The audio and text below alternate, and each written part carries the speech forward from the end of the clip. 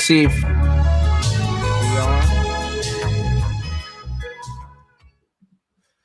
Shout outs to everybody here is Player Talk Radio. I am your gracious host, DJ Kuda, right back at the helm of today's show. Yes. Welcome everybody here. I need you guys to do me a huge favor and definitely support the show.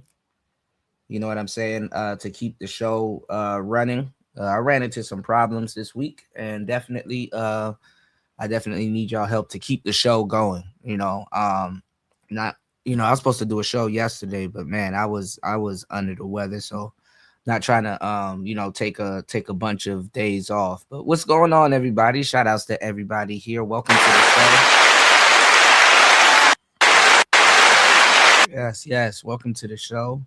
Shout outs to UFO Kamikaze in the building. Shout outs to the cynical one, always in the place to be. Good to see you, love. Shout outs to Tampa Supreme in the building. Shout outs to my brother Raven in the building. Shout outs to Chris G. Shout outs to New. Yeah, everybody's still on it. I gotta say my piece though, because a lot of people, it's funny that this show is like with the blessings of the actual supporters of the shows. It's funny that this show is so under supported, and people literally word for word copy everything that we talk about on the show. Several days ago, right? What's going on, Party? Good to see you. Shout outs to New and Party in the building. Shout outs to UFO, everybody here. And several days ago, I told you, I said, man, listen, I ran everything down to y'all. I said, yeah, Anton preparing to sue this dude. Gave y'all all the game and stuff like that. Like, how late is Black YouTube? How late is Black YouTube? How late is niggas, man? This is the best place that y'all can be. You know what I'm saying? I'm one of the greatest live streamers y'all tune into. Y'all hit that like button and support the show, man. I ran into a problem this week, and I really want to keep the show going. So, I definitely need y'all help with the support on today's show, But sit back, I got you guys, you dig? Make sure I take care of y'all night tonight. I made sure I woke up real early today and put the show together. Yesterday it was crazy for me. You said so-called Black YouTube already been divided. This isn't making it more divisible. It is because you got hip-hop bloggers and people, they don't got no news or no stories and stuff to talk about, and they're the ones talking about this shit. And it's like, bro, y'all don't even be in these sectors, not like that at least. And when they do be in these sectors, they be stealing content, and this is stuff that we have to put up with, that you guys don't get to see, But everything I told y'all that was gonna happen, I told y'all it was gonna happen. And look how much videos O'Shea had to make to backtrack on the stupid shit he already put out. This man is like 25 videos in. 25 videos in. Can you believe it? Can you believe it? So, and then you had people that was, oh, Corey, we're on Corey's side. And then this week, oh, what Corey did was wrong. And I told y'all, I already told y'all what was going to happen. Remember, I told y'all, I was saying that, Corey shouldn't have brandished that picture of his daughter. And you had niggas all up in here talking about some, man, no, you got to take what come with it. He didn't do nothing wrong. Family ain't off limits. You got to take what come with it. And remember, old boy, D Chicago, wherever he at. I know he's somewhere in here. And D Chicago was like, oh, Kuda, you don't know what you're talking about. That's not doxing and all kinds of stuff. Like I'm like, bro, this is the problem with niggas, man. Mouth open, don't know anything. Remember we were going over the video several days ago, mid last week, several days ago, and Anton was talking about his daughter got to go to therapy and all this other shit and stuff like that. And I said, oh, okay, yeah. See, he getting stuff putting down on paper for a lawsuit. I even said, I bet you. I wonder what the lead attorney got to say about this and everything. And everything I told y'all. And guess who went live and said the exact same thing, word for word that I said? The lead attorney. The lead attorney. You know, remember I literally said all of this stuff. You know, y'all literally get the exclusives here before some of y'all favorite panelists and black YouTubers come up with it. You know, y'all be getting exclusives here. I'll be putting y'all on to the game, y'all. It makes no sense. It makes no sense. You know? So I need you guys to definitely please support the show. I definitely need you guys to support the show. And also, too, what I need from you guys is to share the show.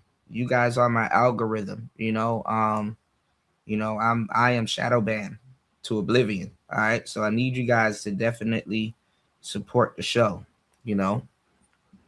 All right. Please support the show. You know, show your respect. You know, like I said, I'm gonna put give me 1 second. And check out the poll. You know, we got a poll going, you know, and that's a lot of catching up I gotta do, you know. All right. So please definitely support the show. We got a goal on today's show. And let me show y'all what I'm talking about. And I've shared his videos before. Because I guess he said that you know, and I think Anton even said that he's rejuvenating the man's channel. And I'm gonna tell you where I'm standing at right now and what's going on with this whole thing right now. Because like I said, I will say something here, and then 2-3 days later, it come across your desk, or a couple hours later. All right. So like I said, remember all of the stuff that I was telling you guys about the lead attorney, what the lead attorney is gonna do, you know, what the lead attorney, I didn't even say the lead attorney. I'm just saying legally what Anton can do. You know, niggas was like, oh, well, family's not off limits, Cuda, and it's you know, it's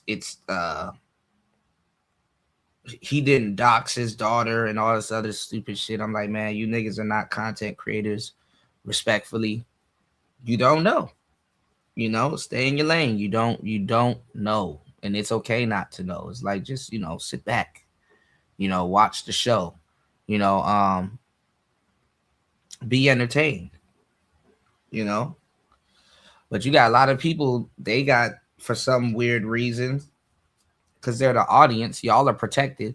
Is content creators that really ain't protected, you know. They got these weird reasons why they feel that they're getting into beefs personally with Anton. Like I told y'all, people don't give a damn about that man and his family. And sadly, they really wanted him to engage in some weird conversation about the black community and how, Anton needs to stop kissing white ass and make a pledge to the black community. And I told y'all, man, be on point. These are the same people, you know.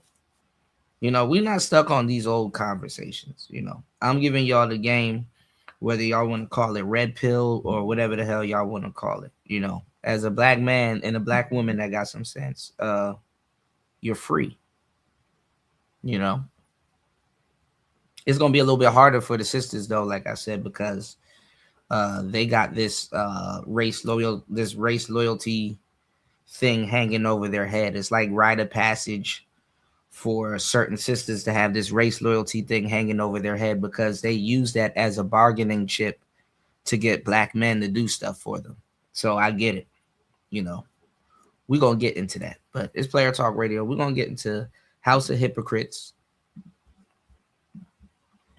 covering what the lead attorney said that I said that he's gonna say, or anybody that knows what the hell is going on. Like I told y'all, Anton is gonna turn this into a court case, just based off of the counsel that he's received and what he was saying. I said, man, oh yeah, he getting the paperwork and everything. You know what's going on, Black Manosphere. All right, y'all, please hit the like button. Please hit the poll. Please hit the Cash App, and please hit the PayPal. Let's get it. It's player talk. Anton Daniels' lawyer breaks down a lawsuit against Corey Holcomb. That's not Anton Daniels' lawyer. Should I say this is Anton's friend? That's a lawyer breaking down the lawsuit against Corey Holcomb. This video is long. It's informative. And this is what I want y'all to see too. How you have to think about the stairwell and not necessarily just the next step. Because look how 1 week Black people got on here. Oh, I would have hit him. And, oh, I would have did this and I would have did that. It shows you how niggas are Neanderthals. Niggas are knuckle dragging. You know what I'm saying? It's funny that Corey popped back up with a monkey mask and say it's going to be more monkey business. Because why? Niggas are knuckle dragging niggas. You know? NDNs. Knuckle dragging niggas. So this goes to show you that Black men will just react and not think about the consequences. Look how much shows niggas done put out with false information purposely for y'all. Look how much shows that got put out with false information for y'all.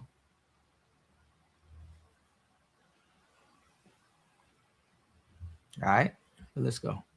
Informative. I'm gonna put timestamps so y'all can go in and out the video, and also put the speed up on the video.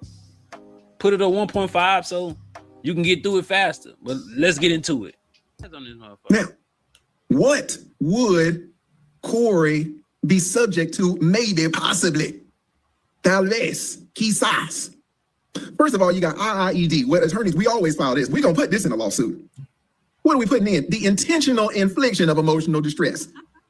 That's definitely going in there. Oh, let me fix the banner. These damn parentheses be killing me. Thank you so much, Colette. All right. Intentional infliction of emotional distress. If there is a lawsuit, best believe this is going to be in there. Typically. What is it? What is the intentional infliction of emotional distress? It is a civil claim for severe emotional harm caused by conduct that goes far beyond ordinary insults, okay? What do you typically need?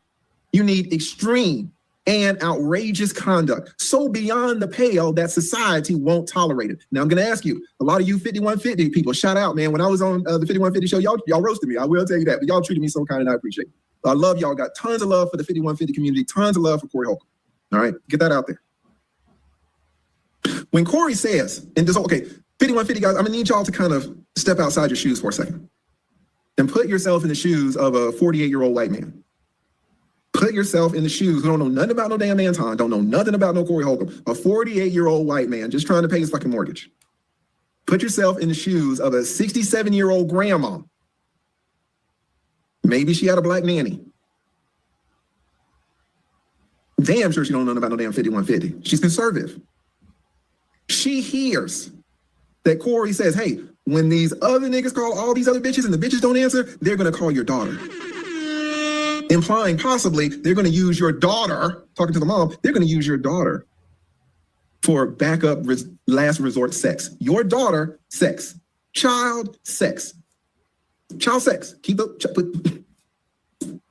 What is the 67-year-old woman gonna think? Is she gonna think when she hears child and sex, is she gonna think that is extreme and outrageous? Is she gonna think that? Or is she gonna be like, it's kind of funny? Using a 17-year-old as a booty call, that's pretty funny, late attorney. He's a good comedian. All right. And this is the theater of mind that a lot of Negroes have a hard time coming to terms with. because they don't know. Black people are the last people to fucking find out some basic shit. That's what I was telling D Chicago on the last show and a bunch of other dudes that thinks that it's okay. I'm like, bro, the way that he brandished this man's daughter and dragged her into adult business, nah, that's not the move. Like I said, again, I fucks with Corey, I fucks with Anton. But let's be serious. Oh no, Cooter, he didn't dox her and all the yes, he did. You don't know what you're talking about. Stay in your lane. You're not a content creator. Oh, Cooter, I can go live whenever I want to. I got a live button also. Yeah, but you don't. You'll go live, the algorithm will laugh at you. Because it's like, who are you? What are you talking about? Who do we need to put this in front of?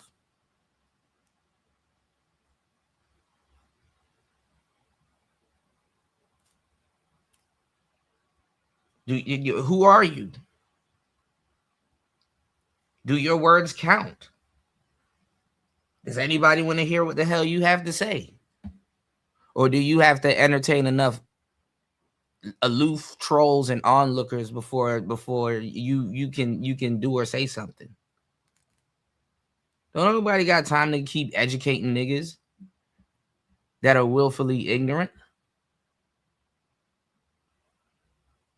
That's why if you do some bullshit, niggas should actually, before you do some bullshit, right? You should actually have an idea of the crimes that you could potentially be charged with. Niggas don't think like that. Niggas don't think like that. Who was the one that was up here telling y'all like Corey's production is ass? Them niggas wasn't even prepared. Who was the one that was who gave y'all that content? I put y'all in the right theater of mind.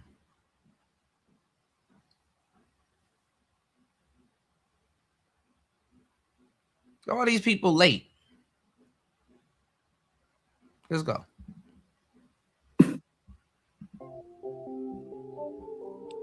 What are these old white people going to think?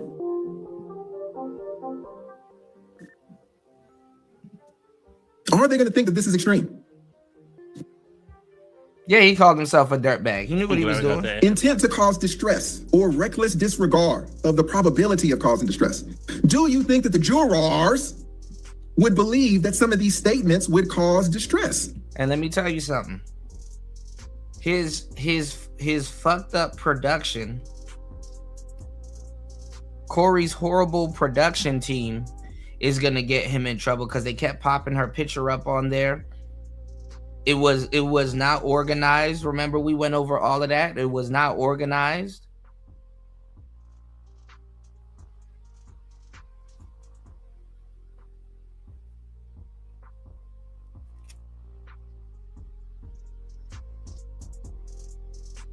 It's like, come on, dog.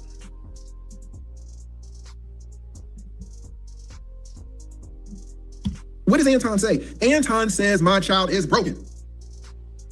Anton says my child is traumatized. Anton says we as a family are trying to pick up the pieces. Are these jurors going to think, yeah, man, these are hurtful, harmful statements to a child? I'm just asking questions. Are they going to think that the statements cause the distress? Because you got to show a link. You got to show there were statements that were outrageous and extreme, that there was a reckless disregard. Corey didn't care if he caused distress or not. And then those extreme statements were the cause of the distress. And on top of that, you have to show that the harm was severe. You have to show severe emotional distress. Can Anton show that there was severe emotional distress? Well, what did Anton say? Pull the kid out of school. What did Anton say? Child's at the doctor, possibly on the way to the hospital. That's crazy. What did Anton say? Looking into therapy. Remember, I It's told you crazy this. because Now, I think it's crazy because I'm like, me at 17, bro. I had my own apartment for a little bit.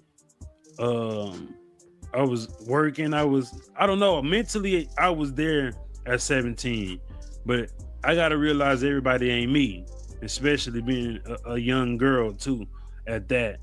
But this shit sound crazy as fuck to me. You sound too crazy. Like, really?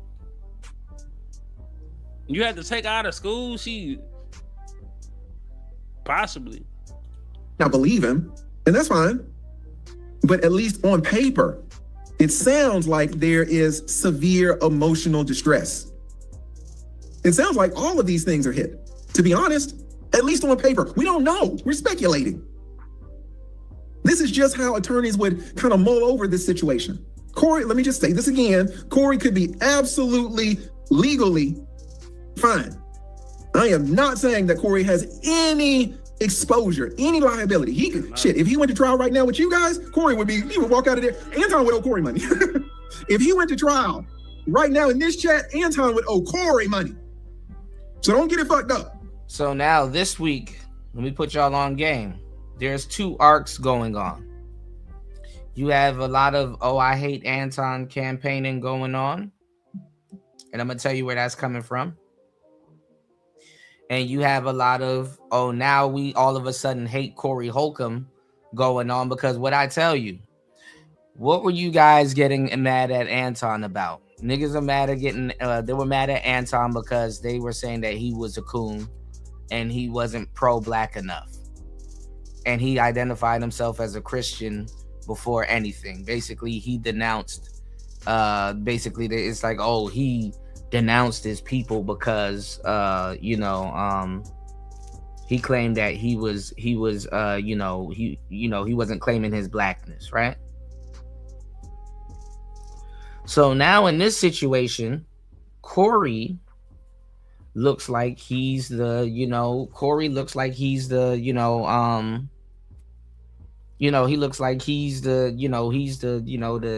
on the pro black side, like, okay, so we're dealing with a coon and whatnot. Now, what did I tell you? I said, don't nobody give a fuck about how much a black man pledge allegiance to the black community. You're disposable. You talking to a group of niggas that have not done their research and are still learning basic shit about their people till this day. And have no earthly idea. And let's say if you're a black person and you don't do your research. Let's say you could give a shit less about your research, right? About your people and stuff like that.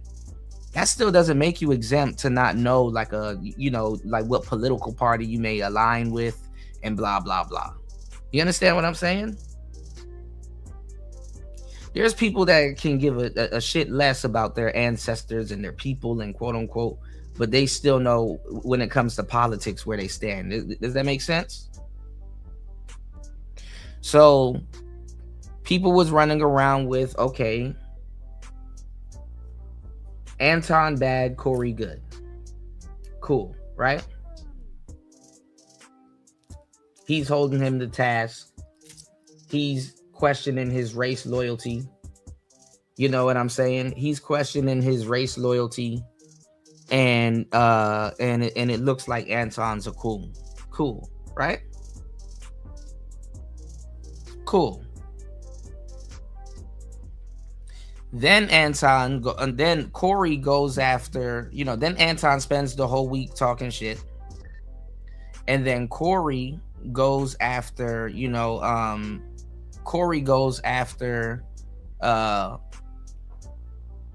Anton's alleged side chick, talked crazy about his wife, and brings his daughter into the mix.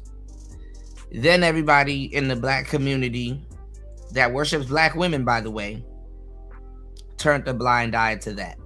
Oh, Corey on his platform was attacking two black women, but we're not going to say nothing. We're going to turn a blind eye to it because it's Anton. So cool, right? Walking y'all down. Okay? So they turned a blind eye to that also. Then guess what they're pulling out of the hat right now? Oh, Corey was at a comedy show, and there was a black woman. You know, the overseers of the black community. There was a black woman that got punched in the face or mushed in the face by Corey, and in front of her husband and stuff like that. And Corey ended up getting jumped. So now all of a sudden, tell you how fake the niggas are. I told you this. Now all of a sudden, they care. Because some random black woman got mushed in the face. What's going on, Famous Dave? It's good to see you, brother. Please hit the like button on the way in. Now all of a sudden, people are worried about Corey and how he treated his sister because he mushed some woman that was stalking him in the face at a comedy show. You can't make this shit up. You can't make this shit up. Selective outrage is literally linked to selective hypocrisy. Not even say no. Selective outrage is literally linked to hypocrisy. Can't make this shit up, people. Can't make it up. Even if you could, you already know my saying. So you can't make it up. So now all of a sudden, people are mad at Corey now, and now they're somewhat on Anton's side now. Now that there's camera footage of Corey assaulting some random sister outside of a comedy club. Now all of a sudden, people are giving a damn about Corey going after women. Okay? And it's an old story too, by the way. It's an old story too. Okay? And then and now the I Hate Anton campaign is getting bigger for a myriad of reasons. Because Corey put out Anton being hypocritical, talking about someone else's kids and stuff like that, and calling them dirty and dusty and stuff like that in his response. And then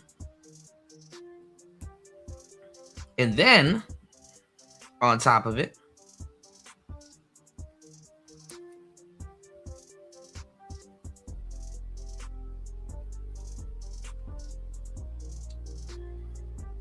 you got people that used to be cool with Anton. They're running counter, narratives and stuff like that. And you got a lot of people wrapped up into that stuff. There's a beef that I didn't know that was going on. That I kind of knew that was going on, but I didn't know it was going on to the extent that it was. So you got a lot of people running around here being fake. So apparently after the Lapeef and all of that stuff went, dry, you got my bro Freezy, there you go. See, UFO know where I'm going with this. You got Freezy, most of the black people that you see covering this shit got a bias. They're biased.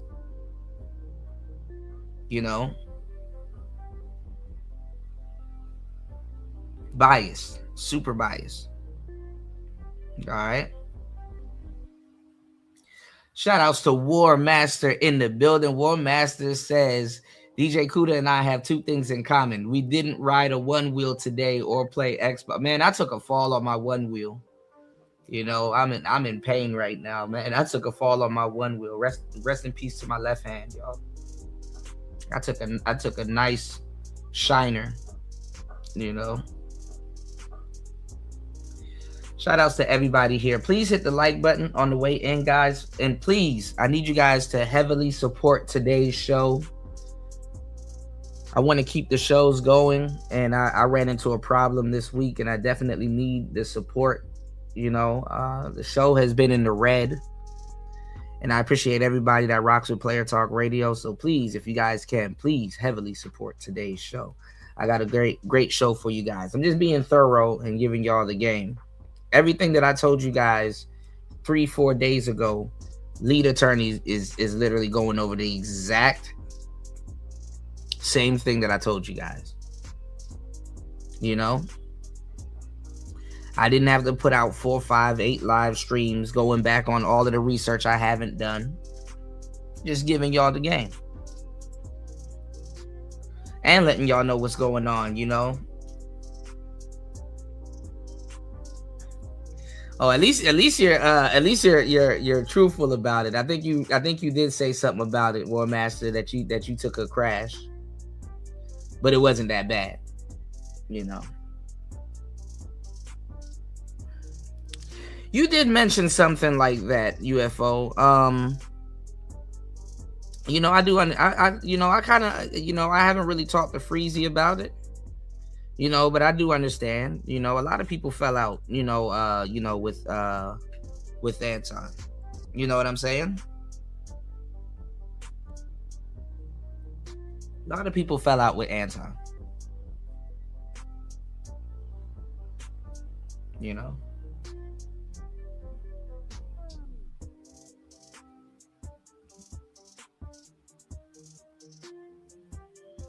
It's inevitable in a lot of people's cases.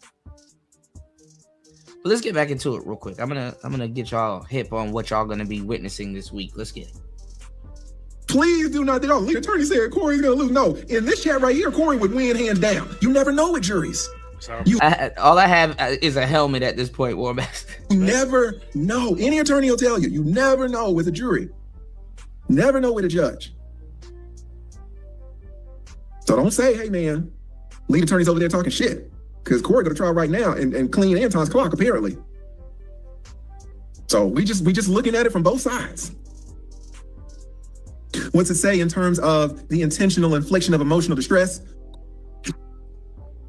Man, that's what we went through like 6 Courts treat private actors, private citizens who are But I want y'all to remember when D Chicago was here saying that Corey didn't do nothing wrong. Remember I told you guys, that he doxed Anton's daughter, and he was like, no, he didn't dox her. It's public information and blah, blah, blah. Remember I told y'all? Come on now. Children, they are uniquely vulnerable. Sexualized targeting plus the visual identification can be framed as outrageous. And I'll be honest, when I saw that picture in full mass, no Gaussian blur, no pixelation, no face cover with emojis, nothing. See? To me? Yeah, remember I told you it was that Corey's production team is horrible. Even Corey was saying, yeah, this is janky.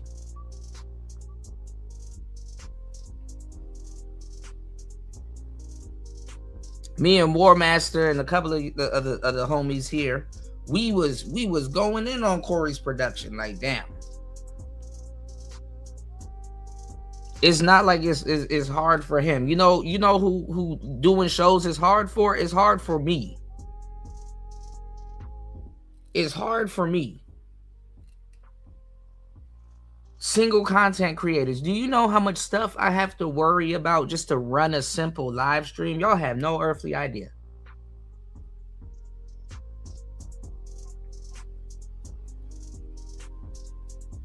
You do know I need to know what's going to happen after we go over this clip and all this other stuff, right? You do know what I need to be able to transition and not lose the message. You do know, like, I really have to go through a mental conundrum to bring y'all entertainment. And not just that. Have it, you know what? It's cool. Y'all don't care about that. Here's the content. Let's go. I was like, that photo? That's outrageous. I don't have a production team. I am the production team, but let's go. It's outrageous. I don't know about anything else, but the photo. You can, how many daughters is Corey Holcomb production team should have been on that, but War Master said there's nothing worse ramming your knee into the ground at 15 miles per hour. Nah, I will protect. Man, listen.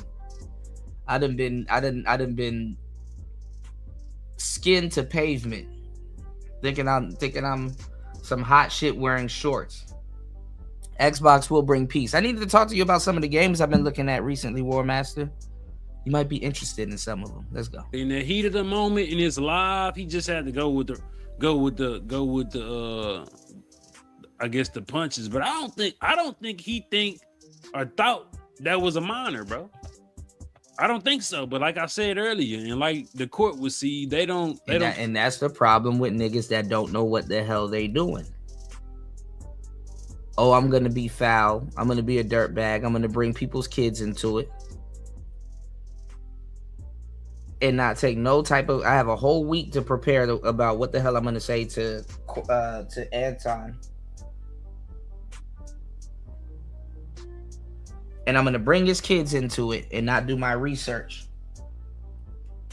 about what could potentially happen to my platform if I bring this man's kids into it. Okay. Care what you think. You have to know before you do something.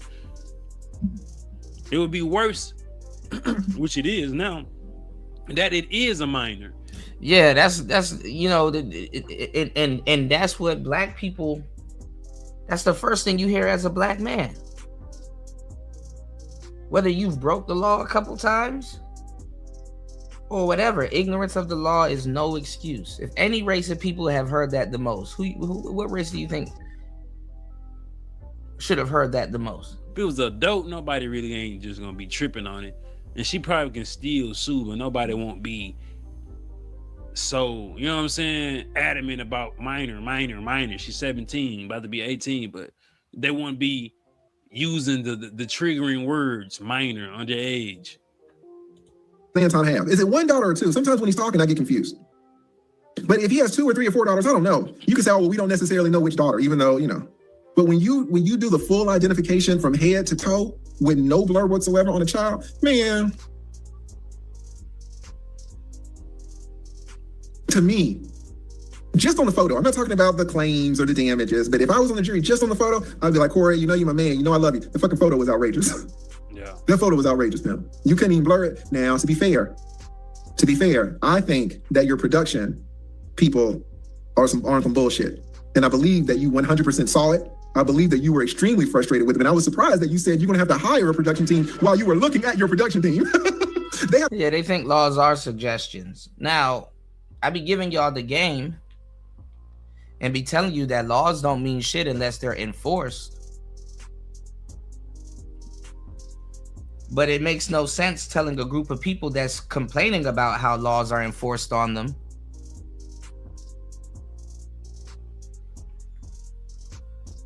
to suggest and tell them that laws get enforced on them. And shout outs to the ex-officers. We got a couple of ex-officers in the chat here, you know, Royce, you know, he served and stuff like that. Even the people that black people be trying to audit, about laws and stuff like that, they're the main ones telling you,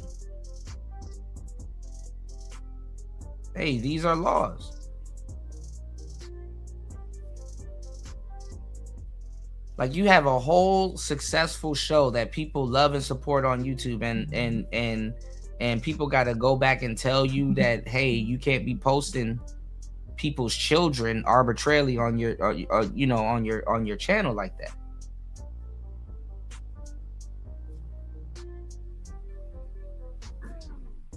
And this in what he's reading from, it's not even YouTube.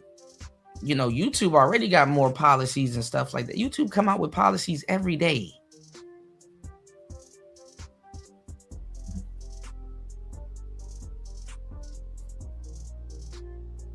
You know what I'm saying?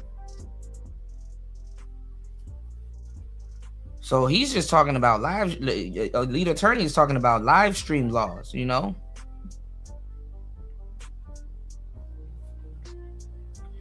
Now, Warmaster said, I crashed at 16 miles per hour, got up and kept riding. Kuda may have called it. No, I got up and kept riding too, bro. Limped back in the house and licked my wounds, bro. Cried in the shower, you know. I trust.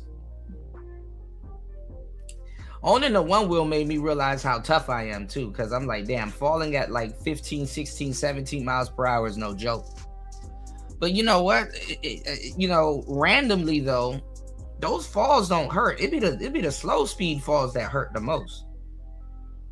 it be the slipping falls that hurt the most, you know. I mean, obviously road rash hurts, but it's the slipping falls, man. But War Master said most cops don't read the Constitution, and that's what I'm saying. That's my point. I'm like, you know, black people ain't gonna trust ex cops and you know, ex law enforcement or ex military on YouTube for some weird reason. And remember, let me tell you why I told you, like, guys like Bruce Rivers and guys like Lead Attorney, they're projected to do well on YouTube because most people don't want to consult or pay a consultation fee for a lawyer when they're about to do or have done some illegal shit. So legal, like Lead Attorney's giving y'all game for free, like myself. The last people that want to consult with people that's going to help them are black people.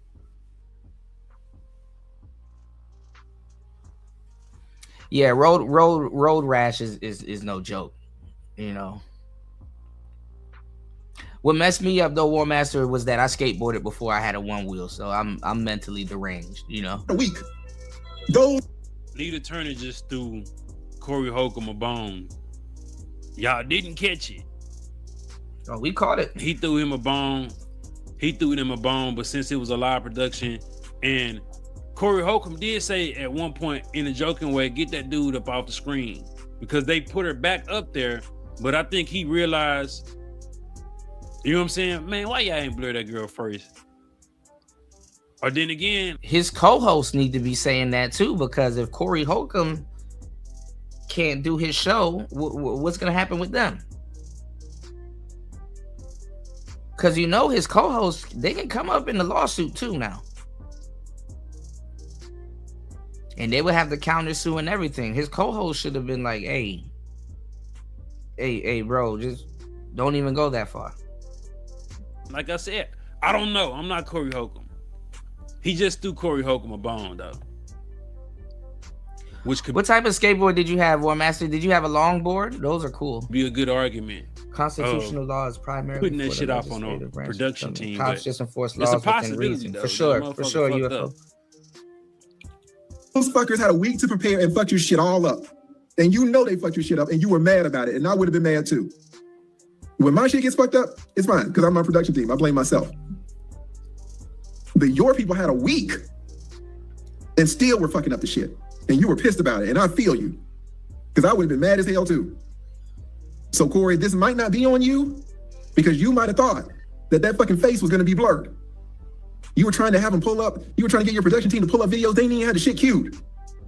They were trying to download the shit from the internet. Corey was like, man, Corey was mad as hell. So it could be that Corey was like, man, they pulled that shit up, Lee. I really thought that girl's face was going to be blurred. I was surprised as hell to see them damn braces. Now, if that's the case, then I feel you, Corey, but you probably would have said, okay, take that shit down. You probably could have took it down. You could have told them, but you roll with it. Like, hey, we're doing it live. Sometimes you go on go.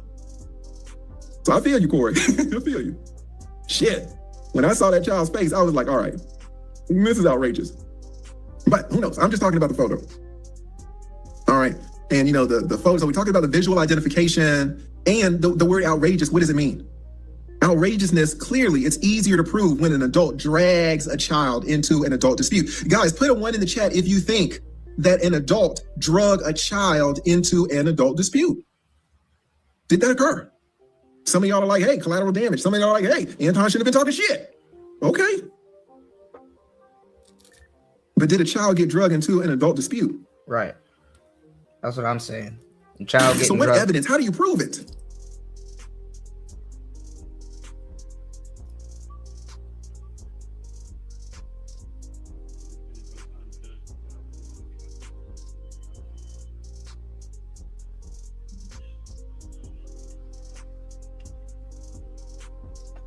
Shout out to me, Reina. How do you prove it? You say, well, the recording specifically. You want to look at the recording. You want to look at the live stream. Now, did anybody see that live stream? Corey was like, did y'all see he changed the title? Initially, he was like, ugly family. He said, what'd he say? It's like ugly man equals ugly family or something like that. Specifically putting in the family, specifically dragging in the innocent people. But then he changed it. And he was like, ugly man equals, and then he deleted the family part. So yeah, he did. Corey did change it. He also updated a pinned comment for disclosure for this being like a comedic expression and things like that. But I don't know if it matters. But if they doing that, he still got time to go in the YouTube studio and just blur her face out. You know what I'm saying? Which means I might call him and tell him. Shout outs to Royce. Look, I just gave you a shout out right before you came in. That's so crazy. Because remember, we were here telling you guys what was gonna happen. What's going on, T? Shout outs to everybody here. Please hit the like button on the way in. Please show some love. I want to keep the show going. It's Player Talk Radio. Shouts to the heavy hitters in the building. I was just saying that we have ex-law enforcement and guys here that would tell you, you know, certain laws are being broken. And you have a bunch of brothers here that get the luxury of being told this, but guess what? They don't believe it. They don't take advantage of that. Like, hey, I have somebody here affiliated with law enforcement that's telling me, hey, what you're doing is potentially wrong. And you can end up in a crazy situation.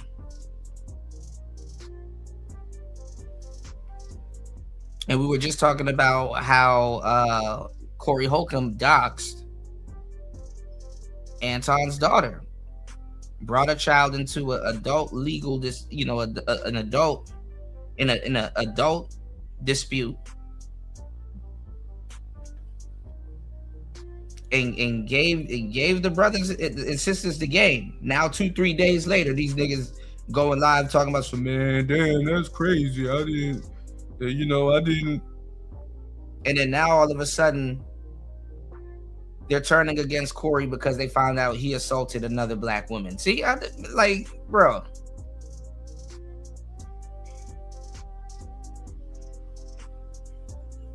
Black people are the most predictable class ever. Y'all, please support the show. Please hit the Cash App. Y'all, please hit the PayPal.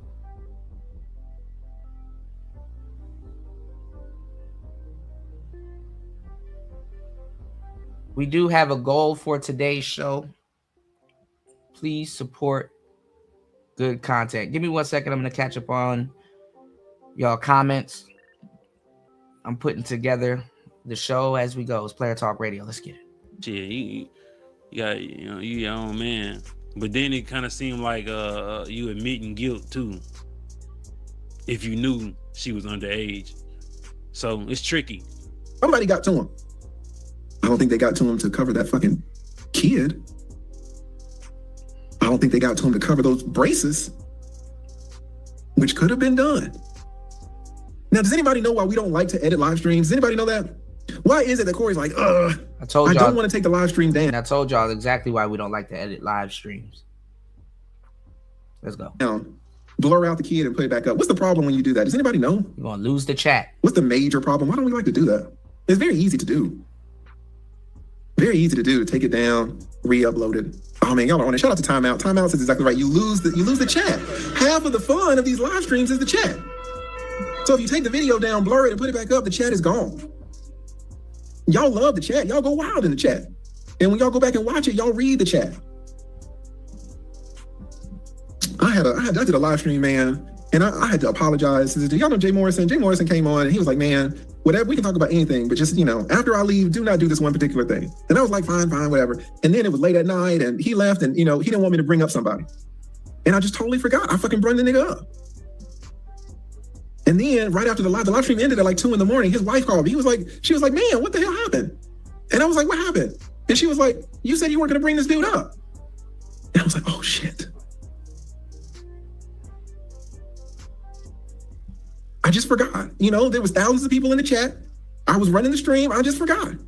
It happened. And I had to take I apologized to her, to Jay, and apologizing to Jay Morrison. Let's be honest, it's a little crazy, right? I made this long community post talking about I was sorry and explaining the whole situation and just saying how fucked up that was. I also learned a lesson. I will never agree to anything again on a live stream. Never, because I'll forget. I got 3,000 people in right now in the back channel. I'm working right now, guys. I'm just fucking. We got this is straight up work. Like we have 1,000,000,001 things that we have to think about. And literally, you can get jarred on a live stream. You can get super scatterbrained.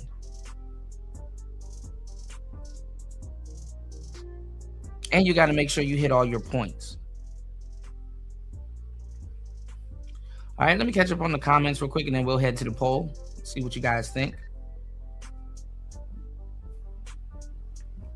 Shout outs to War Master in the building. Shout outs to T in the building. Good to see you, bro. Shout outs to the UFO. UFO said that's why you hold court in court instead of the streets with cops. Crazy that people still don't get that. Exactly. That's why when certain things happen, your lawyer says, listen, take the ticket. We'll fight it in court. It's like, you know, once laws are broken and certain things happen, it's like, bro, it's like you got to fight it in court. Because it's not going to go away right there and then. And really, when you think like that, it teaches you not to escalate something. It teaches you not to escalate anything further. Because if you know you're in the right, and then you fuck around and try to fight a police officer or break the law, now is the fact that you're right isn't even going to register to a lot of people, because now they can grasp for something that a law that you did break.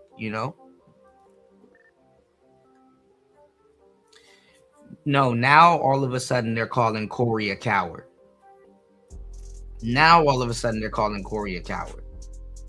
And it's not because what he did to Anton, which is fucked up. It's because an old video resurfaced of him punching and mushing a woman in the face outside of a comedy club.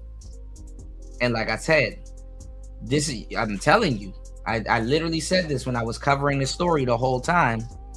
I literally said this when I was covering the story the whole time. Like, why do black men think that we have some type of authority in the black community? We don't have it. The women are running the black community, not no damn black man. You can't X me out no fucking... I can say whatever the fuck I want about the black community. A black man can't do shit about it, but fight.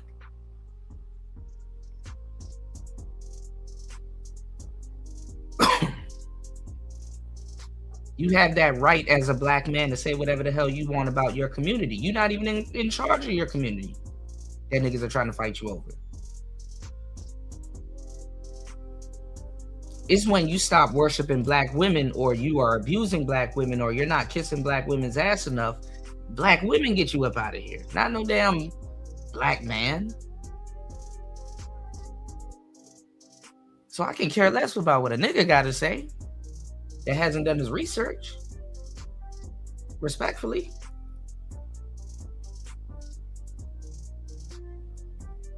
The black family or nuclear family or whatever we think we got going on in the community is not going nowhere until we address feminism. So until that's openly addressed, whoop-de-doo.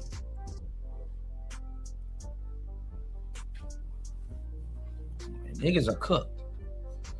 Shout outs to Royce J. Just gave him a shout out. Make sure you guys head over to his channel and subscribe. Yes. Royce J is a part of the tribe. So subscribe to the tribe. All right. Okay.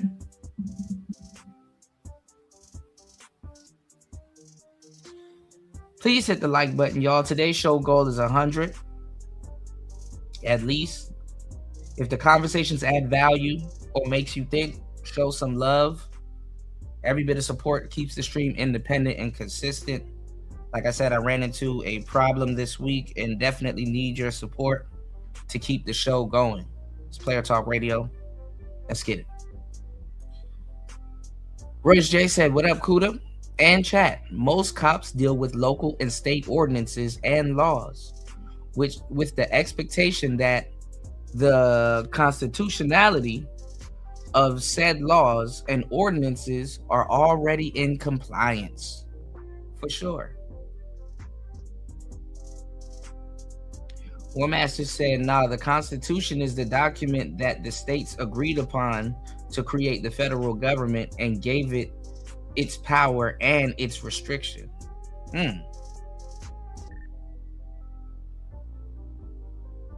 Anton shouldn't have went on Corey's show to begin with. Talking to Corey was a waste of time. Yeah, under those circumstances, for sure. Law enforcement certified in procedural law and motor vehicle law, juvenile law, controlled substances, elements of criminal law, civil process, and crime prevention techniques. Fact versus opinion.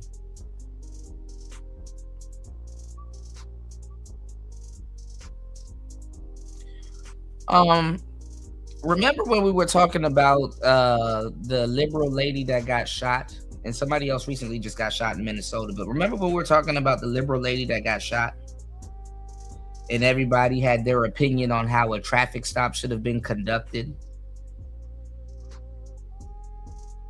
You know, you're gonna have a lot of people quarterbacking on this too. Well, they already had, and we over here proved them wrong, but we're gonna get into that. Where D Chicago at? He a little quiet on today's show. We know you in the clouds, man. A lot of women do things to get the right hand of justice. The right hand of correction will save a lot of women too, which is crazy. But that's not my ballpark, you know. For sure. Let's get it, y'all. It's player talk. Forget I got a lot of shit going on. I got a monitor here. I got a monitor here. I got a monitor here. I got the camera here. It's a lot of shit. I can't. If you want to come on my show, that's fine. I'm not making you no fucking promises. Anyway, I had to take the live stream down and cut the nigga out and put it back up. Oh man, I lost the whole chat. It ruined the whole thing. So I get why Corey doesn't want to do that. But man, this is a child. And you put the child up, and while the child is up, you start, talking about the sex. What the fuck? She was not up when he was talking. When he did the main jokes, her face was not up there. It was not. And even when they did it for a split second and put her back on there, he told him to take it off. Nah, while her face was there, he wasn't saying nothing. But we know who he was talking about. But that's not entirely true. Now, if he's talking about, he talked about the wife. He was like, listen, I'm paraphrasing. He was like, listen, you're not pretty enough to be in my top 5, but I'll give you some dick. Is that offensive? Yes. Is that insulting? Yes. Is that crude? Yes. Is that a problem? No. You can talk all day about sex in this late when now she's a private citizen, but she's been on stream. We can talk about it. But at the end of the day, she's an adult, so she has to have tougher skin. What do you say about the girl Mika? It's like, hey, bitch, you want to be on the show? Get on this dick first. Fuck you. Another thing is, another argument for Corey Holcomb is, if Anton's daughter has appeared. This is the thing. Corey Holcomb is not everybody's cup of tea. His comedy is not everybody's cup of tea. He tells a lot of dark jokes. You know what I'm saying? He tells a lot of dark jokes.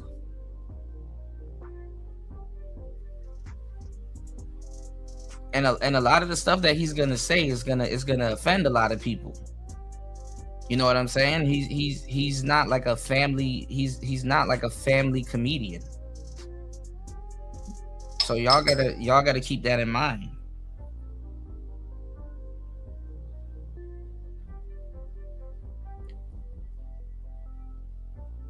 All right. Please hit the like button. Please support the show. Let's read the poll real quick before we get back into this, because maybe you guys might change your opinion after hearing what the lead attorney has to say. Okay, we got 14 votes. And the question is Corey Holcomb versus Anton Daniels clash good or bad for Black YouTube? 29% says good, needed conversations. 7% says bad, it's dividing the culture. 50% says neutral, just content. 14% says I'm still watching both. For sure. Warmaster says Corey is his own worst enemy. I can agree with that. UFO said law enforcement trained, certified in unknown risk and risk traffic stops as well. Graduated at the top 1% of my academy class in 2011. Facts versus opinion. Well, in this case, though, we're talking about, and lead attorney pulled it up, live stream law. So I'm not going to say I was technically wrong when I said that Corey is doing something wrong on YouTube. If this is quote unquote live stream law, some of this stuff might apply if he does it on Rumble or Truth Social or Parler or Kick, you know. But let's go. On any of his streams. Hold up. she is now a public figure, because that's his YouTube is a job. That is not true. I don't give a damn if you put your kids on any of your streams. That does not make her a public figure. See, black people will go out of their way to try to legitimize their fuckery. That doesn't make her a public figure. Because even YouTube tells you that, hey, you got to even be careful of putting your own children on your streams, especially if you have a channel that is rated 18 and over. It's not like he has a Reading Rainbow channel where him and his daughters on his damn live streams reading books to y'all. What's going on, Tyrone? Tyrone was here. You see how, Tyrone, you see how much game I was dropping on the last several live streams? Look how long it took for Black YouTube to catch up to it. And these are well-supported channels. These are well-supported channels. Look how long it took Black YouTube to come up with it.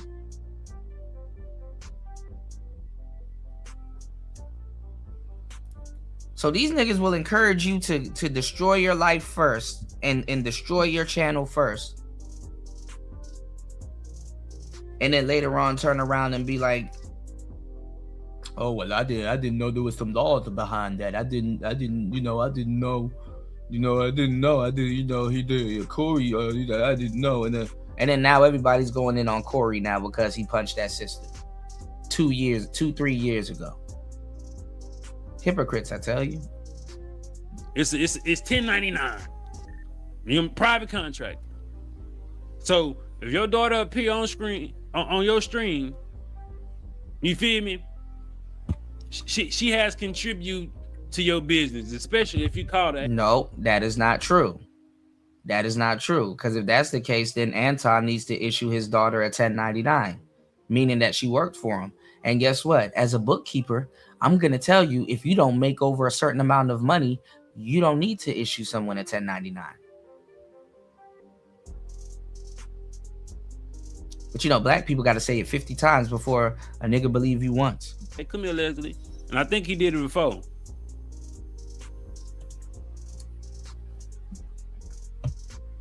That is not true. He goes, oh, Corey, I forgive you, and I'll go back on your show. Corey was like, if you want to get on this show, suck this dick. I was like, fuck, Corey. He didn't care about her. It was super, whatever. That whole Mika thing was super weird. I didn't understand it. That whole video that she did, sucking up to it, but whatever. You shout out to Anton. Anton's such a, he's had people turn on him. Anyways, I've had people turn on me too. I get it. It's unexpected. Corey don't give a shit about that girl.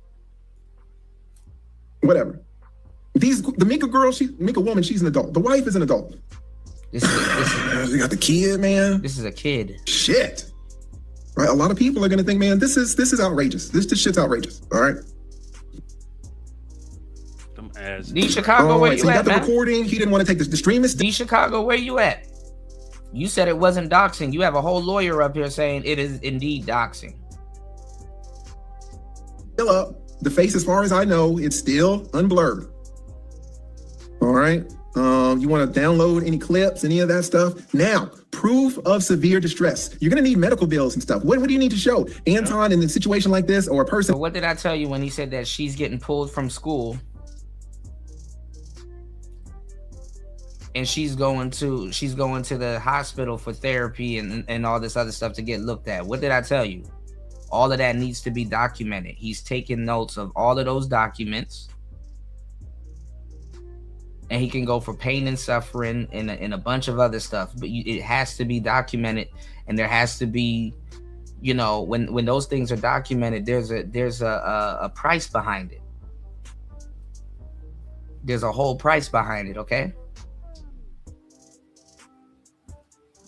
It's the same thing. Like when you get into a car accident, you need to have as much documents as possible. Hey, this is the VIN number. Hey, this is their insurance number. Hey, this is the claim number. Hey, this is the date. Hey, this is the price this cost from the mechanic. Hey, this is how much my medical bills are. Hey, this. You got to gather all of this shit.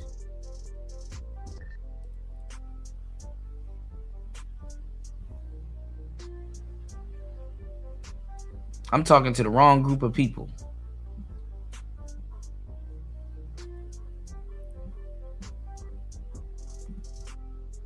Black people will be unprepared and then be like, oh, it's the system. It's the system. It's the system. All right, let's go. In Anton's shoes would typically need to show medical records.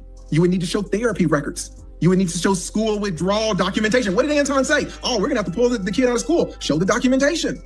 Nuts. And the reason why I said Anton knew what he was doing, because guess what? It was less than 24 hours after that video got put out. So how is she having all of this trouble in school and going through mental distress and all this other stuff? You know, it takes like a good week. Or maybe it was throughout the week. I don't know.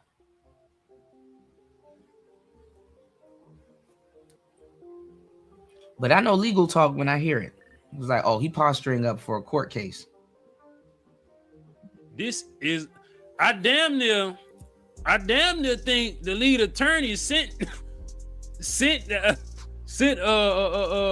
Anton this shit, because it's, if you go, no, lead attorney didn't have to send him a damn thing.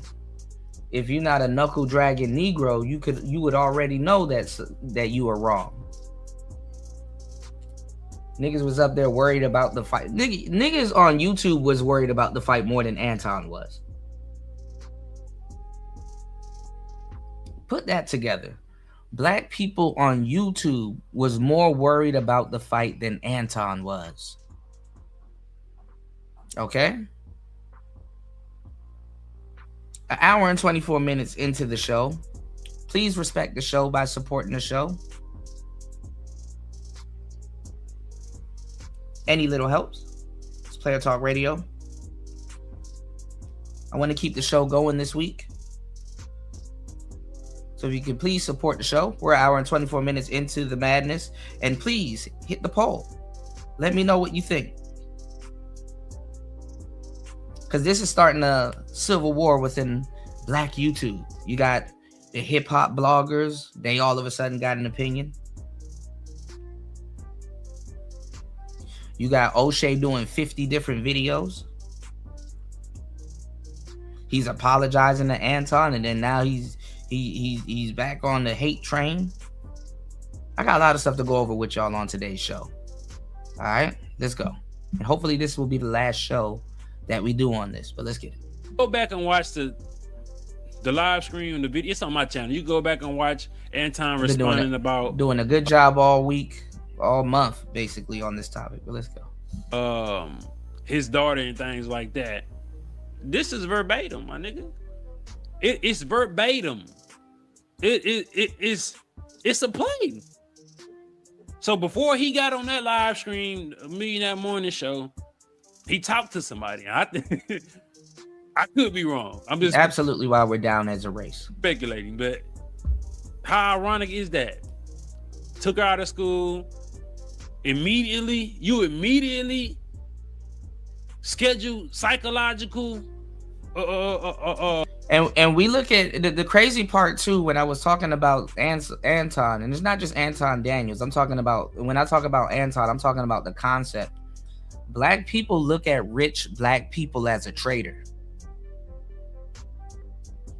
You know, these niggas are doing research like, oh, what business did Anton make a lot of money off of, and what did he do, and this, that, and the third, as if they're gonna patron his business. Black people will ask you what type of business you do to stay clear of it.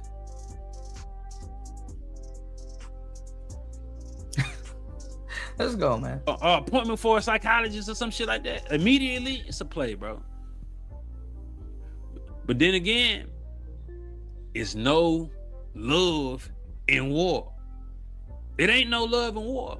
Anton Daniels, the swindle. Somebody try to correct me when I said swindle. That's a word I created. Swindle is to scheme or run. And then that's another thing too. They said that Anton Daniels came up there with a plan. No, the hell he didn't. What plan?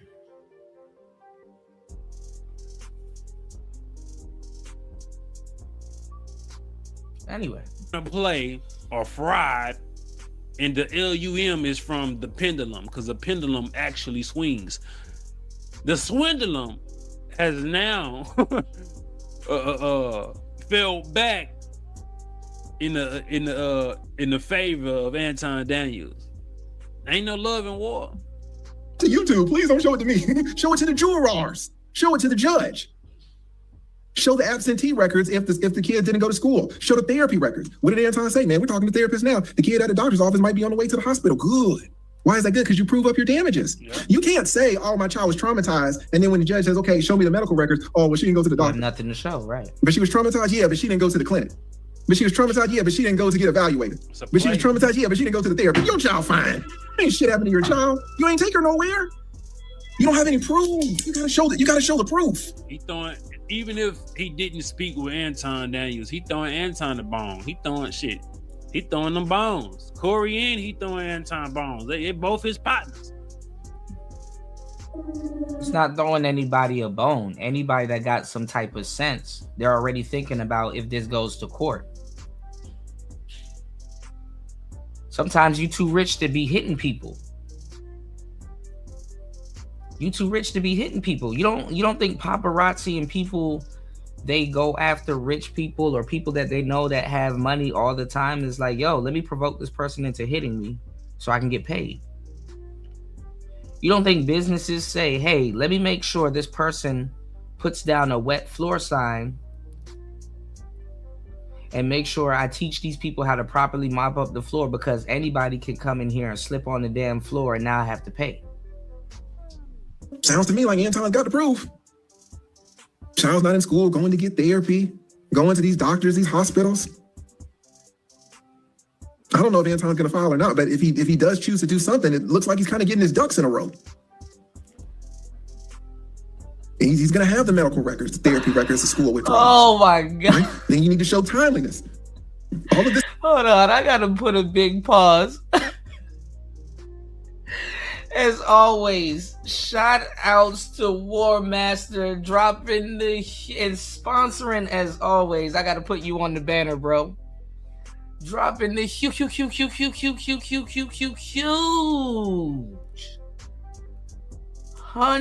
and I got a video for you that I gotta send to you, man. Dropping the huge. Oh damn, this don't even sound right. Super pause, because I gotta read your comment.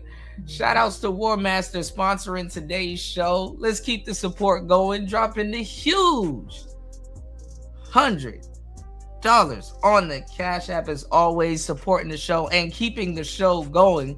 War Master said, just don't start an OnlyFans page. I have one. I do have one. There's no content on there. It wasn't gonna be me doing nothing, but there was gonna be some, some titties, some naked biatches on there. But Lord have mercy. Shout outs to War Master. As always, thank you, bro, for always supporting the show. I'm gonna update the credentials at the bottom of the screen. Thank you so much for hitting our goal, 1 hour and 30 minutes into the madness. The panel is open if you guys would like to join, and I still have a crazy show for you guys today. Thank you so much, War Master. War Master said, just don't start an OnlyFans page. No siree. I'm gonna add to the page, but shout outs to War Master and everybody hitting the like button and supporting the show. Let's go. It's Player Talk. Let's get it. Hey, how you doing? I'm fine, Jesse. What's your name? Sam. Sam. And are you a slut, Sam? I have 2 brothers. Oh, okay. Are you close to them? I am very. And do they see you as a slut? We're all sluts. You're a slut. All these dudes behind you are sluts. Your cameraman's a slut. Your PA is a slut, and your mic's a slut. And what made you a slut?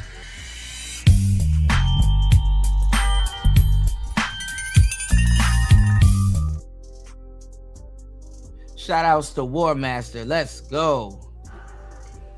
What's all that movement back there? What's all that movement?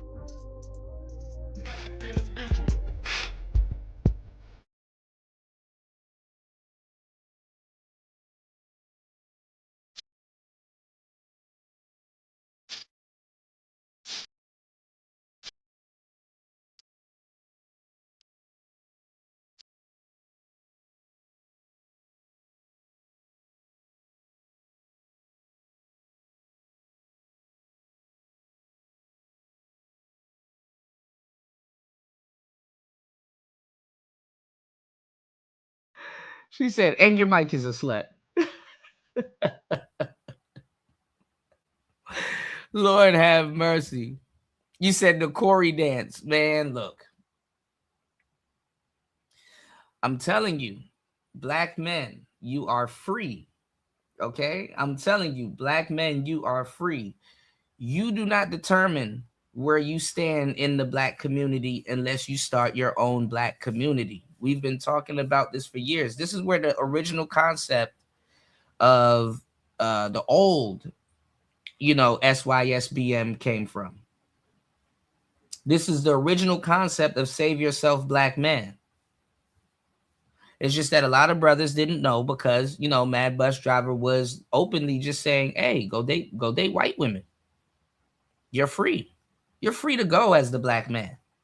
Now, sisters, you're free to go too, but it's going to be a little bit harder for you guys because a good part of y'all manipulation is centered around keeping black men interested in saving the black nuclear family. This is why you have this weird concept of race loyalty. And see, a lot of black men, they feel trapped because guess what? They feel trapped because you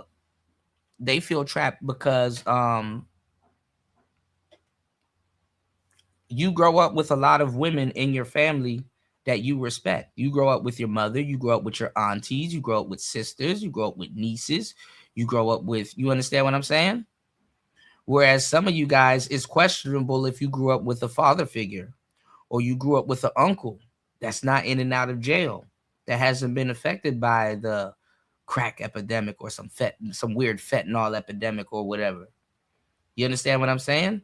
And then it's crazy when you grow up black and you don't really have an identity and stuff like that. And it's really noble. Go talk to a lot of the youth today. It's really noble. And they're like, man, we want to save the community and we want to save, and it's noble. I'm not telling you to tell those young men that they're wrong. You know what I'm saying? Because sometimes they're a rebel with a probable cause. You might be a rebel with a probable cause, but hey, listen, if you're going to be buying to this race loyalty shit, you better be prepared. And this is all the politics within the community. You understand what I'm saying? This is, I get it. You think the Glacier Man is a honky and all this other stuff, and whatever you think, you probably don't know politics. You probably just say, hey, you know what? Just we're just gonna vote Democrat and just hope we're on the winning team. A lot of young black men, all of that shit is picked out for you. You just need to be there to go through it. But see, you have to have a mind of your own. And in your young adulthood, if you're not creating a mind of your own, or if you're not in places that facilitates a place where you can create a mind of your own, you're gonna be wrapped up with this fake race loyalty thing too. A lot of people can tell you if they grew up watching Comic View and watching, how comedians work and stuff like that Corey kind of squandered his career. You understand what I'm saying? Even look at guys like Patrice O'Neal. Look at how Patrice O'Neal cracked white jokes. Look at how he's cold. He's calculating. A lot of his jokes are cold. But he still has that personality where he can actually hang out with white men and get money with white men. Have y'all noticed that? He doesn't have to turn it into this whole race loyalty thing, and he can just sit up there and be funny, and they like him because he's Patrice. Don't believe me? Go watch the Anthony and Opie show. Now look at what Anthony and Opie is doing these days. I talk facts. That's why I appreciate you guys when you guys support the show, because it's all facts. Look at Patrice O'Neal. Patrice O'Neal has the star power to be somewhat like a Kevin Hart, but that's not in him. That's not him. So he kind of squandered, not necessarily squandered his career, but gave up opportunities to be him. Corey Holcomb, on another note, he's doing his own thing, which is respectful and stuff, but you're reading an old script. You're reading an old script. And I know he left a lot of bags on the table.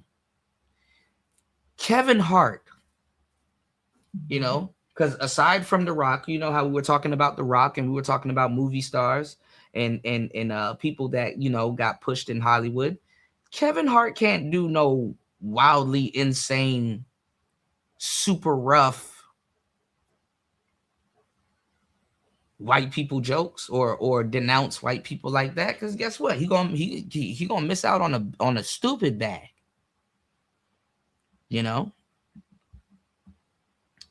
Warmaster said most dudes don't like pro-whack chicks with wigs and bastard kids. Sorry, not sorry. Cuter wears a wig. I need to get those sound clips, man. I need to update my my P4, y'all. I've been slipping on updating the P4. I got a couple of sound effects, you know. I got a couple of sound effects. But this is the truth, y'all. Warmaster says you cannot make fun of an entire ethnic group and expect them to pay you. That's foolishness, for sure. For sure. And then the jokes are tasteless. You know, a lot of the jokes are tasteless. If it's really funny, white people will laugh at it. You know, Dave Chappelle and a couple of comedians, you know, they do it. But there's a lot of comedians that can't do it. You know, Patrice O'Neal, he knows how to do it. You want to see something funny? Y'all probably never saw this, right? Y'all probably never saw this, but I'm going to show y'all something funny. Shout outs to Warmaster. I'm gonna show y'all. I really appreciate it when the show is supported. Let's keep the support going, y'all. I'm going to show y'all something about Patrice y'all probably never seen, which is funny as hell real quick. Let me show you what I'm talking about and how Patrice makes certain things funny. Okay? Because you can see it kind of got awkward in the room, and then it got funny when they saw where he was going with it. Check this out. This is Patrice O'Neal talking about that song that came out in the 2000s called Creep. Check this out. Hold on. How do you feel now, loser? Remember when you was prime? It's the No Name Show. Patrice O'Neal ripping it up in studios at Cobb's all weekend. Make sure you go support him. Patrice, you got a lot of stuff going on, dude. Yeah, I took a spill. Stuff. You want to talk about that a little bit? Yeah, we want to. Yeah. When? What do you mean when? Oh, is this music sounds like get out of the room music? No, we're just rocking up, man. Yes. Yeah, see you, Patrice. We'll talk about it after the show. It just got louder. Yeah, we're gonna go to Matt's house and talk about it with his wife. Come on, man. Get out of here. No, we're still doing the radio show. Well, my show is called Patrice O'Neal's Guide to White People. Yeah. Hopefully Comedy Central will pick it up. They better, man. And all it is basically is I think white people have had a bad rap, and my character in the show teaches others from other countries and people in this country that this is white man's world, and I'm going to teach you things on how to get along with them. Beautiful. Because I've been fighting with white people my whole life.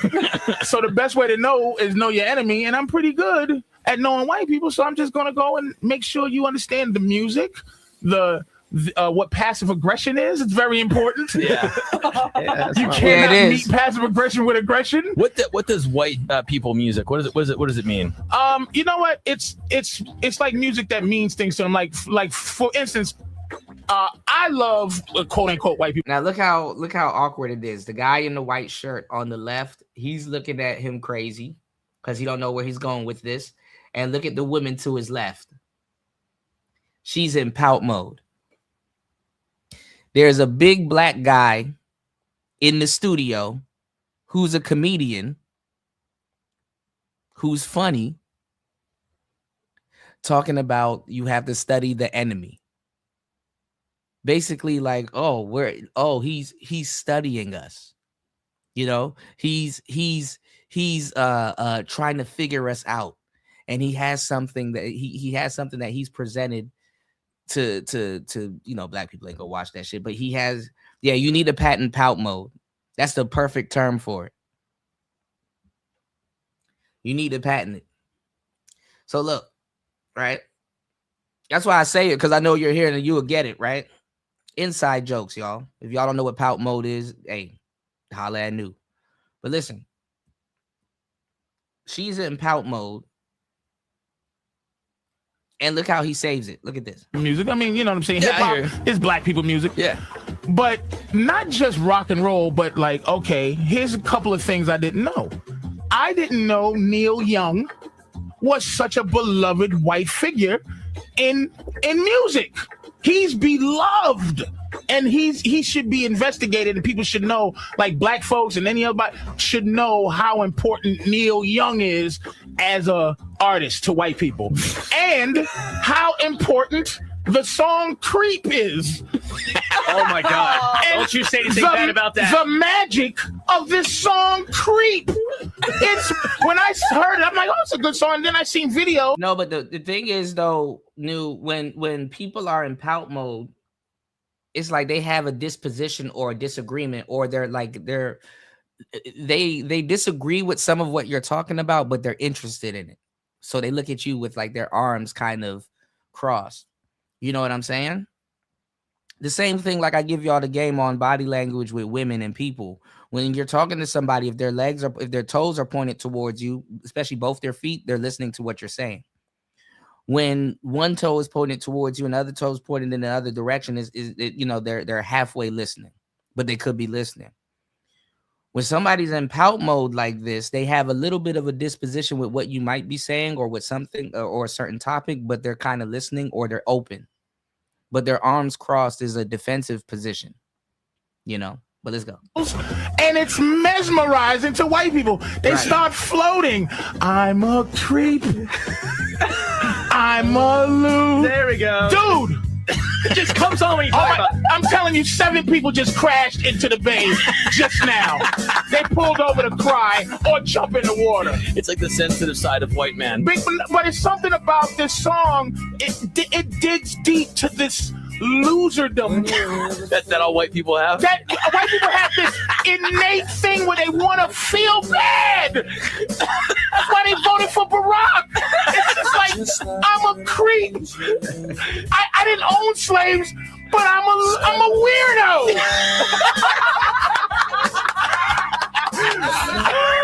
And I'm gonna tell you the part too that I learned is very important to white folks. I'm telling you, I've been studying. I study, man. It's not this is this feels good.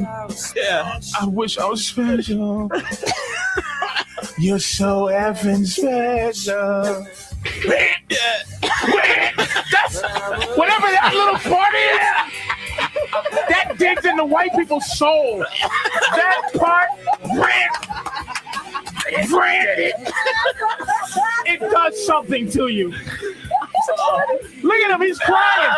He's standing up straight. No name, I'm telling you, my show is not about. You see how it went from where is he going with this to now the whole room is laughing. Masterful.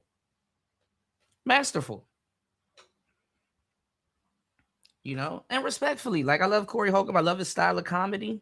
I get his style of comedy, but he's not gonna do something like this. Corey Holcomb is like, Because Patrice is the same way. You know, people get up and leave his shows.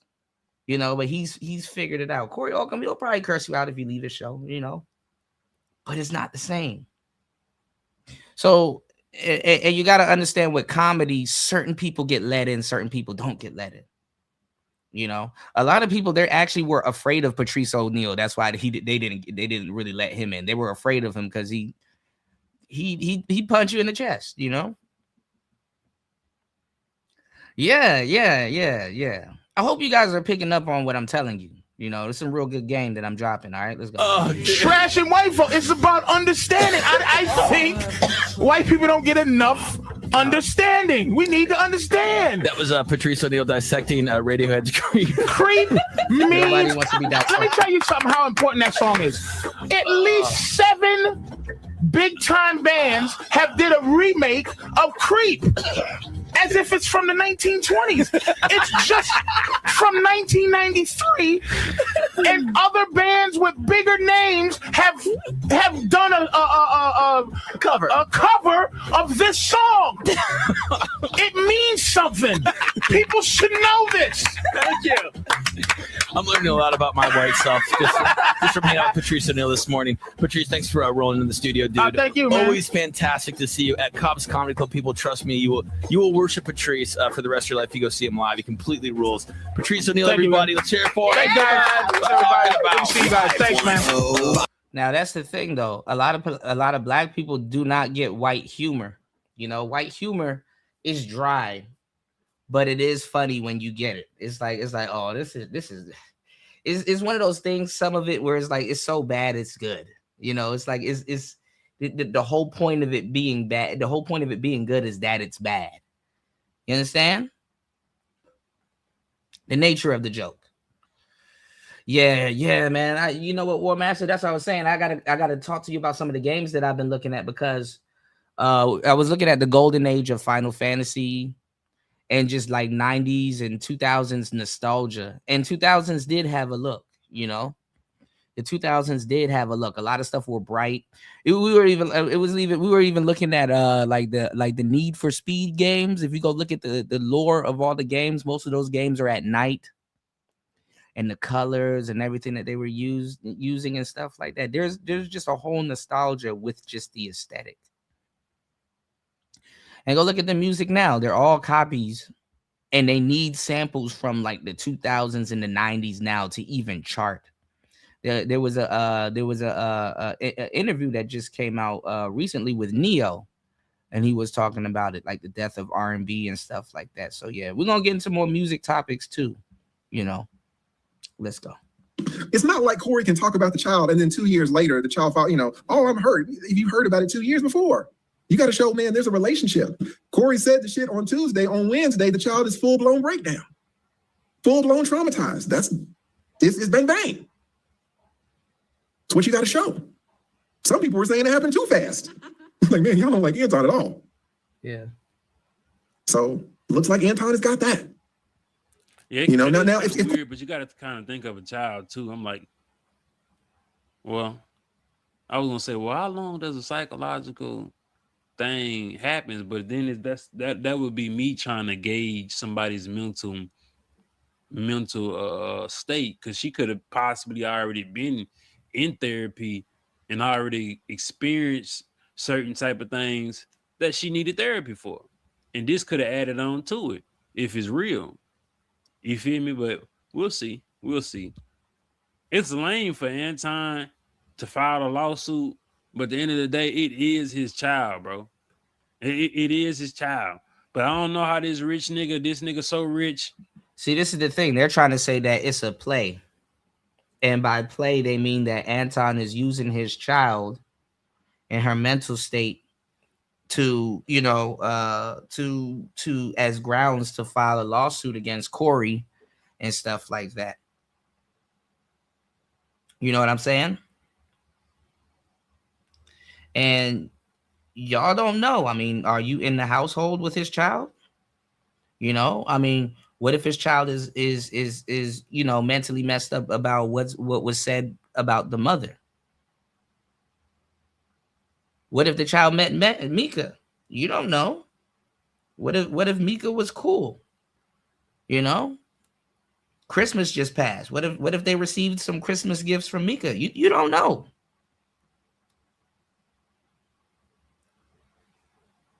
So a lot of this stuff too is Black YouTube has gone a bit too far. You know, Black YouTube has absolutely gone a bit too far. All right, let's get into it. Let's go. You know what I'm saying? But the lawsuit, it wouldn't be for the money. It'll be for, I don't know what the fuck it would be for. Honestly, it's like a shit. That lawsuit can cover her damn college tuition. I tell you that. That lawsuit will cover that damn college tuition. Checkmate. I won. But then you're not going to see Anton Daniels speak on Corey Holcomb again, because now it's like you antagonizing this particular figure that you want to sue, that you want. You know what I'm saying? It's like you're provoking him. I don't know how that'll play in, but I've been doing some reading. So if I speak on this particular subject again, which I probably am, I'll come with some more information about it. Corey, we're in a situation like this. What would Corey's attorney say? Corey's attorney was like, man, it's just hyperbole. He was just talking shit. He's a comedian. He was just talking. Now, what's it say? You know, this is weaker when a child isn't. Now, remember, I told you guys too that he went back and he tried to say, oh, well, oh, this is satire. This is satire. How is it satire?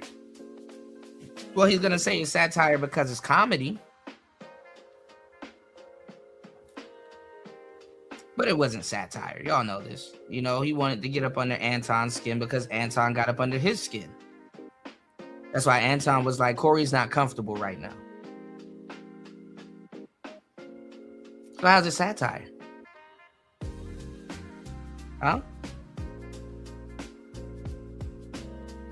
R&B was boring, blue-pilled nonsense and was destroyed by hip-hop, which had a lot of red pill knowledge. This is true. They have a well, I wouldn't say R&B was blue pill nonsense. I would give it purple pill. I would say it's purple pill nonsense because there was some good music that came out of it. But there's an actual show that I do want to go over because we're going to get back into a little bit of relationship topics. And you got people asking, did hip hop teach you know, black men misogyny, you know, and stuff like that? So, you know. But I will say that like the good music was was purple pilled at best, you know, some of it, but a lot of it was some simp shit. You know, we had a crazy simp era, you know. But you can listen to nice songs like, you know, Tony, Anniversary, Case, you know, I'm Missing You. You know, I mean, it was a love frequency and stuff like that. Now, like Neo said something which was true, and I think I've said this to you guys before. You know, like back in the day, you could play love songs in the fucking strip club, and the strippers they would dance to the love songs, and it's like, dang. You know, I mean, obviously you kind of a goofy now if you're listening to love songs in the strip club, but I don't give a damn. If I was a DJ at a strip club, I will accustom them right back to listening to love songs and shit like that. Like, you know, don't nobody want to be listening to NBA Youngboy in a damn strip club all night, man.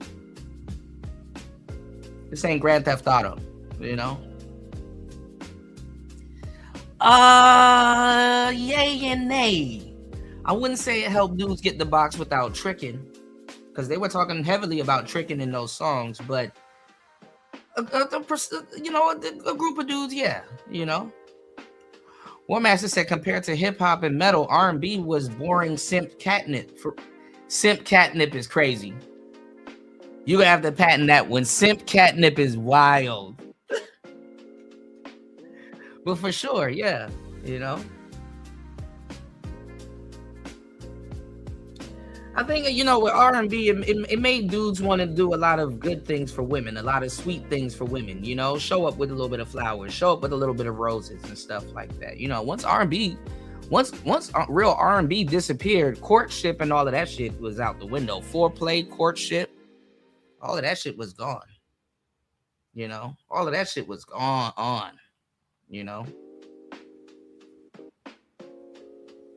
And sometimes you just got the coochie from a lot of women because you played those songs, but you didn't trick on them, you know? But let's go. Involved. You can say that about that Mika girl who's begging to get on the fucking show. You can say that anything you want about Anton. You can say anything you want about the wife, but, you know, with the child, it's like, oh, man. Yeah, that's where you went too far. Right?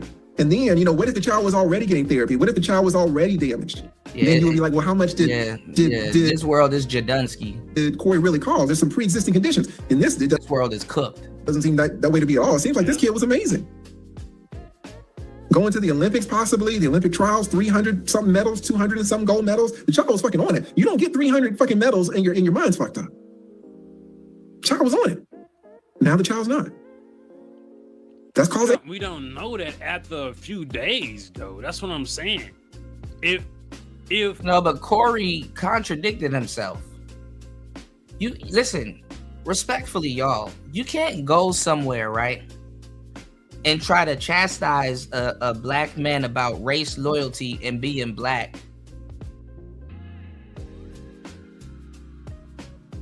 and his allegiance to black people, and he's raising a black family, and you go after his family. You know, I get it if you go after his ideology and stuff like that, and blah blah blah. But if his daughter is not out here in a gang, toting guns, shooting up the community,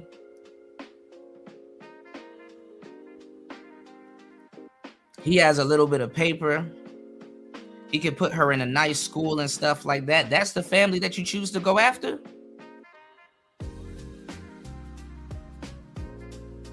You know, I've even heard gangsters that tote Dracos, gangsters that do dirtbag shit, do botcherous shit. I've heard straight up gangsters say, listen, I'm gonna give you a pass. I would have, there's a gangster that recently got shot up in front of his daughters, taking them home from school. But I've heard gangsters say, yo, I would have smoked you, but you lucky I like what you do for your kids and your family and stuff like that, so I'm going to spare you. I'm going to let you live. But if I catch you another day by yourself, you know, or not even on social media, they like, listen, I could have been got the drop on you and did that to you, but I like that you're in your children's life and stuff like that, and you do nice things for your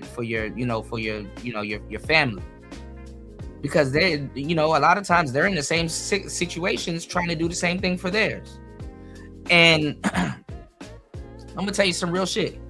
Don't nobody study you more than your enemy. You know, don't nobody study you more than your enemy or somebody that you at odds with to a certain degree. And you never know mentally where they might be at. You might, you know, they might be like, yo, I'm gonna go study this goofy ass dude that I want to do something to. And you might end up inspiring them to do something nice for their family, or inspiring them the danger that they could be in. Like, damn, you know, old boy, not that bad. You know, I may want to live. Yeah. Shout outs to Party. You know, recently they just did away with that rule for sure. Cause the guy that I'm talking about, he got shot up right in front of it. You probably know who I'm talking about. You know, in the war in Chirac. He got shot up in front of his daughters and stuff, you know, with the posters and stuff like that. They got out the car and ran up on him right in front of the kids and just executed the father right in front of him. And shit, now in Chicago too, bro, the women are getting shot up. You know, the women are getting shot up. So, you know.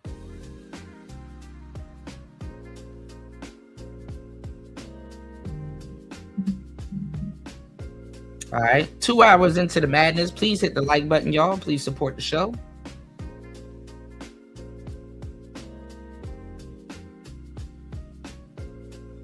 All right, let's get it. It's player talk. If this is a play, and you make your daughter miss her Olympic events for this shit, but you a low down dirty motherfucker.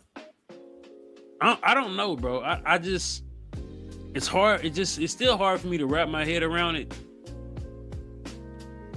I don't know. Maybe she is, bro. I was like this in the video when I was explaining it, because I just needed a little bit more time to think. It could be, right? So you got the intentional infliction of emotional distress. What's it about? Outrageous conduct and severe harm. All right, that's where we're at. What is something else that attorneys would look at this and say, hey man, this is an issue? Well, we got false light, AKA, shout out to the AKAs, the apples.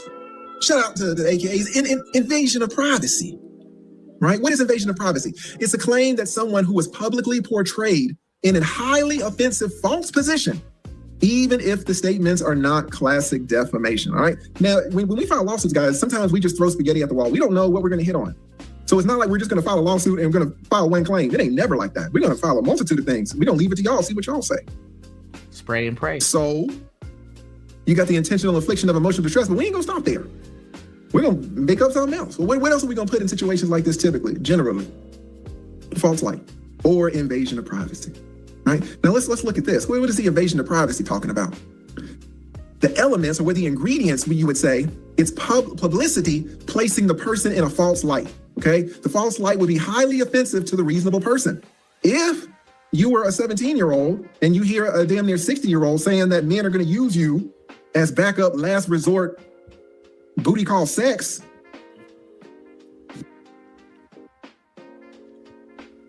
would you find that offensive? You would. No woman wants to be the last woman called for sex. Every woman wants. Shout out to the Google Ads blocker. Shout out to the Google Ads blocker. To be the first one called so she can turn everybody down. Imagine if men call all the women and they all say no, and then they call you. Women in the chat, men are not going to understand, but women in the chat, would you put a yes if you would like to be the last woman on earth called? Or put a no if you would want to be the first. Put last if you want to be last. Women, put first if you want to be the first woman. Why? I'm a 10. Kevin Samuels showed us that all these women think they're 10s. What woman wants to think that she's a 1? The guys are going to go through all the 10s. They don't answer. Going to call all the 9s. They don't answer. 8, 7, 6. Going to get down to the 3s and the 2s. They're not even answering. Imagine what the woman looks like who's a 2, and men are like, I don't want to do it. When they get to the 1, Jesus Christ, what does she look like? Women are like, neither. Whatever. All these women like neither. Y'all got dick yesterday talking about y'all don't want to get called for sex. Like, these women always gonna front, all right? Everybody has needs. Like you don't want to be bottom of the barrel. Let's be honest. Especially if you're a child. Who has a teenage daughter? They're filled with insecurities, filled with self-consciousness. They already think they're ugly. They're gonna front and be like, oh, I'm pretty. They're gonna ask you for those $400 Tory Burch sandals. They're gonna want to go to Ultra and Sephora and all that shit to try to get pretty, and they're gonna be crying in their bedroom at night because they can't get the dude that they wanted. The dude cheated on them. They feel like they're ugly. Some girl in homeroom said she was ugly. Now your fucking teenage daughter's having a breakdown. Yeah, I can see it. And then a 60-year-old man says you're gonna get used for sex, but after the man can't get any other woman. Please.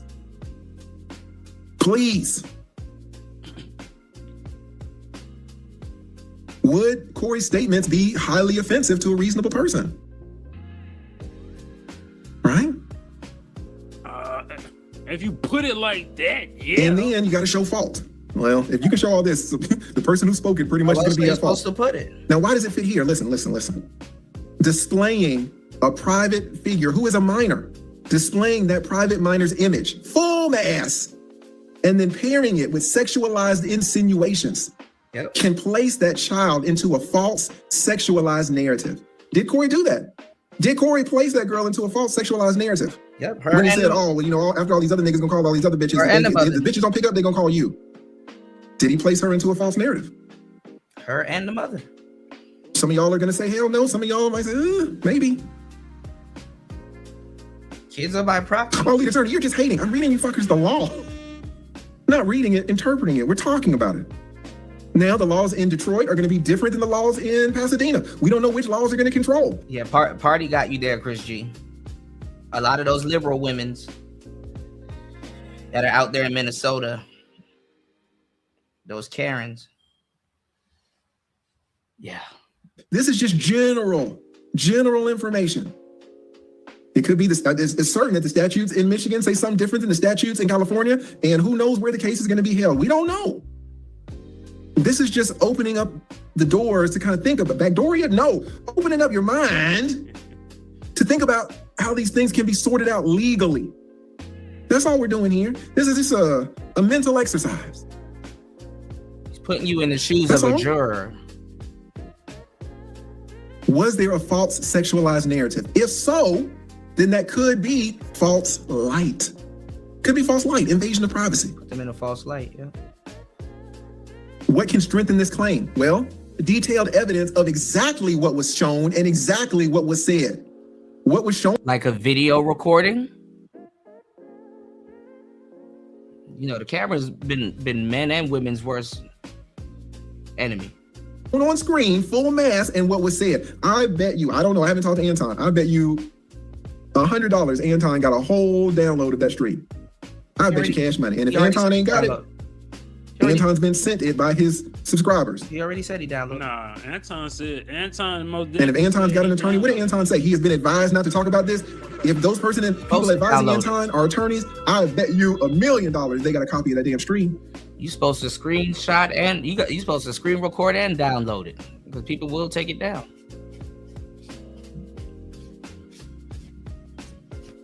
Also, too, they took it down. I wanted to show you guys last night, but I was in pain. I fell asleep. Adam 22, like literally got beat up in the first round of that boxing match with Jason Love. That shit was pretty funny, but let's go. Corey's like, shit, why should I take it down? I mean, Anton's got a copy of it already.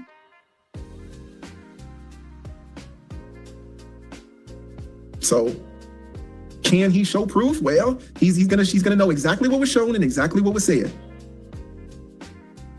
Now, the comments in the chat logs, what was the viewer reaction? How did the audience understand the narrative? Did they believe the false implication? Now, this can help Corey. No one really believes that all these men are gonna call the daughter, right? Hey man, I called 30 women to a man to come over here and give me some ass. No, that's gonna help because y'all really don't believe that, right? It's outrageous that it was said. But like you guys keep saying over and over and over again, Corey's a comedian, right? Him being a comedian could actually help him a lot on this count. Because we just Corey talking shit, right? I think we can agree on that. This nigga just talking shit. So I don't know. That helps Corey. Give me 1 second, man. I definitely. It was crazy, party. I gotta go over the video you sent me. Also, I sent you a video about the MPC XL. That shit is huge. Pause. Yeah, ain't nobody gonna believe anything he said, especially, that's why I say it was a bit on your daughter. It was roasting, but she a minor. So it makes sense to why somebody, oh, you need to go sue. But like he's saying right here, does anybody believe this false narrative that he put on the daughter? No, nigga, we know he's a comedian. We know he joking. We know he trying to get under Anton Daniels' skin. Oh my God. Listen, I'm going to read the super chats. Not right now, I'm going to read the super chats, but I definitely want to say thank you to so many people. Y'all are blessing me on the Cash Apps. Thank you. I want to say a huge shout out to MBS for this content outrageously. Let's use that word, outrageously. So thank you so much. Let me add y'all to the banner as well. Big shout out to SB and let me see. Big shout out to SB and the beautiful Ken Goddess. Thank you so much. Bless me for $100 did the Ken Goddess. And I ain't gonna tell y'all how much SB blessed me for. Thank you. And y'all be blessing you because the more the kid hurts, the more what? The more the kid hurts, the more Anton hurts. So he don't want to say nothing that's not gonna hurt the kid because if the kid ain't hurt, then Anton ain't hurt. But if the kid is destroyed, then Anton is, right? I can believe that. So this is interesting. And then, of course, we got the good old defamation. What is defamation? It's just a false statement of fact or false implication that harms someone's reputation. Now, defamation in this case is going to be a little bit more, it'd be a little weaker case, right? A little weaker case. It's typically a false statement purported to be a fact. You need publication. Oh, this shit was publicized. Corey had, what do we got? We got about 2,500 people in this chat. Corey had, I think he maxed out at 26,000 people. Corey had 10 times the amount of people that are in this chat, in that chat, and he was talking mad shit about that kid, right? So there was definitely publication. There's fault, at least negligence for private figures. Possibly there's fault, possibly there's damage. So an attorney would definitely look at defamation, not necessarily would find it in this case, but you would look at it. Right now, it's harder to prove than the infliction of emotional distress because you need a statement. It can't really just be an opinion. Corey was saying like a lot of opinions and a lot of jokes, but he wasn't really saying like facts. He was calling the child, let's say implicitly, he was saying that the child is unattractive, but that's an opinion. That child is going to grow up and get married, and the husband is going to think that adult grown up is the most beautiful woman in the world. I'm sure. You see how crazy the law could be? He explained the intricacies of how Corey. It's not even how crazy the law is how goofy black people are and haven't thought about any of this shit until they in shackles or getting drugged into court and getting ran through the ringer.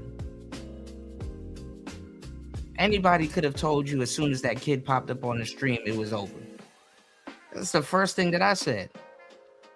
I couldn't even enjoy the jokes I wasn't going to enjoy the jokes. I couldn't even follow the jokes that he was saying about Mika and his wife. Cause I was like, oh, this child popping up on this damn stream, brandished in this way is it's over, And I'm not sure why hasn't YouTube done anything yet? Because YouTube is not even up to Corey. YouTube should be doing something. But see, YouTube is making money off of this, like I said. Cold world, y'all. Be liable, but damn near within the end, he's saying, well, he not making a statement or trying to say this is fact. He just made an opinion. What the fuck? Anton and his wife think that, that's the cutest, most beautiful child in the world. So this is definitely an opinion. And so, defamation does not really involve opinions. It really wants facts that are false, right? So here, Corey's talking a lot about opinions and hyperbole, but, it's not facts. Now, Corey, again, this person that was talked about was a minor and was portrayed as sexually available, right? As a booty call, which is reputationally devastating, possibly. But, it's a little bit harder to prove, right? It's a little bit harder to prove. So in general, what are you looking for? Just, broad strokes. You're looking for identification. Was the person clearly identified? Well, we saw a huge picture in full mass. So we got the image plus, what did Corey say? He said, bring up his daughter. Y'all are saying in the chat that shit, Anton only has one daughter. So you only got one daughter. He says, bring up the daughter. Who else could it be? And this is why I told D Chicago's goofy ass that she was doxxed. No, she wasn't, Kuda. Family and stuff is not exempt. No, she wasn't. His daughter was doxxed. Right? What would a reasonable viewer understand? We got fact versus insult versus implication, and then harm. I think it would be insult and implication. Because it ain't a fact, or unless we seeing the facts of all these particular things lining up for what Corey Holcomb did is a fact. Then you have And let me tell y'all something, because you still got fools talking about some Anton brought this on himself. No, Anton was defending himself the whole time. Let's just stop with the monkey business. Anton was defending himself the whole time. And the fact that he had the audacity to defend himself, it irritated a couple of Negroes And the funny part is that, you know, if you successfully defend yourself, I don't give a damn. I mean, certain people you shouldn't do it with, but if you successfully defend yourself as a man, you could talk your shit. If somebody was posing like they were gonna do something to you and they didn't, you could talk your shit. You live another day to talk your shit. Now, a lot of people that like that person is not gonna agree with you, but I think you should be able to talk your shit.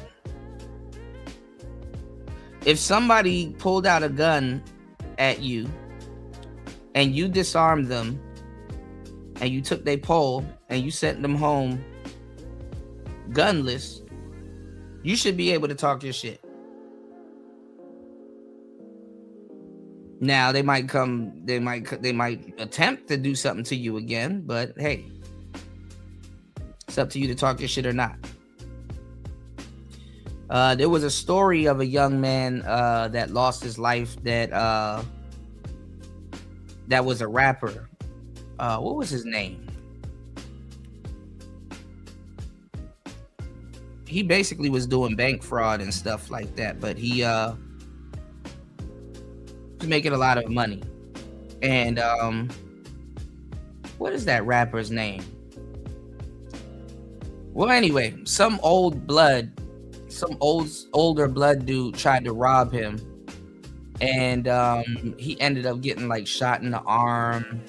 And you know, his girl ended up shooting the dude.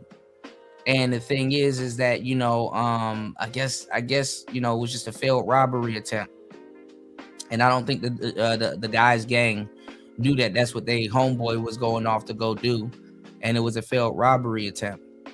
And the gang kind of contacted him after their homeboy died. And because, you know, and they were like, yeah, we're gonna spare you or whatever, you know what I'm saying? Because he defended himself. We're going to spare you because our homeboy died and you defended yourself. But the thing is that the homeboy that tried to rob him, and it was like a crazy shootout, to tell y'all the truth, you know, and like a girl that he was dealing with ended up shooting the dude, and they were like shooting through the door. It was a crazy story. Y'all go look it up. I forgot the name of the rapper though, but he ended up going on Vlad TV and he ended up bragging about it. And you know, when he ended up bragging about it, and then he took a picture and stuff like that with the blood and stuff in the apartment and stuff like that, man, they came back and smoked him while he was driving, you know. So sometimes, you know, you just got to be happy that you made it away with your life. What is his name? It's B2 something. Give me 1 second. I'll see if I can find it. Y'all need to go check out that story. Great story, by the way. But it'll show you how prehistoric Negroes think, you know? What's going on, King Picks? Give me 1 second. And so then you have the implications of I guess, the sex. Right? How are we gonna prove the harm? How are we gonna prove causation? If you can show all that, well, now you're talking about money. You're talking about money. Now, when you get money in a lawsuit, you can get different types of money. Some money is for some things, other money is for other things. So in a case like this, if a father, not necessarily Anton, but a father in this situation, if a father was to sue, what types of monies would they be looking for? What types of monies would they? That's his name. Y'all go look up the story of BTB Savage. And he was in the military too. That's the crazy part. At some point, y'all go look up the story of BTB Savage. That's the name of the rapper. Go look up his story. The craziest story you're gonna see. Plead. Well, you're looking for compensatory damages, number one. So Anton was talking about the child's getting therapy. That costs money. Anton was talking about the child, you know, is at the doctor's office, possibly going to the hospital. That costs money. Also, pain and suffering, right? The child is going through it. Anton said, I believe that the child is destroyed. That needs to be compensated for. You can't just destroy people and go to lunch. You got to pay for that. Now, how do you prove how much pain and suffering has occurred? Well, you pull in experts, and then they talk about it, and then they ask you as a juror, you know, what do you think? You can use your own, you know, common sense and life experience. What other damages? Well, future damages, loss of opportunities. Anton was talking about the Olympics now might not be on the table. What? Right. You know who I'm talking about, Chris G? You said Savage was in boot camp with you. Really?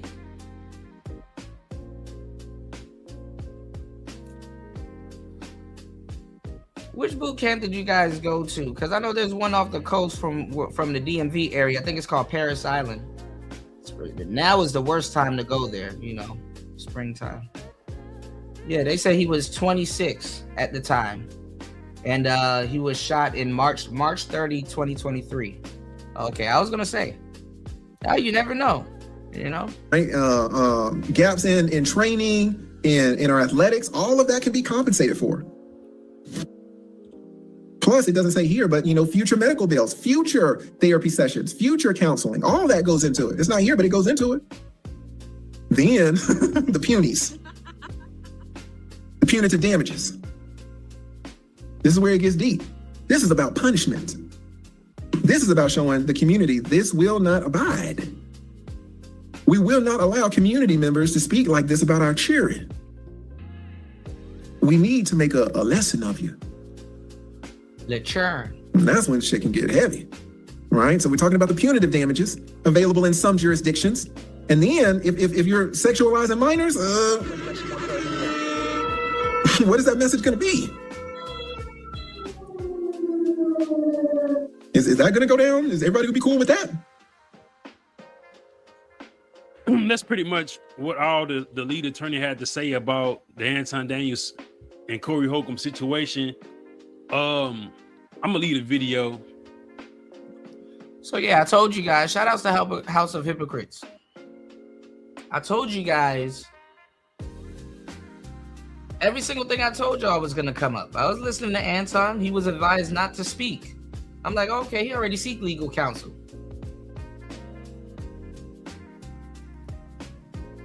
And it don't even take you to you know, to contact a lawyer to know this stuff. It just take you to be into some real shit. Or be a businessman. You already got lawyers on retainer. Even Corey Holcomb was talking about lawyers.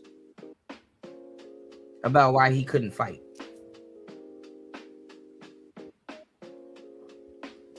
And look, maybe Corey was right. He didn't fight because he, maybe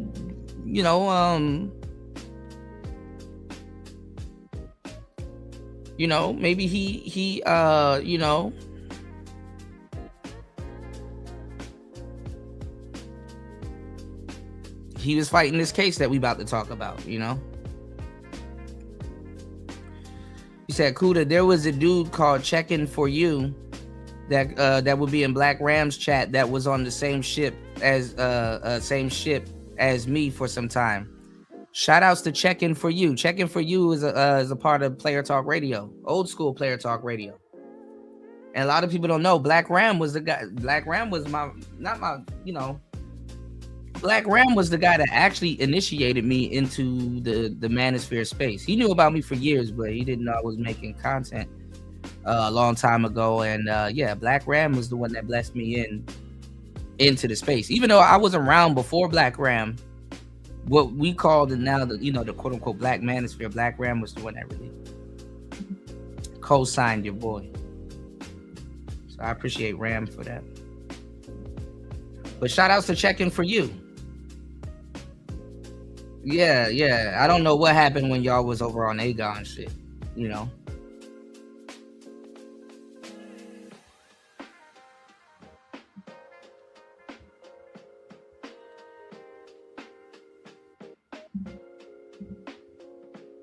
I don't know what happened to Checkin' For You from back in the day.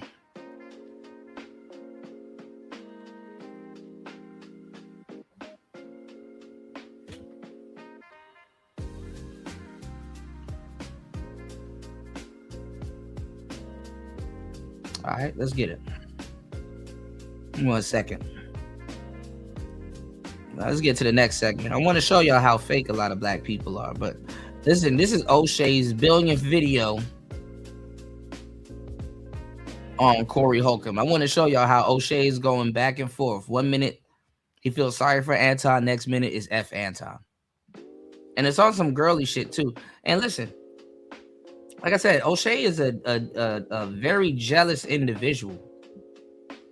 You know, like I like O'Shea, but he's a very, very jealous individual.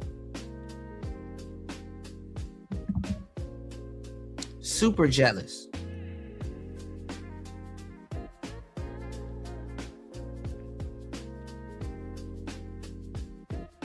Yeah, I think Black Ram co-signed me in 2016 or 2018.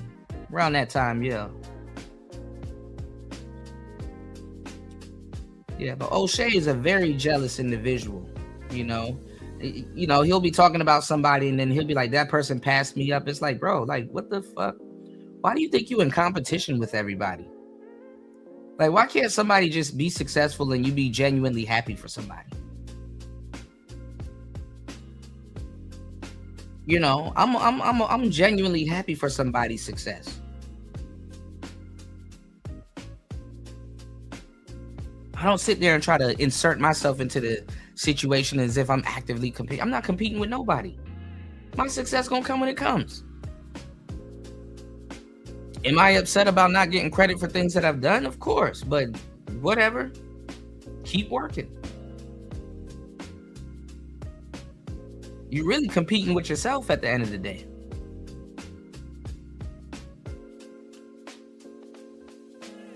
And like I said before, I knew that's why O'Shea was jealous. I knew that was why O'Shea was jealous. Because O'Shea would like to have the influence that he sees that other people are having. And it's like, you could have that if you stop being a jealous individual.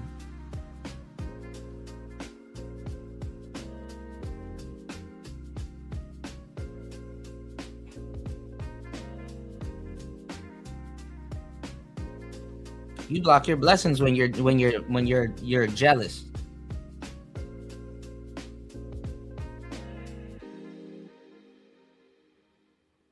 Dang, I didn't even know that. Yeah, but the thing is that you'll be jealous.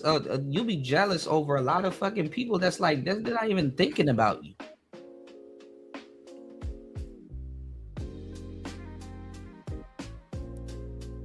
No, he's not shadow banned. He got 2 channels. He's not. O'Shea is absolutely not shadow banned. Me, I'm shadow banned. I can show you some shadow banning. O'Shea is also jealous at the fact that some people had a closer relationship to Kevin Samuels than he did. You know? But let's go.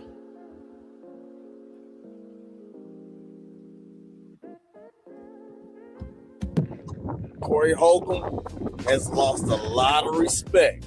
You walk up on Anton Daniels, didn't do anything. Now this week. So now you got the knuckle dragging niggas. You got the knuckle dragger niggas that has now discovered an old video of Corey Holcomb attacking a black woman. And what have I told y'all? I said, listen, black men don't make up the rules in the black community. Black women do. So if you ain't somewhere worshiping some black woman, hey, you out of here. You're Jadunsky. Let's go. Video has gone viral. In December 2024, a female comedian by the name of Christina Payne alleged that Corey Holcomb, who's also a comedian, put his hands on her. Now the story is being flipped totally about the truth and what happened. That you hit him. That's what now I'm hearing is word on the street that I'm an attacker now. Why do you think he's saying that? He doesn't want to go to jail, probably most likely. I mean, it is an assault. Yeah.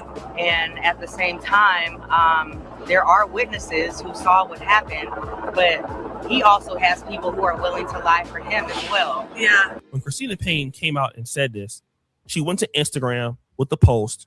She went and said that people were lying for Corey Holcomb that indeed he hit her.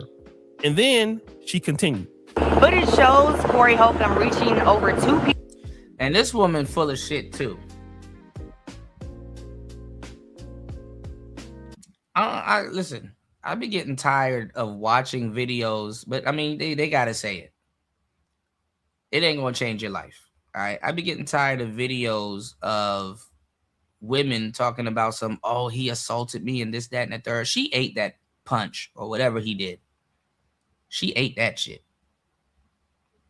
Now, granted, the woman long time ago, remember the woman that got uppercutted on that bus after the dude was yelling, "You're going to jail now"?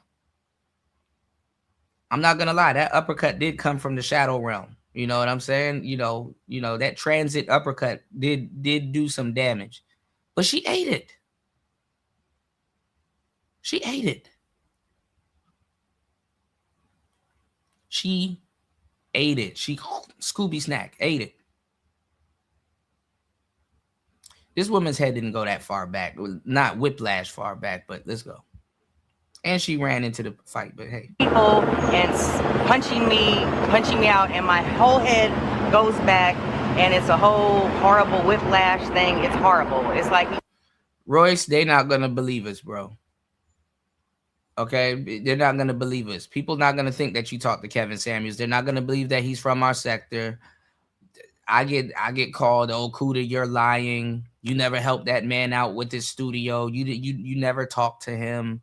You got nothing." I'm like, oh, well, okay.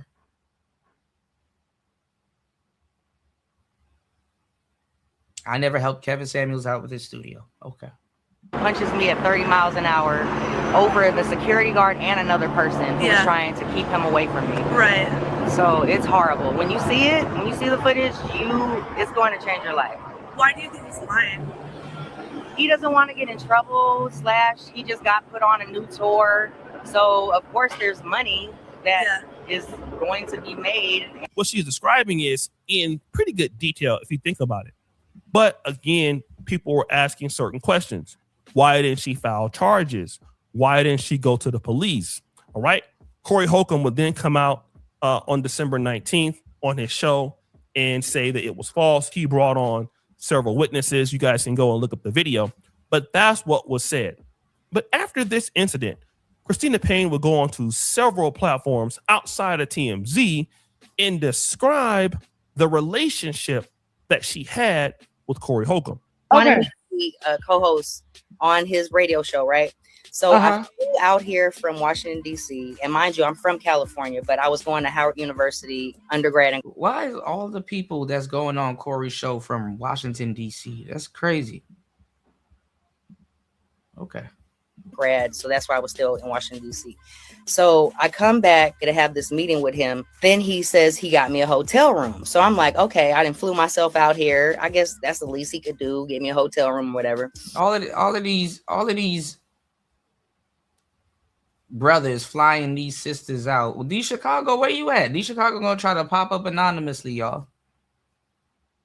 Look at how a couple of days passed and D Chicago wrong. D Chicago, where you at? I know you cloud watching. You was here 7 hours trying to convince me that it was okay.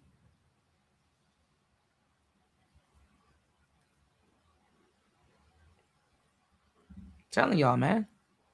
He got me a room at this place called Dunes Inn on Wilshire Boulevard. Okay. It was some Rudy Pooch shit. I was like, okay, but it was only gonna be for a night, so whatever. I'm flying out tomorrow. Right, Royce. I helped O'Shea too. You're not gonna tell you. But wait, there's more. He tried to force himself upstairs, like on some, like, because he was buying a room. Corey? Right. Because Corey Holcomb was buying me this hotel room, motel room, mind you, that he had a right to come upstairs and it was about to go down or whatever. He was like, yeah, you know, woo, woo, woo. And I was like, huh? Like, no. I was like, I'm sorry. I recall you. Shout outs to Royce. A lot of people don't remember that, bro. You being married. And I, first of all, do not mess with married men. That's just something I just do not do.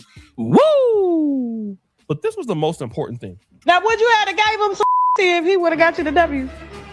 No, because I don't mess with That's married a men, lie. period. You So started on That's a that. lie. You was like, no. That's a lie. The number one men that women do mess with is married. That's a lie.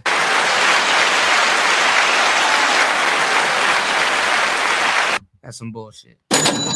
Number one men women will mess with is a married man.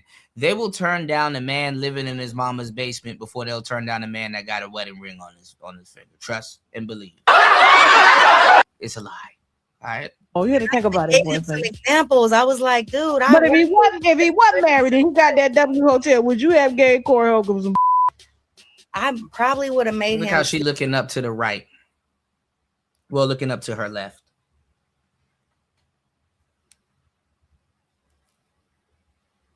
When you're looking up to your left, well, she's looking up to her right. Is my left, my bad, backwards. When you're looking up to your, when you're and listen, and I think Royce will be able to tell you because cops, they have to do this also. When you're looking up and you're looking to the right, the way she did, you're using your left side of your brain. Okay, when you have a stroke, right? I'm gonna give y'all a great example. When you have a stroke, if you have a stroke on the left side of your brain, your whole right side shuts down. If you have a stroke on the right side of your brain, your whole left side shuts down. Okay? I'm left-handed, so I'm right-brained. Okay? I'm left-handed, so I'm right-brained. Most people that are right-handed are actually left-brained.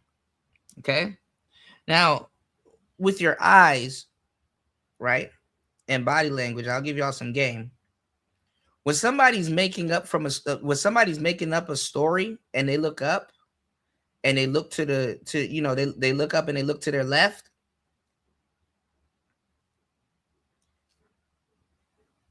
right? When they look up and they look to their left, let me see. Damn, now I'm confusing myself because I'm looking at her across from me. When they look up and they look to the, what is it? Is it the right or the left? Shit. I think it's when they look up and they look to the left that it's coming from their imagination. You know, when they look up and they look to the left, it's coming from their imagination. When you look up and you look to the right, it's coming from your memory, something that actually occurred. Yeah, the creative side. So when they're using the creative side, they're fabricating a story versus when they're looking up and was it I think when you're looking up to the right. Yeah, it's one side, but I think I'm confusing myself right now because I didn't expect to talk about this. But one is being recalled from a memory, and the other one is making shit up. You know. All right. Oh yeah, it's to the left. Okay, yeah, I knew it was one of them. I just really confused myself because I was watching her on screen. You know, but hey, shout outs to Insane One in the building. Good to see you. Good to see you, bro. Still wait a little bit. Insane One, you've been in these YouTube streets. Didn't everything I said on the last show 2-3 nights ago, everything came to fruition? You know. Telling y'all, man. Like I would at least had him in a better mind frame of it all. Damn. Now, this woman is lying because she was stalking Corey. You don't stalk nobody that haven't been in you know. You don't stalk nobody that hasn't been in your sugar walls, man. Yeah, you see how fake black people are, Insane One? Now they're trying to turn on Corey because now there's a video footage of him assaulting another sister. You get your pro-black card taken away so fast when you know, against the black women. Don't nobody care as a black man. Right, Royce. Christina Payne. Fast forward. A few months after this, Corey Holcomb would end up in Hampton/Norfolk, Virginia on We Them Ones tour. Okay. And then what ended up happening was there was some cell phone footage of people leaving Corey Holcomb's comedy show toward the end. Okay. And people were saying that the reason why people were leaving Corey Holcomb's show is because the jokes were not funny, they were offensive. And the person that brought this out. Yeah, I told you. The jokes are not funny, they were offensive. Corey's a specific type of comedian. Come on now. Out was the show at the time called Comedy Hype, also now known as Hype Plus. And Corey Holcomb would respond to this. It's some dude, it's a gossip page. It's called Homosexual Hype News. Homosexual Hype went on the internet. Now, this is the thing though, because this is another story that you're going to hear, because these YouTubers, once they get a hold of news, they start lying to their audiences.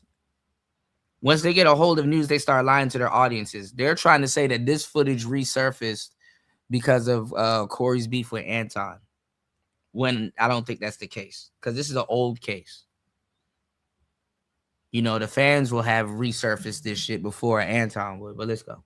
Some regular clothes like he a regular man with a whole bunch of gossip. Now, Comedy Hype's founder, John Abba, would then come back and release this information. I would receive an email showing a report filed by Holcomb on trying to have that very report removed and taken down. His claim was to, quote, "This video features the illegal footage captured on a cell phone inside of a venue that strictly prohibits recording on personal devices. Additionally, inaccurate reporting of events hurts my brand." Yeah, that's what he wrote. Woo! So Corey Holcomb tried to get the video taken down that Comedy Hype, also now known as Hype Plus, released. What do these two entities, Christina Payne and Hype Plus, have in common?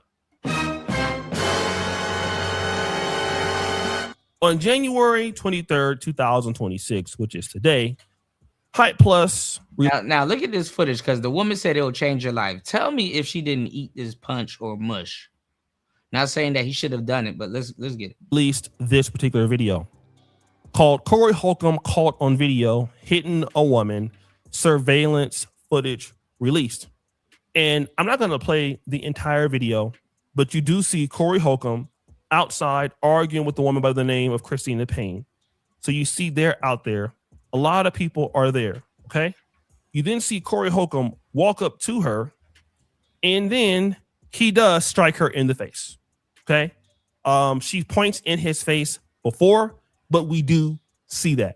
Once Corey gonna have to spend the next, he gonna have to go live at least 2-3 times this week. He gonna spend the next couple of weeks playing Damage Control. This came out, I did get people asking me to weigh in on this. And before I do that, I want to start off by playing this. You got to be careful too, O'Shea, because you know you got to worship black women reasonably also. So time he was here, let's just talk about this time. Corey just said that a woman has to have sex with at least 10 men before she can make wise decisions in her dating atmosphere. Is that what you said? Yeah, it was a mush. When you have been destroyed due to rejection because you thought you were special, it makes you a better woman. But why does it take 10 men to sleep with to It get takes that? about after that 10th guy, I think intelligent women are like, you know what? I'm not who I thought I was. But wait, before So that is Corey Holcomb and Kendra G when she was on 107.5 WGCI. And I want to talk about this because Corey Holcomb has always been criticized for his takes on women. He's been called a misogynist. But one of the things that Corey Holcomb has always been able to do is mask whatever he feels, whether it's political, religious, ideology, underneath comedy. That has been one of the reasons why Corey Holcomb has never really been canceled, because he is a legit comedian. But when you look at this footage, the one thing that cannot be denied is what did she say that caused him to walk up to her? What I see is there is absolutely nothing that she could have said that would have made him walk up and hit her. Now, again, he says that she hit him. That could have been. First of all, stop lying, man. There's a bunch of shit a woman can say to make you, you know what I'm saying? Like Chris Rock said, there's a reason to push an old woman down a flight of steps. You just don't do it. You know, there's a bunch of shit that somebody can say to you to set you off. You don't know if somebody been drinking. You don't know what's going on, what theater of mind that someone's in. You know, and even if you just don't do it, that don't mean it doesn't get done. All right, so let's go. Before, I'm not sure. There could have been other things transpiring, but what I'm gonna say is this: it makes Corey Holcomb, in my honest opinion, and I like Corey Holcomb. I love his show. I support Corey Holcomb. But what this does, now you got to be real. It's a bad look. It makes it look like he hates women. Okay, that's how people are going to play this. Now we know that Corey Holcomb, you know, he says a whole bunch of stuff. He has women on his show. He has women that he shows respect to. He has women that I've seen treat very well, especially female YouTubers. But nobody is going to look at that, right? And then it seems what Hype Plus did is, since Corey Holcomb has this situation with Anton Daniels, it was the perfect time to release this footage and put more stress on Corey Holcomb. Number one, you're already in beefs, or you're already having a problem with Anton Daniels, okay? So that's already something covering your mind. Maybe it is, maybe it isn't. Corey Holcomb just disrespected Anton Daniels' daughter. What I feel is Hype Plus always had this around, okay? It's always been there. And what he was looking for was the perfect time to release it, okay? And since Corey Holcomb has this ongoing beef with Anton Daniels, he then disrespects Anton Daniels' daughter. Then you have another person that you have as an enemy is coming back and putting this out. Right. Notice that how everybody. Remember, I told you this is how fake the black community is. Come on now, y'all following me? All of a sudden, everybody just it stops at hating females now. This is how stupid the black community is, bro. It went from, hey, are you gonna fight him, to, hey, are you cheating on your wife, to, hey, now you hate women. Bro, like it never fails, man. All of this shit goes back to women worship. There. And then on your podcast, you have said that this lady is lying. So now, I know it's not just black people, but I'm telling you, we're more animated and comical with it, which makes it even worse. So now, okay, well, it was okay when you know, he didn't hate black women when he went after the man's wife. He didn't hate black women when he when he went after the man's daughter. He didn't hate black women when he went after Mika, but now you have him on camera attacking a black woman. Now he hate black women. Now you got to use your moral compass, because now it's undeniable with his footage. And now certain people are going to be holding you to task. This is funny. I was like, keep that same energy.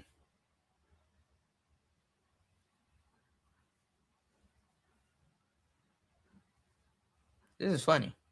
And the funny thing is that Corey talked about hitting a woman in the mouth and she was bleeding on the same show that he responded to Anton.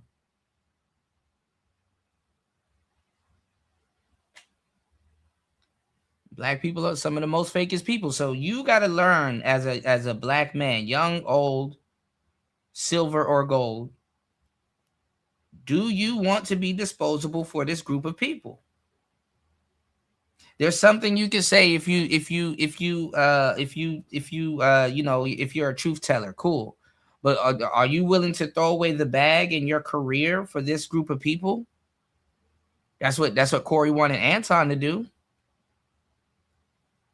Shout outs to Insane One on the Rumble side of the game. Yes, sirski. Do you want to throw away your life or your career for this group of people that will attack you and attack your family. That will pretend like, come on now. And clearly, what we see is what we see. We don't see the whole thing, but we do see this. And, I don't have Corey Holcomb's phone number. Again, I was supposed to be on the show. He don't fuck with you.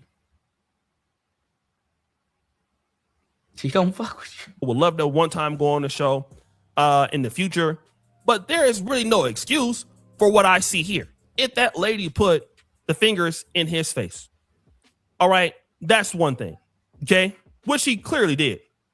But then the reality is, why are you stepping up to her? You can look at Corey Holcomb. He is a big man. He got to be at least 6'3" or 6'4". So the way people are going to look at it is, well, what was the reason why you felt like you needed to step up? The other thing is, these other men out here. Corey Holcomb doesn't like to look weak in front of his people neither. He's one of those guys. Like if he feels like you're one-upping him or make him look somewhat weak in front of his own people, hey. Why are they just sitting around and letting him have a confrontation with this woman? Why are they not trying to stop this from escalating? That's another thing that we can talk about. But the reality is that Corey Holcomb, he's not going to be able to keep having these situations occur with, like I said, Anton Daniels' daughter, talking what he says about with women. This situation right here, time is kind of winding out, and he really got to get in front of this. And again, this is as a brother. I love the brother and all this other stuff. But if I don't really speak up on what I see as a content creator, people will say, well, you covering from Corey the same way. I hate to say this, but y'all don't have this type of footage on Anton. But the type of vitriol that a lot of y'all are displaying for Anton, I get it. There's a lot of people that hate Anton. We about to get into that next. Y'all would think that Anton had done stuff like this. Let's say I'm covered for Anton Daniels. It's just not a good look. Respectfully, it's not a good look.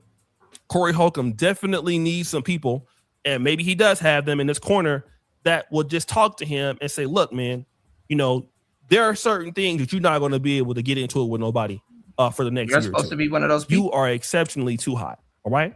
What's going on with all the people that dislike Corey on some of these, it's on site. They hate him there. The neighborhood talk, they dislike him. So you already have this reputation for disliking women. And what you've done with this clip is, hey, you've added fuel to the fire for all the Corey Holcomb haters to come out. Same thing with Anton Daniels. Both of these dudes have a whole bunch of people that dislike them.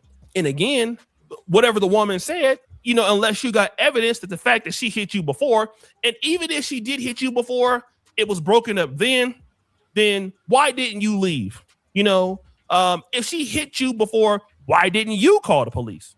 Okay. Now I did see him, basically manhandling her husband later on, which we can't show that. So that, the husband jumped in and he was easily manhandling the husband. That wasn't no problem. But again, Corey Holcomb is just in a particular point in his career where he's really going to have to weigh what he says. He's going to have to weigh in and really have a serious conversation about his behavior before he lose everything. Okay. Because the way that it is with women in comedy clubs and all this other stuff and whatever's going on, people could really criticize this and look at this unfavorably. It most likely, like I said, would die down. He did file a restraining order on her, but this clip, like I said, he's gonna probably come out and say it's only part of the story and it's not the whole story. And he could be right. It probably isn't the whole story. I'm pretty sure it was something, maybe a little bit more. But what we see right here is clearly him walking up, putting his hands on her, and what people are going to be able to say is that this is nowhere near justified. There's nowhere justified. She's a comedian. That's what people are going to say. Even the people who support him. We can say we support Corey Holcomb, we love Corey, can't defend this at all. Then you're going to have your folks saying, look, this is what he do to women, but he can't do it to men. Now he didn't give Anton Daniels with this whole situation more room to come back and swing back. It's just not a good look. And that's me being fair. It's me being unbiased. It's me calling it like how I see it. The brother needs some people that is in his life that can really sit back. It is the husband's fault. Because even when we were talking about that lady in Minnesota, and we were talking about how her girlfriend sent her off, you know, she got sent off. She got sent the fuck off. Drive, baby, drive. If you got a mouthy woman that's a comedian, you know, sometimes you got to remove her from the conflict. You got to de-escalate. That's why I keep telling y'all in the game that I be giving y'all, like, as guys, bro, you got to look at the stairwell, not the next step. Bad enough shit can come out of nowhere. So you have to be in control of what you can control. And, you know, de-escalating is yeah. You, with women, especially, the best thing that you can do with them, of course, you can be situational, you know, like spontaneous, you know, they like stuff like that because that's how they are. You know, they like, you know, sometimes they don't like a predictable guy. Sometimes they just like you to be spontaneous and stuff. But with certain things, you got to be preemptive. You know, you're going to get yourself in a bag of BS if you're not preemptive with women. But let's go back and talk to him. And Anton Daniels did make the point that a lot of people that he feels hangs around Corey Holcomb don't necessarily challenge him. I cannot prove that, but I see a whole bunch of men in this video that none of them are trying to stop Corey Holcomb for what he's about to do. And see, O'Shea took on the female talking point right here. Like all of these other black men, even though they turned around and jumped Corey, all of these other black men, it's their responsibility to have dominion over her protection in her mouth. And she got a whole husband. Good Lord. And I'm pretty sure that Corey Holcomb will say me and these dudes are his friends or his partners. So then where is his friends who care about him so much that he would not make this mistake in his career? So it got to be at least, maybe that's some truth to it. I'm not sure. But Corey Holcomb needs to have a serious self-evaluation. So guys, what do you think? It's your boy O'Shea Duke Jackson. Back at it again with another episode of The Celebrity Junk. Put your father. You just heard the bell. We're out. Oh boy, one of the worst things just happened. Yeah. You know, like once you become a certain age and you realize your life ain't, you would do anything to try to be in the spotlight. Look, good attention, bad attention is attention. People will take the bad attention to get some attention. This is her Super Bowl. I see. And that's why she up there. I hear are negative. What is this? Hold on, y'all. So by now, I think you've seen the video of Corey Holcomb getting into an altercation in front of the Improv Comedy Club in Los Angeles. That video is over a year old, and Corey Holcomb has already addressed the situation at length on his own show. So a girl was stalking me, like looking for a way to turn me into a lick, some money. A dope fiend who's not smart. I'm gonna prove it. It was a few occasions where the girl tried me, yelling at me at the top of her lungs in front of clubs and everything. And what happened was, after I had enough, after several occasions of her trying to jump it off with me, and I know how she moved, I got her record from DC. She used to live in DC. And I got her drug charge and everything in DC. And I told the comedy club, this girl sell drugs in front of your club and she's drama. I told them that. So look, fast forward to the girl in my face, you, your mama ain't you should have died when you fell off the scooter, your dick ain't all this.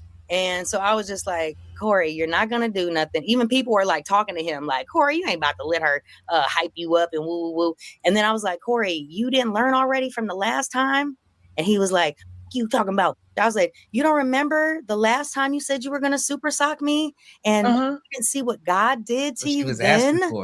And I was like, and then I did the I Want to Be Down Brandy dance in his face again. I said, you don't remember when Oh, I would have paid anything to see this go down between you and him. All like this. I went like this. And then I like was this shit, yeah. And he so I was like, you don't remember both your wrists getting broke when you said you was gonna slap the super sock the shit out of me?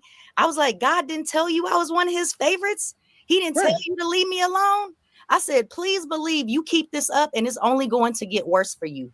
I promise you that. Yelling in my face, all this shit in front of the clubs. When I show up, this is what she do. Witnesses gonna prove it.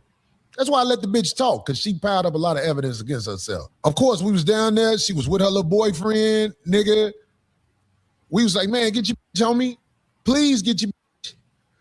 We got the video of him trying to grab the bitch and her jerking away, because this nigga ain't had no power around him. There's also a video that's going to be seen where the homegirl stood in between us, because it got real intense at one moment.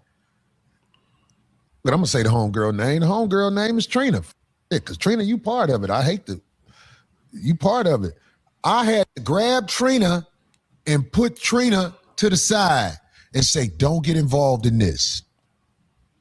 So the bitch steady yelling, you die nigga, yo, you should have died on that scooter, all that shit like this. So I muffed the bitch. I walked up to the bitch, shut the fuck up. That's what we call it in Chicago, when you push a bitch in the head. I muffed the bitch. Look, if I go to jail, because that's an assault. I found out if you do this to somebody, that's an assault. If I go to jail for assault, I ain't scared to go to jail for assault. I don't have a criminal history of walking around fighting all the time and shit like that. Hey, the stalked me and kept talking crazy to me, and I can prove it. I got witnesses. The reason I'm telling y'all all this, because I want everybody to know what's really going on right now. You know, the framing of this incident now has changed, and the timing of this couldn't be worse because of other things that have happened in the past week. We've talked about them too. Now, I'm not going to sit here and say that Corey Holcomb is trying to buy NBC. He's trying to buy ABC, and people are out to get him. But it's obvious that Corey has made some people angry with possibly his content, possibly his influence, right? And they want to paint him in a negative light. And some people that are involved, namely the female comedian, Christina Payne, they're making claims now that are misrepresenting what actually happened. What are you going to do now that there is a video that seems to support at least the fact that you were punched by Corey? It is hard even seeing that right now, seeing that playback and having to relive all of this all over again. But it's like almost like what? I mean, what I'm asking is, are you going to pursue legal action again? The cops felt it was like a stalemate when it happened because they had no video. Now they got video. So I'm wondering, are you over it, or are you going to pursue this in court?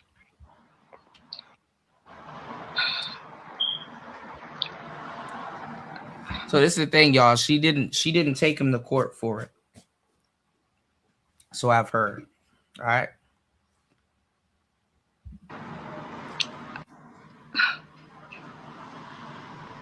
I feel like you should have known this would have been a question, though.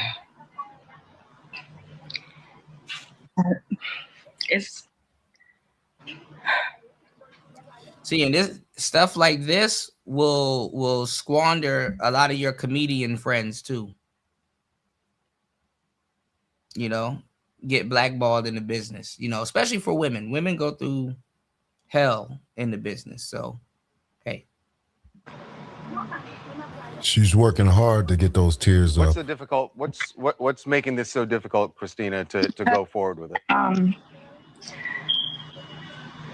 I feel like Corey's like threatened or tried to silence me, or like where it's like I've been in fear for my life, literally. Not able to leave the house sometimes, and So I mean,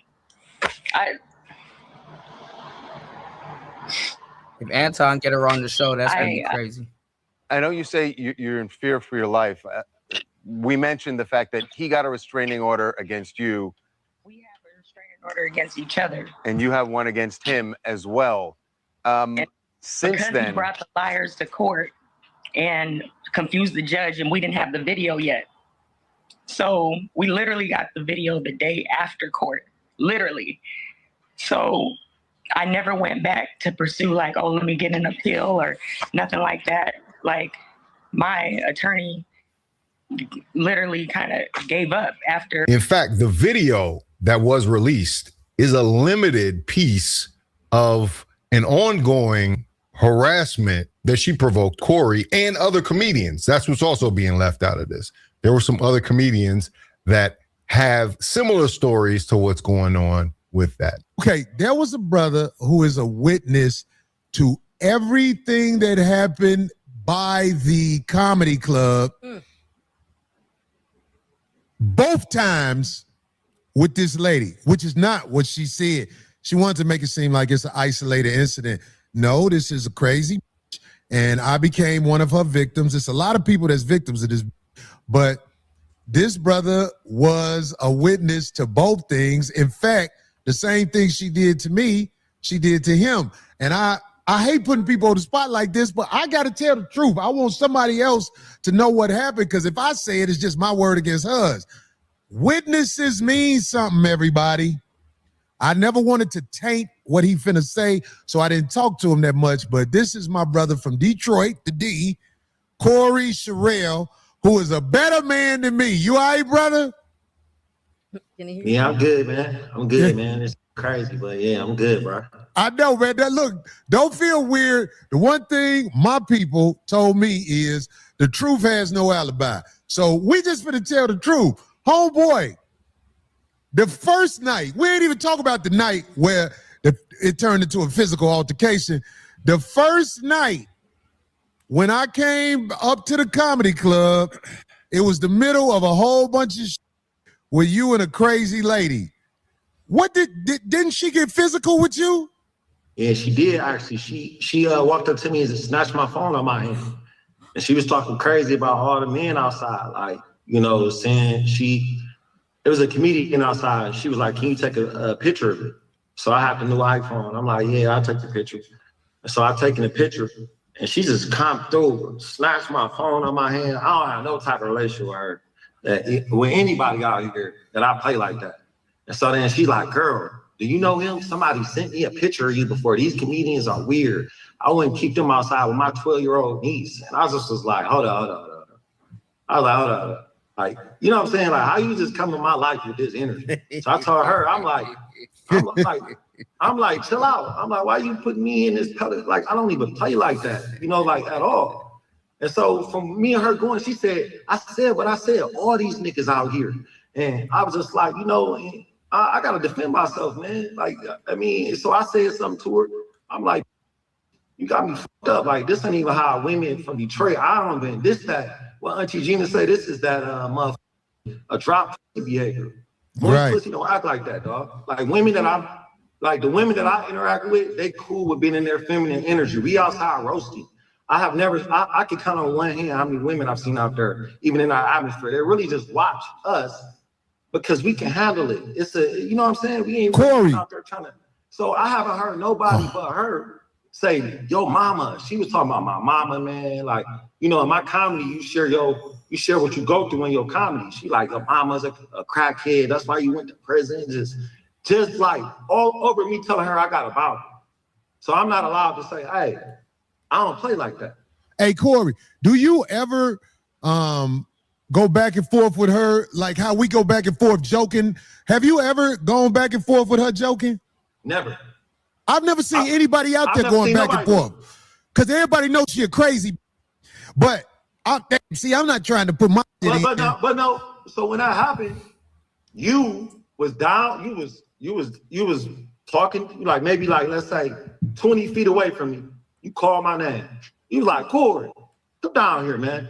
He was like, bro, don't let nobody let you you know what I'm saying, get you off your square, dog. Like, man, something wrong with her. You like, something obviously wrong with her. You don't be in nothing.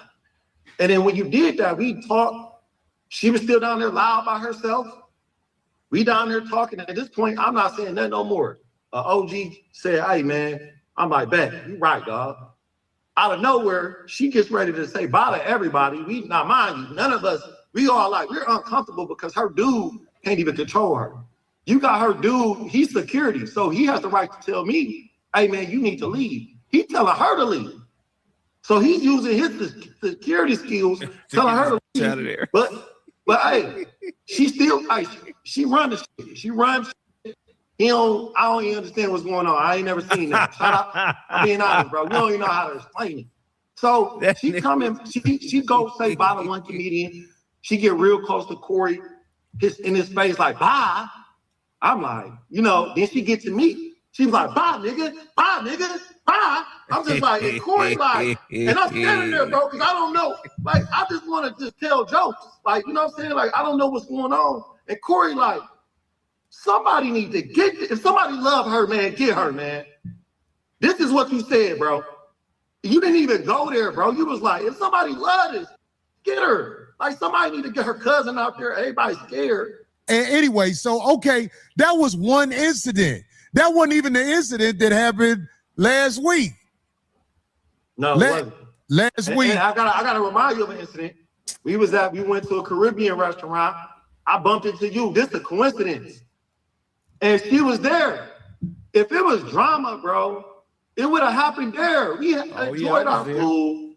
You was there, Craig. Nobody didn't even talk about her.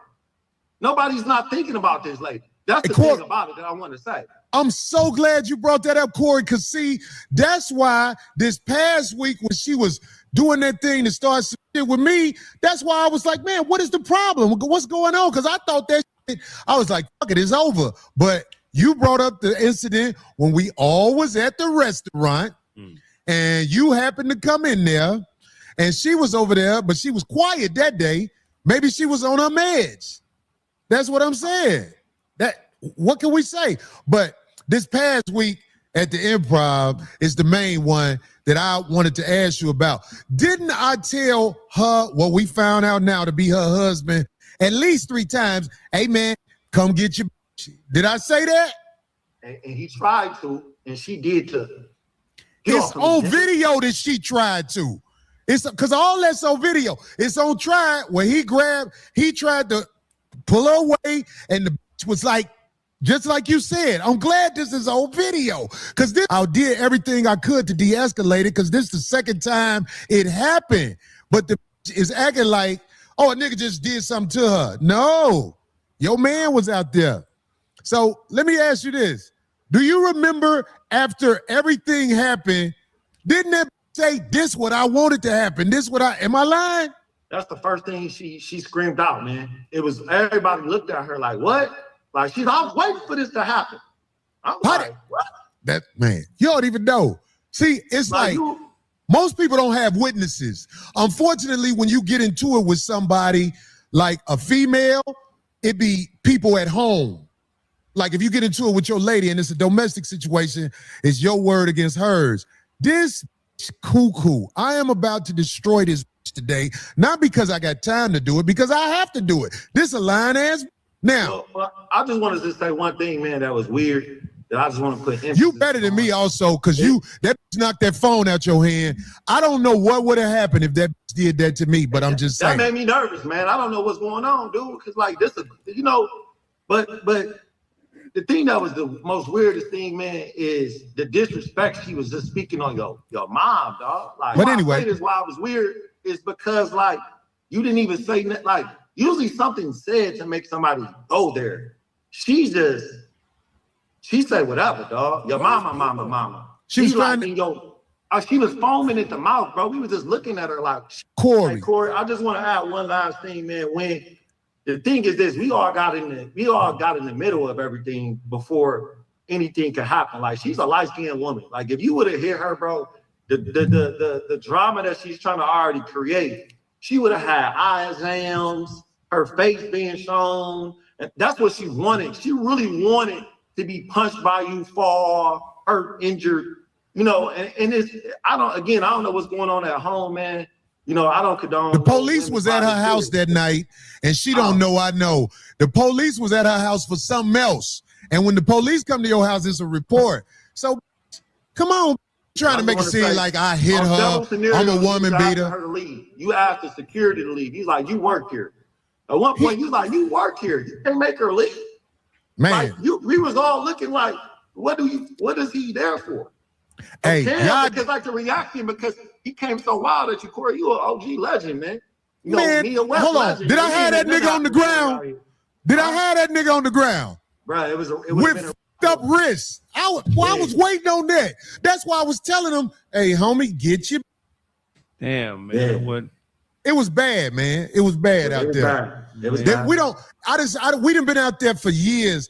We never seen guys get into it like that. Never. There's been disagreements out there, but fellas respect each other. Want me to tell you why? Because men kill each other. Yeah. This is a bitch who taking advantage of her gender, trying to act like something happened, like we was doing the dozens. Don't nobody play with you. Everybody know you are crazy. I can only go on what has been said about this already. The case has already been adjudicated in a court of law, right? So at this point, just releasing the video is only. I'm not involved in no damn drama. I'm not involved in no damn drama. And I'm growing slowly but surely. And I'm not, listen, anybody that knows me, I'm not pressed to have a bunch of people over here. Yeah, I'm not pressed to have a bunch of people over here.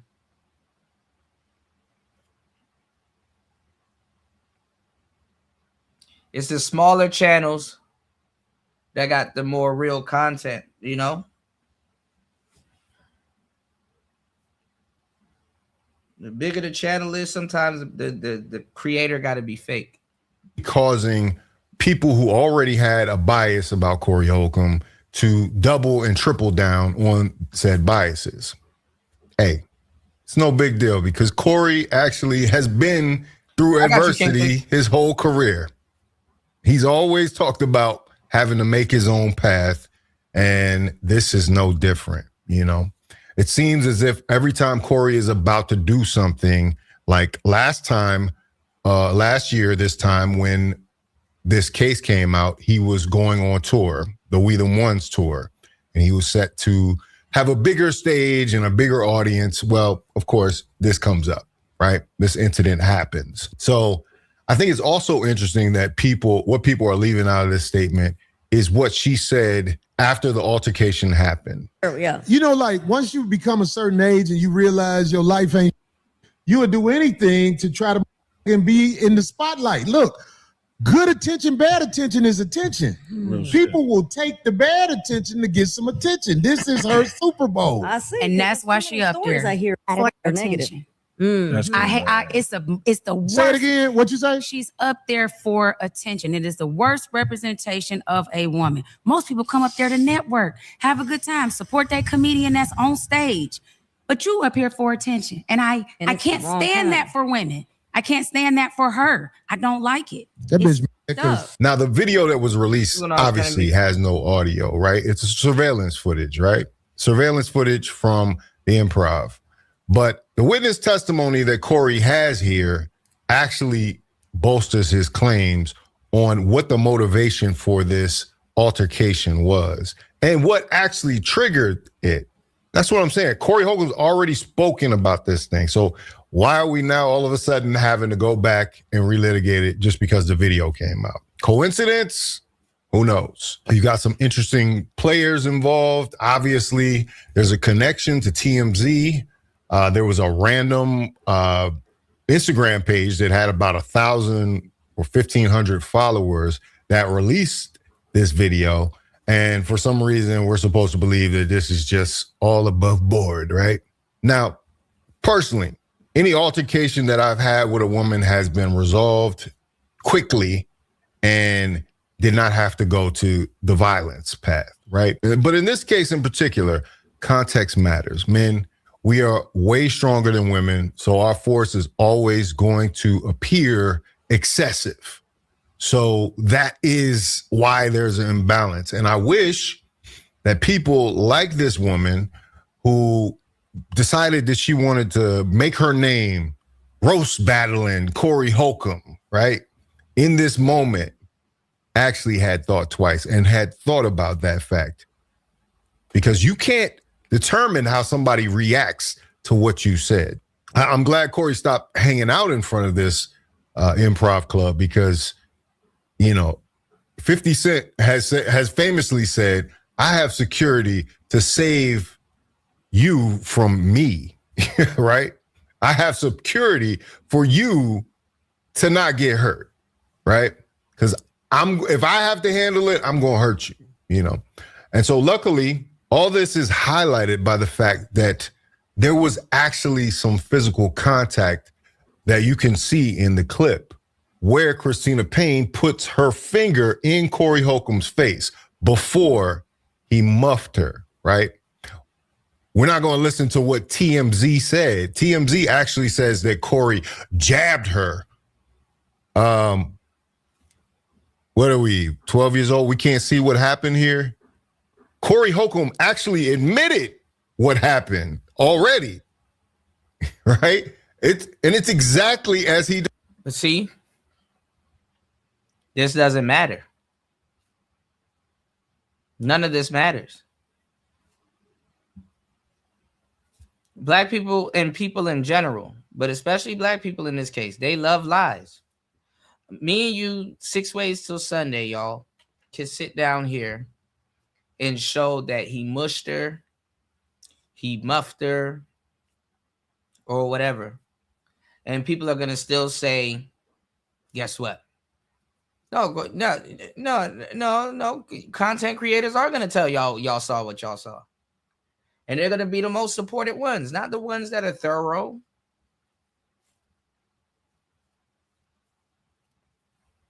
Not the ones that's doing play-by-plays.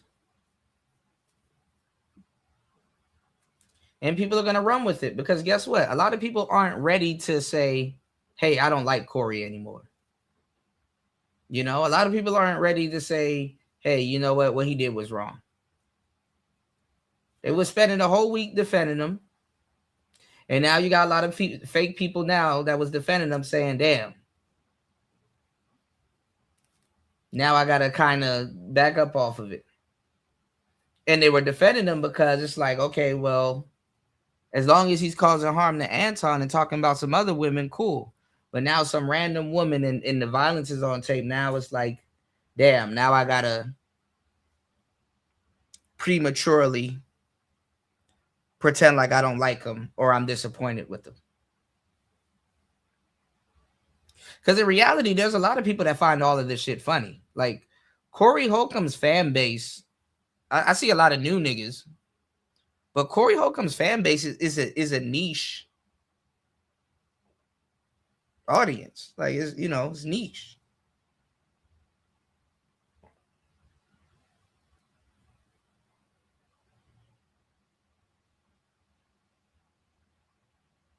It's a niche audience that laugh at dark shit. So Described it. A muff, a mush, or a muff is open-handed. Is it right? No. But there's a huge difference from a jab with a closed fist, and a open-handed mush. People are not right. People, and Fawcett is Corey's friend, mind y'all. People are not gonna differentiate a damn jab with a mush. As far as they're concerned, this woman got punched in the face by Corey. That's all you're going to see. You're going to see it on the thumbnails. You're going to see it everywhere.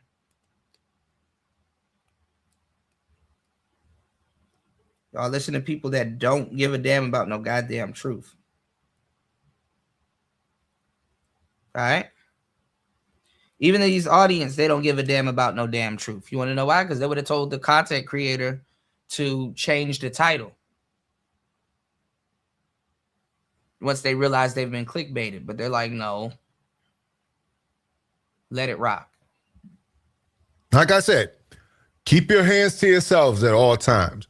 But this was Corey Holcomb's decision in that moment, in that heat of the moment. And it seemed like he was willing to take consequences of whatever came with it. But make no mistake about it, that was not a punch. And everybody on the page, everybody on these YouTube pages that is putting this a punch, you're opening yourself up to liability now. Because there's video evidence that it wasn't a punch. Christina is opening herself up. Tasha K, you know, people who have covered this. Tasha K did an interview with Christina, which that was interesting too, because you start to see the character unfolding right in front of you, right? The TMZ interview was interesting. This has all already been talked about and taken care of in court. And that's what's funny, because Corey recently said that he had just completed these lawsuits, which impact his decision making, right? Now you see why he just doesn't haul off and swing on somebody right away, because he's already had to go through this process and pay the consequences. It's not going to make him look good in court that he just beat a domestic trial and now he's all in front of them again in another domestic situation.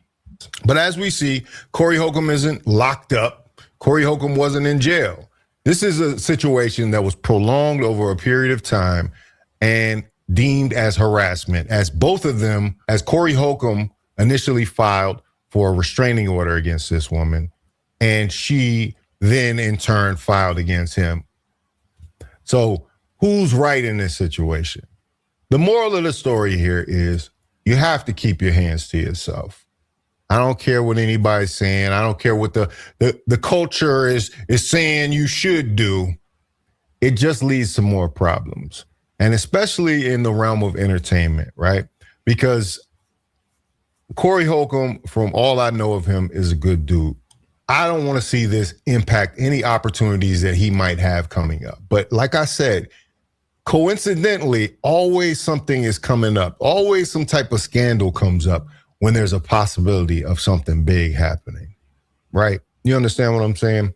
So shout out to Corey Holcomb for making us laugh for all this time. Like, Corey Holcomb is a brand right now. You know, they're coming up on their 16-year anniversary of the 5150 show. All right, hold on. Let me catch up on the comments. Tyrone said, bro, Kuda, you're not a friend if you can't keep it real with your friend. Yeah, but he employs Darlene and what's his name? He's like a mentor to them. You know, and they got a relationship off camera and stuff like that, you know, and they respect him. You know, he just didn't want to look weak in front of him, especially by Anton and stuff like that. When Anton leave, he got to be there talking to them and be on them about certain stuff. Hey, get here on time. Hey, the show's about to start. Hey, you know, I'm sick. Can you pay this person? Can you do this? You know? So he's also co-workers with his friends. And Craig respects him as a comedian. And he's a legendary comedian in his circle. So he got respect. A lot of people going to find it hard to talk to him. Even Darlene said, you know, she'll say her little piece and then stop because she knows, you know, that they're not going to listen to her. Because she's a quote unquote woman. You know? So some people are okay with being around the echo chamber. You know?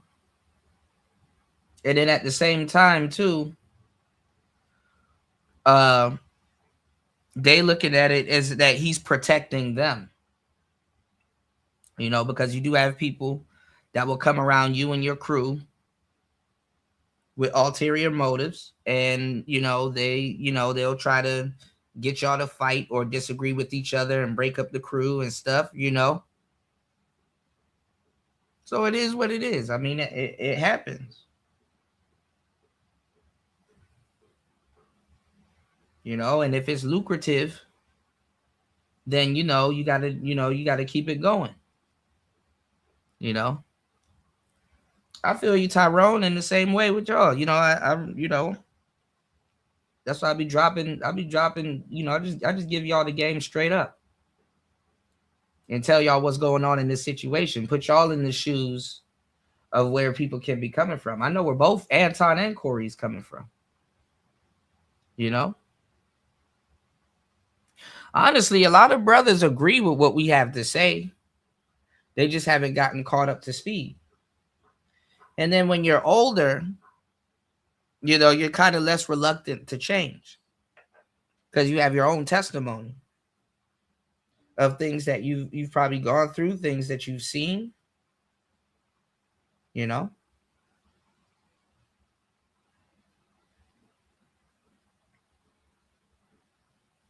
So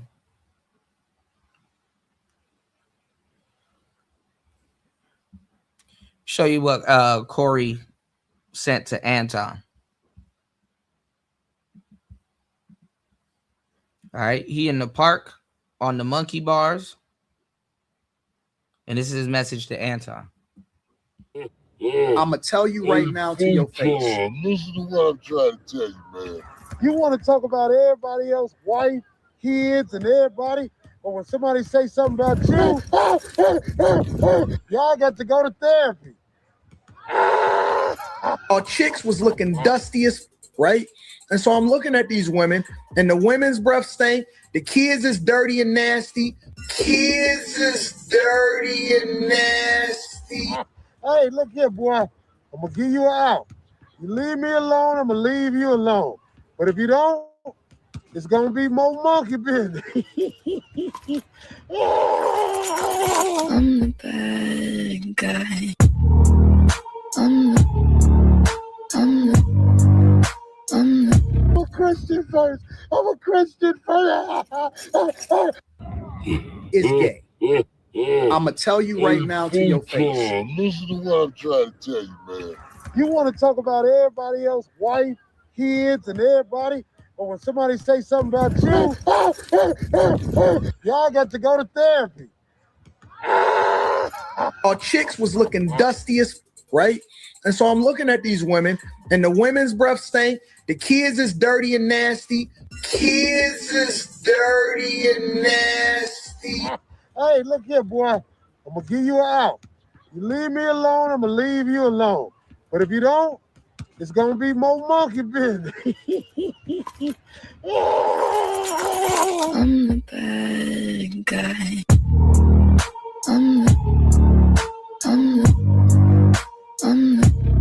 All right.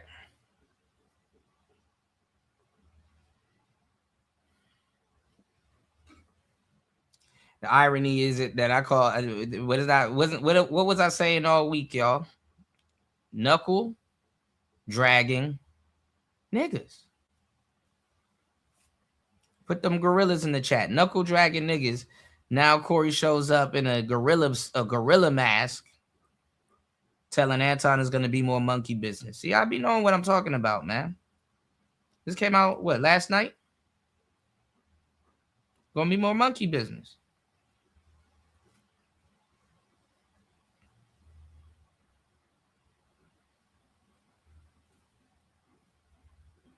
Black people will always say you never go after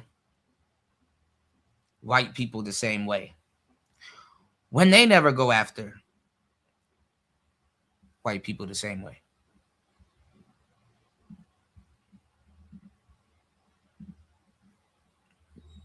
And what's the significance of doing that?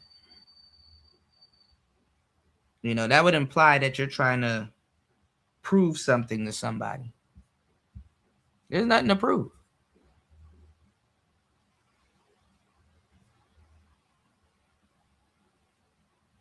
So now people are on a Everybody Hates Anton tour.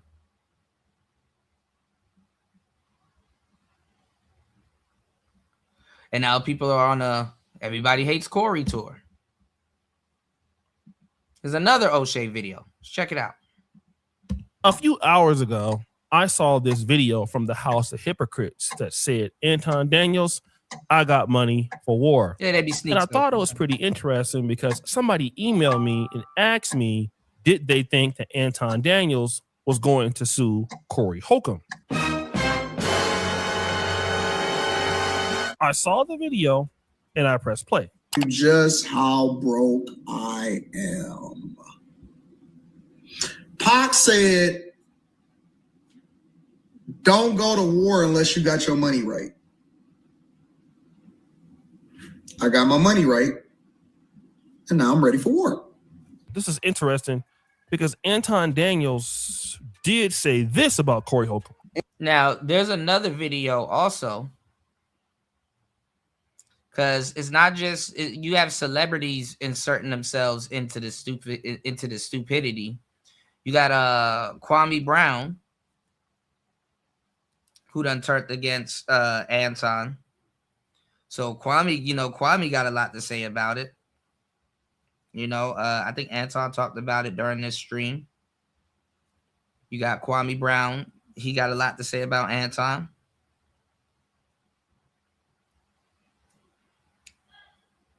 You got so many people trying to be YouTubers now, man, that had opportunities and stuff to be. I just don't get it, y'all. Anybody that's friends with Corey, anybody that hang around that, hey man, don't do nothing, don't say nothing out of pocket. Is a snitch. Is a hoe. He a hoe. He a snitch in every facet of the word. Is a snitch. He a hoe. Now, Anton Daniels called Corey Holcomb a snitch when it came to him revealing to the public that Mika was there or another woman was there that was not his wife. Anton didn't really push back on that, but obviously what Anton is saying there is he got his money right. Yeah, that's that's what's going on. We're gonna talk about it. That's what's going on. You even got people calling out Freezy. Freeze. They said Freezy. That's what Freezy doing. I said, damn. That mean? Now that could be very vague. It's passive aggressive. It's ambiguous. It's a whole bunch of stuff. But I want to kind of get into the framework that Anton Daniels typically uses on YouTube. And that framework is I'm rich, and because I have money, it almost solves everything. Give a because I'm rich too, so I'm cool. I got my own movement, I got my own motion, so I can tell you the truth. And I think that you also surround yourself with people that will not challenge you because you big dog to them. Okay. You big bro. This is the same argument that Anton Daniels used on the Corey Holcomb show. I have money, so therefore I don't have the problems that some of the people here on your show have because they can't be honest with you. But that's not the only time he talks about it. July, August, September, October, November. 196, 187, 181, 170. And we was making so much money just off of the election on one or two channels. Our payouts was so crazy just from talking about Kamala Harris and them. And this is Anton Daniels again showing to the world how much money he makes. Now I can tell you this. Anton Daniels is definitely making a lot of money. He's in the right sector. He reacts to a lot of stuff. It doesn't take him so much or a lot of effort to make all of these videos. He does a lot of clip farming from his streams. So he is literally printing money. I think he kind of learned some of this from Just Pearly Things when he went to collaborate with her a few years ago. And he does it now. Like I said, he's on the right. He has the political bag, the conservative bag he can get into. He has the black culture bag he can get into. And when you're doing commentary like us, money literally can grow on trees. I don't make nearly as much as that. I'll tell you that for sure. I'm nowhere close. But the reality is that the commentary game, you can always stay in it because it's always trending. Okay. And some people who are vloggers, some people who do lifestyle content, it's easy for them to kind of get out of the game. But we're always talking about what's popping. So it's hard not to stay in. Now, despite the fact that Anton Daniels is doing good, it also shows a level of insecurity in how he thinks because he believes his self-worth is so tied to his monetary gains. And on the outside looking in, money is a lot of things. Don't get me wrong. especially if you've never had it, or especially if you're looking to get it and you finally get it, and then you have some level of fame. I'm pretty sure Anton Daniels is recognized all across the country now. I mean, this is a big goal for him, and it's what he wanted to achieve. But here is what money can't solve. The problems that he causes for himself because of the amount of money he wants to achieve. Woo! Now, there are a lot of people who have been sending me information that they believe that Anton Daniels is lying about his daughter going into the principal's office and crying. That's what some people are talking about now, and the timelines don't add up. But here is what I will tell you that must be true. When Corey Holcomb disrespected Anton Daniels' daughter and his wife, it had to be a shakeup. It had to be a big mess.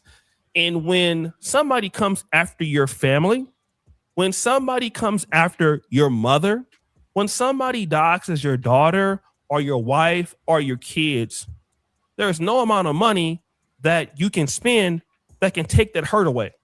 I can almost assure you, when Corey Holcomb put Anton Daniels' photo up there, the first person that had something to say about that had to be his wife. The mother of the daughter, which is Anton Daniels' wife, she birthed this young lady.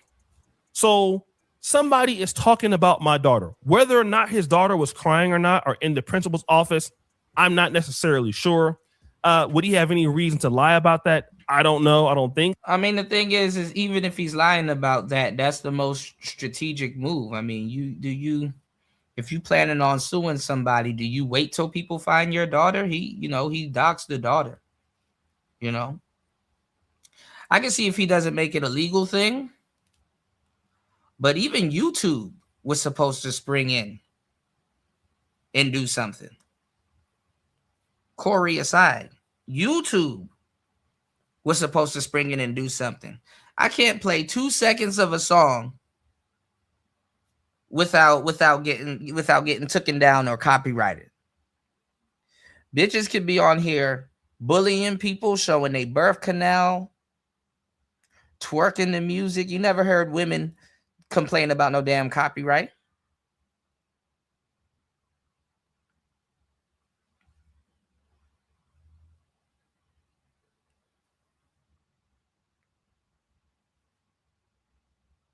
So it's not even, it's like, damn, so YouTube gonna let this ride.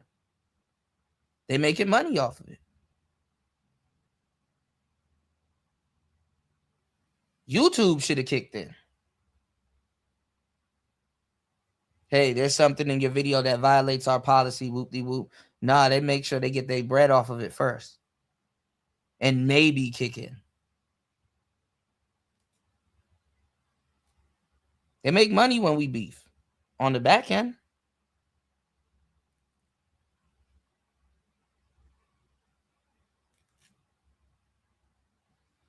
So it's like, why haven't YouTube kicked in?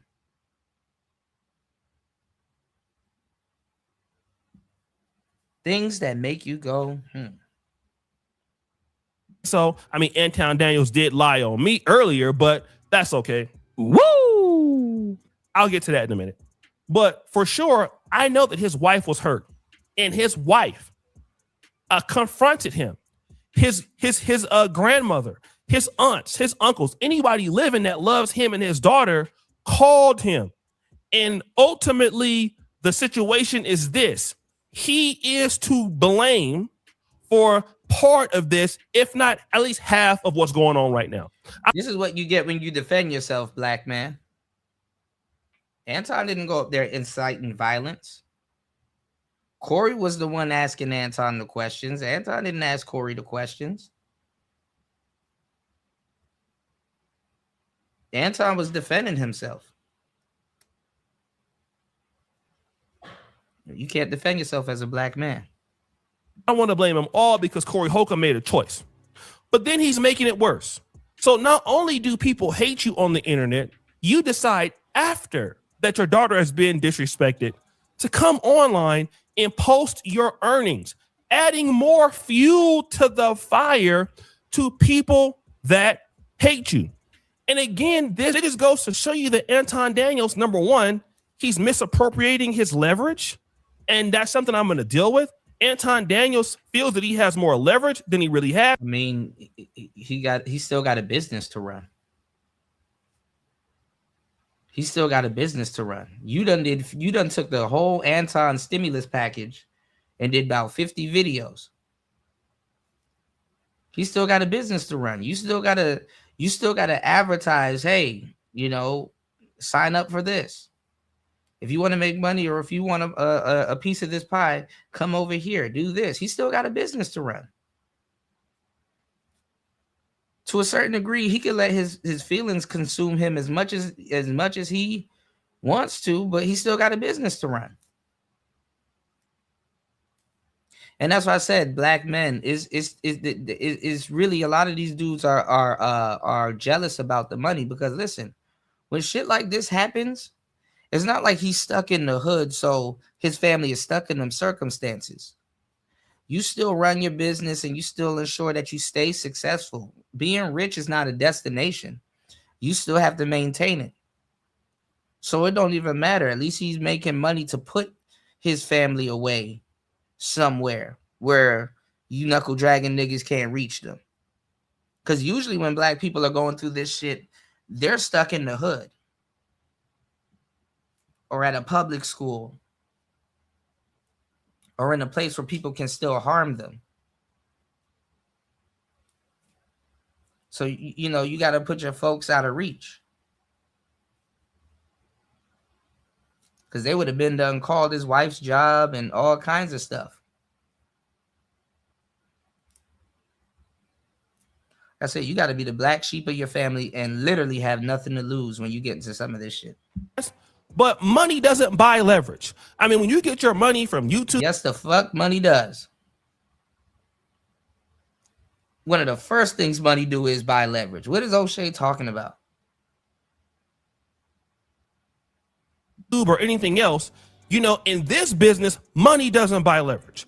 Your perception and see, usually O'Shea is the one telling you that he's the one that got money. Now when you beef with somebody, they take that off the table. Oh, money ain't. Man, please. How people dislike you buys leverage. See, we're YouTubers. The more money that we have and people know about it can actually work against you, because people who work, you know, daily jobs and don't make $100,000 a month, and you make that money a month, and then you have a position in which they hate, they don't want to hear that. You know, they just don't. So what happens is when something happens to your daughter or to your wife, and then you come out and brag about how much money you make, well, then what somebody will say, oh, well, his daughter got disrespected, but it's okay. He got money. He can figure it out. People are already when in reality, Anton Daniels can't. If this is happening right now in his family, there is no amount of money that can remove this pain from what he has caused, partly from getting into it with Corey Holcomb. The way he acted after that, the week after that, causing all of this calamity, and then Corey going back and forth, he's not, you know, innocent either. If he could write a check to remove that pain out of his household as if nothing happened, trust me, he would. He is a father. He is a husband. It's not worth it. But you want so much attention so bad. You want clout so bad that you're willing to prove to the world that you're successful. You have this. You go talk about money all the time.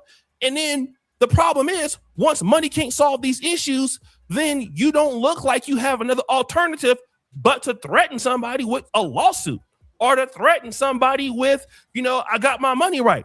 Bruh, it's a lot of people that got their money right, that got more money than you, that don't act nearly as bad as you. Like the people who really got a whole lot of money, that really move and shake shit. And I've met some people like that. They don't really talk like Anton Daniels. Anton Daniels is a dude that got money, a largely new money on YouTube, just like me, and is doing extremely well. In. But you see how he got to throw himself in it? Just like me. He got to throw himself in it. Right, I tell you, jealousy, people can read jealousy upon you. He got to throw himself in it. Oh, boy. Are y'all not enjoying the show? Please support the show. 3 hours and 50 minutes into the madness. Please support the show, y'all. I guess it's getting late. Let me know. Let's go. Like, nobody needs to know that you have all this money and you're just so great because you have this cash and others do not. And so other people are broke. It's almost like you're trying to hide an insecurity as if that money is going to change that insecurity that you have. And it doesn't. And you think that people can't see it. And so you stick out like a sore thumb. So now, yeah, just like your jealousy. Even if you do got to pay for a lawsuit, that's more money and that's more stress and that's more going to court. You just cause problems chasing money that you cannot solve with money. So what happens to all that money that you got? It doesn't change their perception. You just made things worse. If he wants to sue Corey Holcomb for what happened, I don't have anything really to do with that. But the whole idea is because I got my money right is the part of Anton Daniels' problem. And he said, you know, I used to call him and gossip about a whole bunch of stuff. And again, it's his word against mine when you want to talk about that. But before he's even said that, I have talked about it here on my YouTube channel that I have called Anton Daniels and criticized him for being opulent. I've said it before I started to have a disagreement with Anton intellectually. I've said it before. Now the story is, well, you know what? O'Shea Duke Jackson just calls me to gossip. I don't call anybody to gossip for the most part, unless I really, really consider you a close friend of mine. I mean, your whole channel is built around gossip. And you're like, here, admit you're gossiping right now.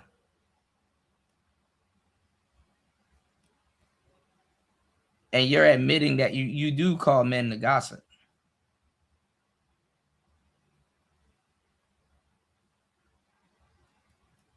He saves the gossip for his best friends. Like, what the hell?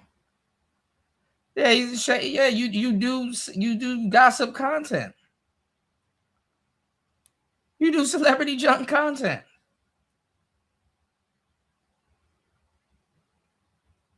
Would it be wrong for a guy to say, man, bro, every time I talk to this guy, he's always talking about other people.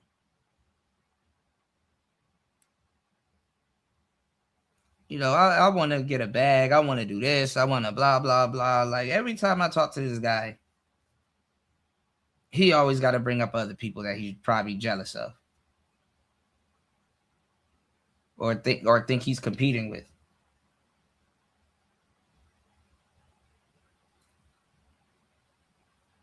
And trust me, you will fall out with people that gossip with you. You know, if they gossip with you, they gossip about you. Trust me. Which I can say that Anton Daniels was not a close friend of mine. Now, could I call and shoot the breeze with people? Sure. I do it with George Macon. I do it with people that I know. But Anton Daniels, you know, we were talking. He maybe talked about 5 or 6 times ever. And it was not just like a buddy gossip thing. It's not like I know him that well.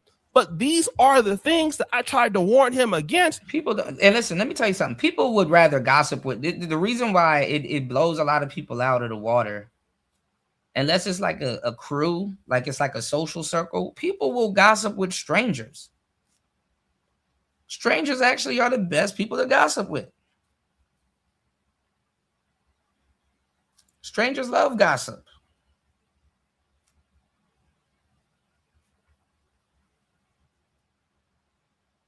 So you don't have to be no buddy. Because when you start getting money, you know, 60, 80,000. I know YouTubers that made $500,000. I know YouTubers that made $800,000 a month. You can feel like, you know, you got that money because you're just so talented and you work hard, and you did.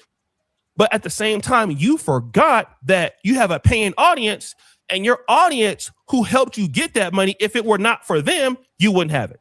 It's the same thing. All of the success that I have gotten in this business largely has been because of my Black audience, who has allowed me to continue to grow, telling me things about myself. It's not everything is perfect. I had to improve. But we forget that we are in this business largely because people support us and take the time to watch our videos, and they have the right to not watch us. It's not like we're doing this alone. We got to keep update with the trends, what people like and what people want. And if we do not do that, we will also be out of the business. So being in business also requires some level of humility It requires appreciation. And I hope and I pray that this situation has at least showed him that money is not everything. It really isn't. And money cannot solve every issue that you have. So guys, what do you think? It's your boy, O'Shea Duke Jackson. Back at it again. This is funny. This is funny.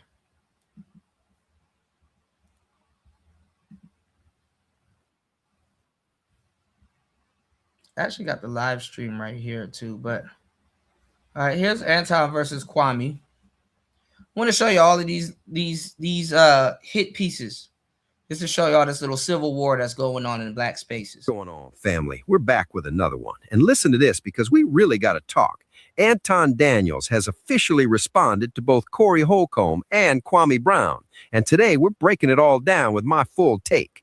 Now, I didn't cover the situation when Corey Holcomb showed the kid, because that crossed the line for me personally. I've got 2 daughters, and that's just not content I'm comfortable diving deep into, especially when everyone else was already covering it. But hold up. Anton did respond to Corey's video, and that viral... I told y'all the daughter dads ain't gonna like that shit. Some of them let it slide. You know. Street clip where things turned into a full melee, saying nobody hates black women more than a black man who puts his hands on one while his friends watch. And he called it sickening that people cheered while his family and underage daughter were attacked. He even warned active fathers to protect their children from the Corey Holcombs of the world, and that post went up about an hour ago. On top of that, Anton is also responding to recent lives and panel content involving Kwame Brown. And while I personally heard Kwame calling out issues on all sides, people in both comment sections have been going crazy during these lives. So yeah, it's messy, it's heated, and we're about to get into all of it right now. Let's check it out. To be on my nuts. It's the honest to God truth. Hey man, I like what you're talking about, bro. I like it. Used to be all on my nuts. All the time. All the time. Used to be on my nuts. All on my nuts. I'm keeping it 100. But I understand that Kwame Brown, after his whole thing with Gilbert Arenas, and from a business perspective, his whole thing with Gilbert Arenas, his whole thing with Stephen A. Smith, Kwame Brown caught a wave. He caught a wave, and that's how he was able to build up his platform to get to whatever his subscribers is. But Kwame Brown hit a ceiling. Because what we all realized was that Kwame Brown wasn't as good as the wave that he was riding. So now, what is he doing? He's trying to figure it out. He's trying to figure out the content side. He's trying to do all of this. He's trying to do all of that. And I respect it. I respect the game. That's the name of the game. He's not able to grow his platform based off of his own analysis, based off of his own content. And so, you know, he do these dusty ass live streams where it's just him off camera. Yeah, because you know me. And it's cool. You know what I'm saying? So Kwame get the stimmy pack like everybody else. But you know what's embarrassing is because Kwame is supposed to be better than the dusty niggas that he's spending all of his time hanging around.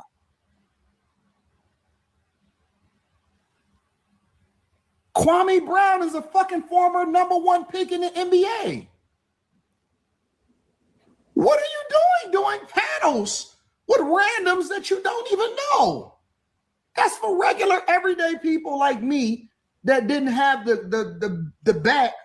I see why Jordan was like, man, this nigga's soft. Now listen, Anton had a whole lot to say right there, and I've caught him on a few live streams myself. The main one I saw was when he was on with Kwame, and they were talking about Bronny James entering the league, and Anton jumped on that panel. He actually agreed with what LeBron did, basically saying the draft was maneuvered and Bronny landing at 55 made sense. Kwame was like, hold up, this is supposed to be the best players in the world. Personally, I'm a basketball player. I played at the collegiate level, so I've got to say I would have wanted that to be something Bronny earned. And the reason I say that is because Bronny was never short on opportunity. He was already a legit gamer, had a solid NIL situation at USC, and was already positioned well. So rushing the process and pushing him straight into the league when it was already attainable felt unnecessary.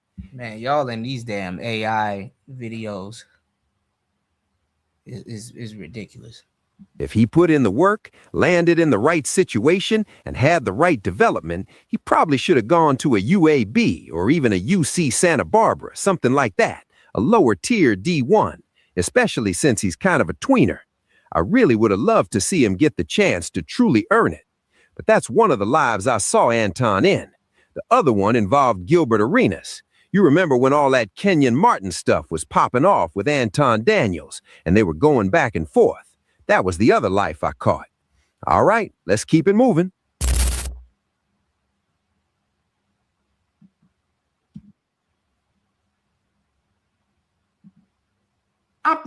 Listen.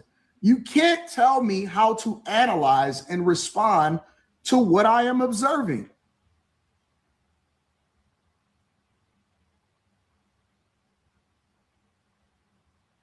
I'm keeping it 100. I don't think that he's a bad person. I just think that he's lost in the weeds because, and of course he's gonna say, I don't need this shit. You know, he's gonna do all of that shit or whatever, so on and so forth. And you know, I stand on truth and I stand on this and I stand on that.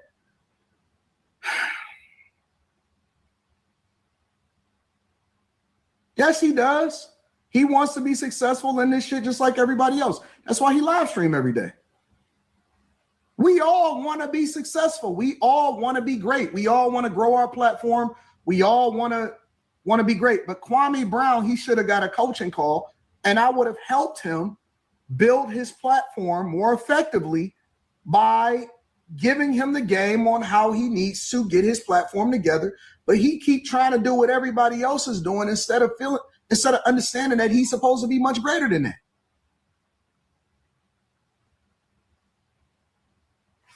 It's the truth. There's no reason why I should have a bigger platform than Kwame Brown. There's no reason for that. Now he really in the dustbin. This nigga he's scraping for the lowest of the low. This nigga getting the worst content creators, all of the ex Fight Club Fallout members, all of the bitter baby daddies, all of the bitter baby mamas. And that's what he's doing now. That's what he's on. I was talking, bro, seriously. I was talking, this is the honest to God truth. I kid you not. I'm not mad at Kwame. Get your money, King. Get your money, King. I was talking, bro, I'm getting text messages from former NBA players and current NBA players right now. Honest to God, on my father's grave.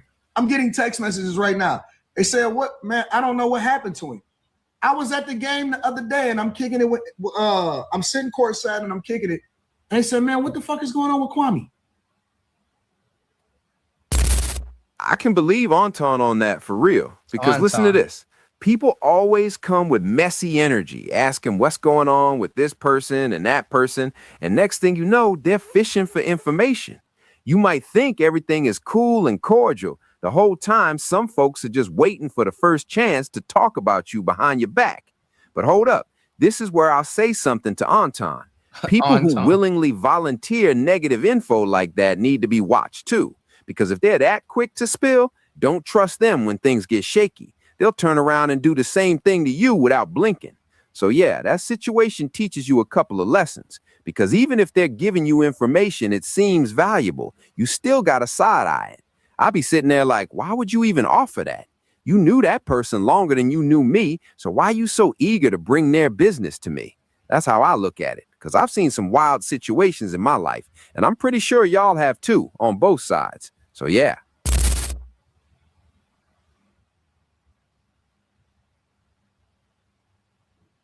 That's what they said to me. I said, man, I don't know. And I've been chilling. I ain't been saying nothing. I've been slow motion. I ain't saying nothing.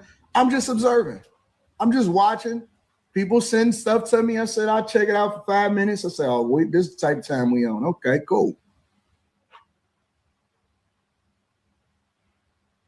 It's cool.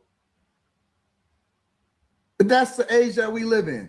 We live in an age where former #1 picks are literally scraping the bottom of the barrel in order to try to get their numbers back up. That's unfortunate.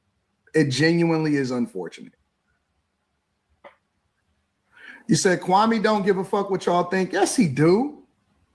Yes, he do. Bro. I'm not going to let you get away with that. I'm not going to let you get away with that. I'm not going to let you get away with that. Listen. Listen, bro. Listen. All of these niggas are super sensitive.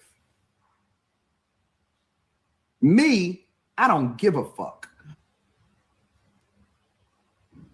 I don't give a fuck.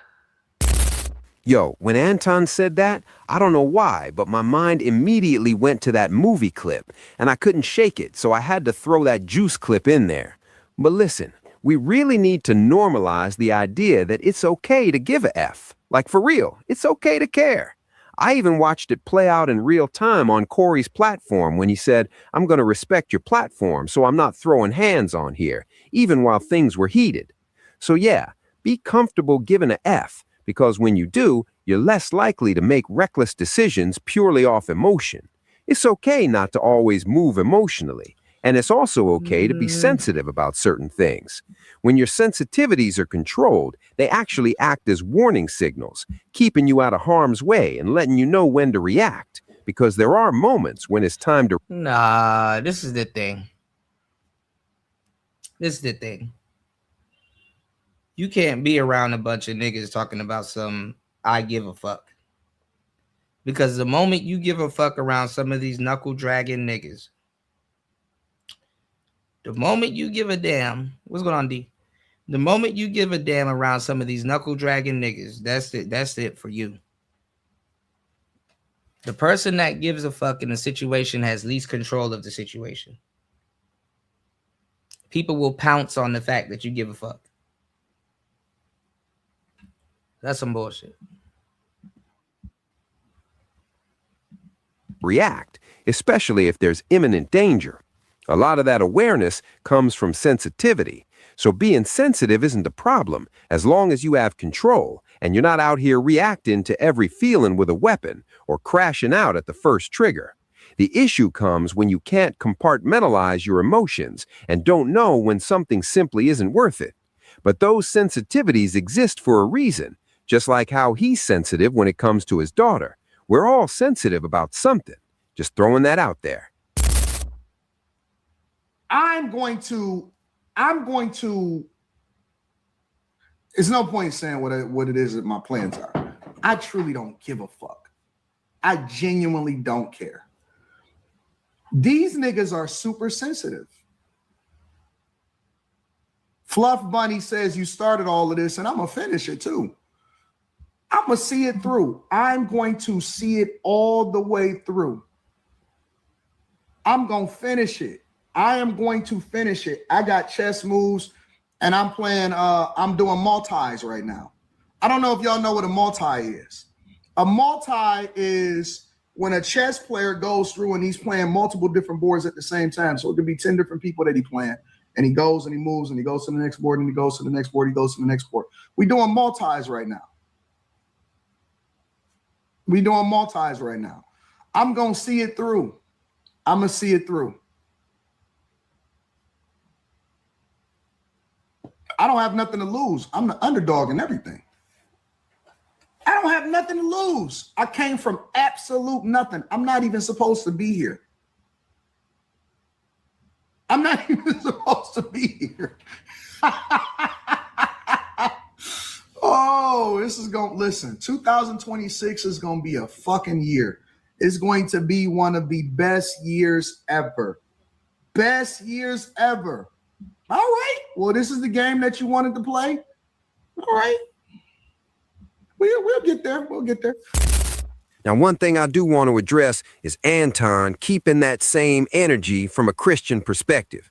And listen, I want to take it straight to the Sermon on the Mount, specifically Matthew chapter 5, because this is something Jesus said himself. He said, if you love those who love you, what reward do you really have? Basically saying even the pagans and tax collectors do that. He goes on to say, if you only greet your brothers, What are you doing more than others? Don't even the publicans do the same thing?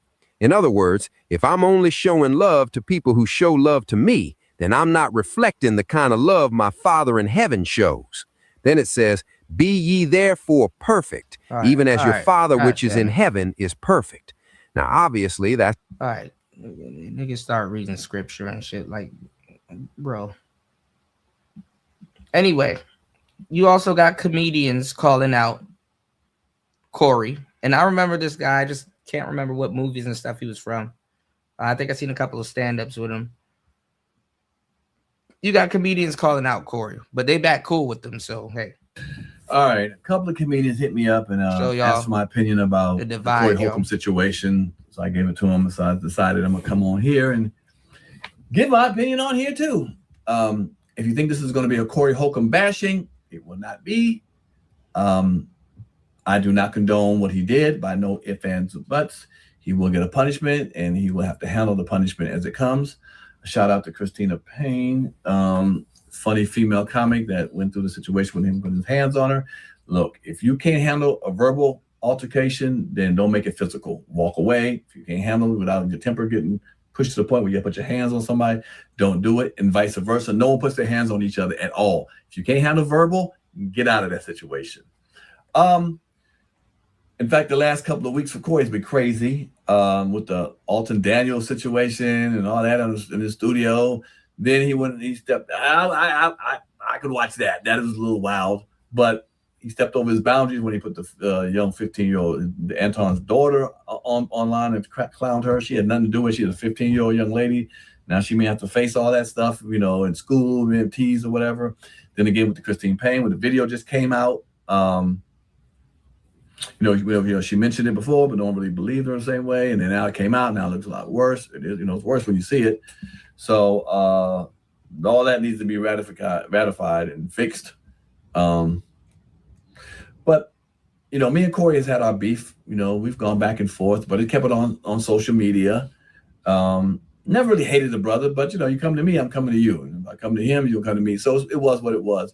But he wound up calling me a couple of times, and we talked on the phone. And the Corey Holcomb I met on the phone was not necessarily the Corey Holcomb. It definitely ain't the one you see online. He has a brand online, and I get it. But the guy behind closed doors that a lot of comics know and enjoy, believe it or not, behind closed doors. You guys don't. The public doesn't really see that Corey Holcomb. But again, he has a brand, and he's going to fulfill his brand to his people who love his brand. There's people out there who love his brand. He sells out venues, so there's people who like it. You may not like it, but that's you. But there's a fan base that likes it. Hell, there might be a comic that you like that other people don't like. So we have a right to like who we like. But I don't want to see him, you know, get canceled or whatever out this business. One is, I'm a comic too. It's a fraternity. We have a fraternity. Us comedians have a fraternity. We've been through the blood, sweat, and tears of this business. We know the ups and downs. We know the struggles and so forth. So we never want to see a comic get kicked out of the business like that. We don't, you know. Now, again, was it a violation of stuff he did? Hell yeah, it was. Should he get punished? Hell yeah. I don't know what the punishment is going to be. He's going to have to handle it however it is. But I'm not going to be here cheering. I ain't cheering for him to get out the business. I don't believe in kicking a man when he's down. I don't find no joy in that. So I hope he comes back and changes it. Maybe there's a different look of it. I don't know. He has a brand. I get it. But I say, I don't know why he won't show a balance. Maybe he might show a balance of who he is behind closed doors and in front of the camera. You know, both can live in the same world. But again, that's on him. He'll do it the way he wants to do it. But yeah, I don't find the joy. I don't find any joy in or celebrating his downfall right now. I'm gonna say downfall because he may rise again. Like I said, I hope he does. And comes at a different angle. But yeah, this outside of stand-up comedy is getting ridiculous, man. And we can't keep pushing the envelope that far. You know, something's gonna happen really, really bad if we keep continuing supporting that and cheering it on. It has to stop. It should stop. It should stay. You can be vicious with your mouthpiece, you know, just talking crazy. You can be that way. But physical or bringing people in situations that they ain't part of, that ain't what we about, man. And I think he's funny. I think Corey's a very funny comic. Yeah, is he crass? Yeah, you know, I got a part of me that I like crass humor too. And obviously he has a big fan base that likes it too. So, you know, he can feed them his humor. I'm gonna pray for the brother. I'm gonna pray for you, Corey, man. I really hope you get better, you know, or just change something. We're gonna see how it comes out of it, man. Because the way you're going now, brother, it ain't gonna last long. You know, we see how far it's gotten so far, and it's gotten to the hilt. It's gone pretty big, man. So, like I said, I know him. We talked on the phone. Cool brother, but again, sometimes we be put in situations. I think he was put his back was against the wall after the Anton Daniel situation. He came out slugging and swinging and acting in all kind of ways and trying to prove it worse. But I don't think it was that necessary, man. So keep your head up, brother. You going to pay for that. Put them hands on that young lady. You gonna know that, and you should pay for that. And then some of the discretions you did. But do what you do, man. I'll see you around, brother. All right, so you see, that's the response. I mean, obviously they had beef before, but that's a response from fellow comics. You know what I'm saying? So there's a difference between people that's in the business that has worked with him and understand what he was saying. Now a lot of these guys. Corey has an older audience, a lot of the Gen Zers, they don't know about Corey. I would say that my generation is a audience of Corey. If you were around or you remembered Comic View or you did a little bit of research and stuff, definitely Gen X, Gen X for sure. You had another YouTuber named Yalem Stacy, and I played a video for him for you guys. And there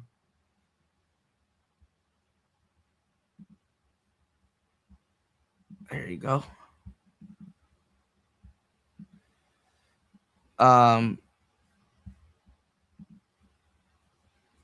He was on Corey's side in the beginning of his video,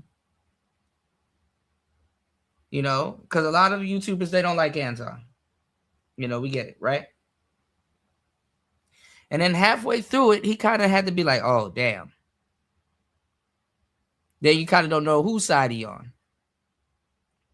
And I think he put this out recently, but check this out. Oh, man. So we still got some aftermath in regards to the situation between Anton Daniels and Corey Holcomb. All right. And I told y'all how a lot of people in my comment sections, their reactions was like this, man. Dude right here says, how I wish the conversation between Corey Holcomb and that raccoon whose name I don't know would have went. Both of them hitting each other and knocking each other out to satisfy a lot of folks, because Corey Holcomb is very controversial. Anton Daniels is very controversial. So people just wanted to get their itches scratched some type of way from that altercation. But many people do not agree with the way that Corey Holcomb handled things, especially with his threats of violence. They feel like he was showed up by Anton Daniels. But this situation makes things even worse, man, even worse. So footage came out today of Corey Holcomb punching female comic in the face, all right? So I'm going to play up until the point of the punch. Y'all know we can't show too much all the time on YouTube due to the guidelines. But that's Corey. This right here is Christina Payne, all right? So they have an altercation. She seems to be very animated. We don't have any audio, no audio. And then Corey's sitting back. He opens his hand, walks up, and then mushes, all right? Mushes it right there in the face. It ain't a punch. It's a mush. Right now, all this is blurred out. But people came to defend. Neither is acceptable right there, but all that went down. Since y'all can't see everything, he did wrestle with another dude. I will put the full link in the description for this video if y'all want to see the whole video if you haven't seen it already. But watch it and please come back because we have more to discuss. But all right, if you back, let's go ahead and keep this thing pushing. So it says that Corey Holcomb video wild because he ain't even swing on dude ass, only the lady. Dude is referring to Anton Daniels. Dude says, I watched Corey Holcomb in real time dodge a fade from a nigga, then punch a woman a week later. Dude says, actually, he punched a woman in 2024, then dodged the fade, but carry on. So the lady right here speaks about it. Let's go ahead and see what's going on. And this conversation that she having right here was in 2025. She's speaking more today, but we're not going to cover all that. Let's see what she said back then. Now, the story story is being flipped totally about the truth and what happened. That you hit him. That's what now I'm hearing is word on the street that I'm an attacker now. Why do you think he's saying that? He doesn't want to go to jail, probably most likely. I mean, it is an assault. Yeah. And at the same time, there are witnesses who saw what happened, but he also has people who are willing to lie for him as well. Yeah. And is there camera at the Laugh Factory? There's cameras all over the Improv, and that is the footage that we're talking about. Footage shows Corey Holcomb reaching over 2 people and punching me out, and my whole head goes back, and it's a whole horrible whiplash thing. It's horrible. It's like he punches me at 30 miles an hour over the security guard and another person who's trying to keep him away from me. Right. So it's horrible. When you see it, when you see the footage, it's going to change your life. Why do you think he's lying? All right, baby girl, he did mush you, but he did not punch you at 30 miles per hour. She didn't get no whiplash. That's why you should. She didn't get no whiplash. Her head didn't go all the way back. She was still conscious, but she had to put the extras on it. If you want to win a case, you got to put extras on it. You got to lie. That's the American justice system. There really ain't no justice to a certain degree. Lawyers get people that in cold blood kill people out of jail all the fucking time.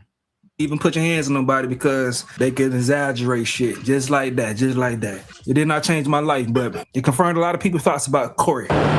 He doesn't want to get in trouble, / he just got put on a new tour. So, of course, there's money that is going to be made, and I guess he doesn't want to lose it. And then he's saying that I'm trying to, mess his career up or whatever, but it's like... Where did this beef start? Like what? Where and when? Yeah. Well, and why? From 12 years ago is more from when it initially started, when he wanted me to be his co-host on his radio show. And I flew out here to come meet with him, and he got me a hotel room and then was mad I didn't let him come upstairs, and he wanted to have sex. And I was like, no, sir, I'm sorry. I don't mess with married men. I'm sorry. So after that, he had nothing to do with me ever again. Years later, I'm doing comedy and succeeding, and now he's mad. Right. So last June, he jumped into my conversation. I ain't gonna let this shit slide, bro. Hey, ladies, y'all gotta stop saying like that. When y'all turn people down, just say, I'm not interested in you. Stop putting qualifiers out there. I don't mess with married men. That's gonna make him try to come up with a comeback for that. Just say, I'm not interested in you. Like, I hate when women are approach when they have a boyfriend and they tell a man, I'm sorry, no, I have a boyfriend. I'm sorry, no, I have a husband. Just say, I'm not interested in you. That's it. You say all that, it's gonna make it seem like, if I didn't have woody woody woo, then you may still be, interested. I'm not interested in you. That's it. Having with another comedian in June, late June, he said, then I will super sock this.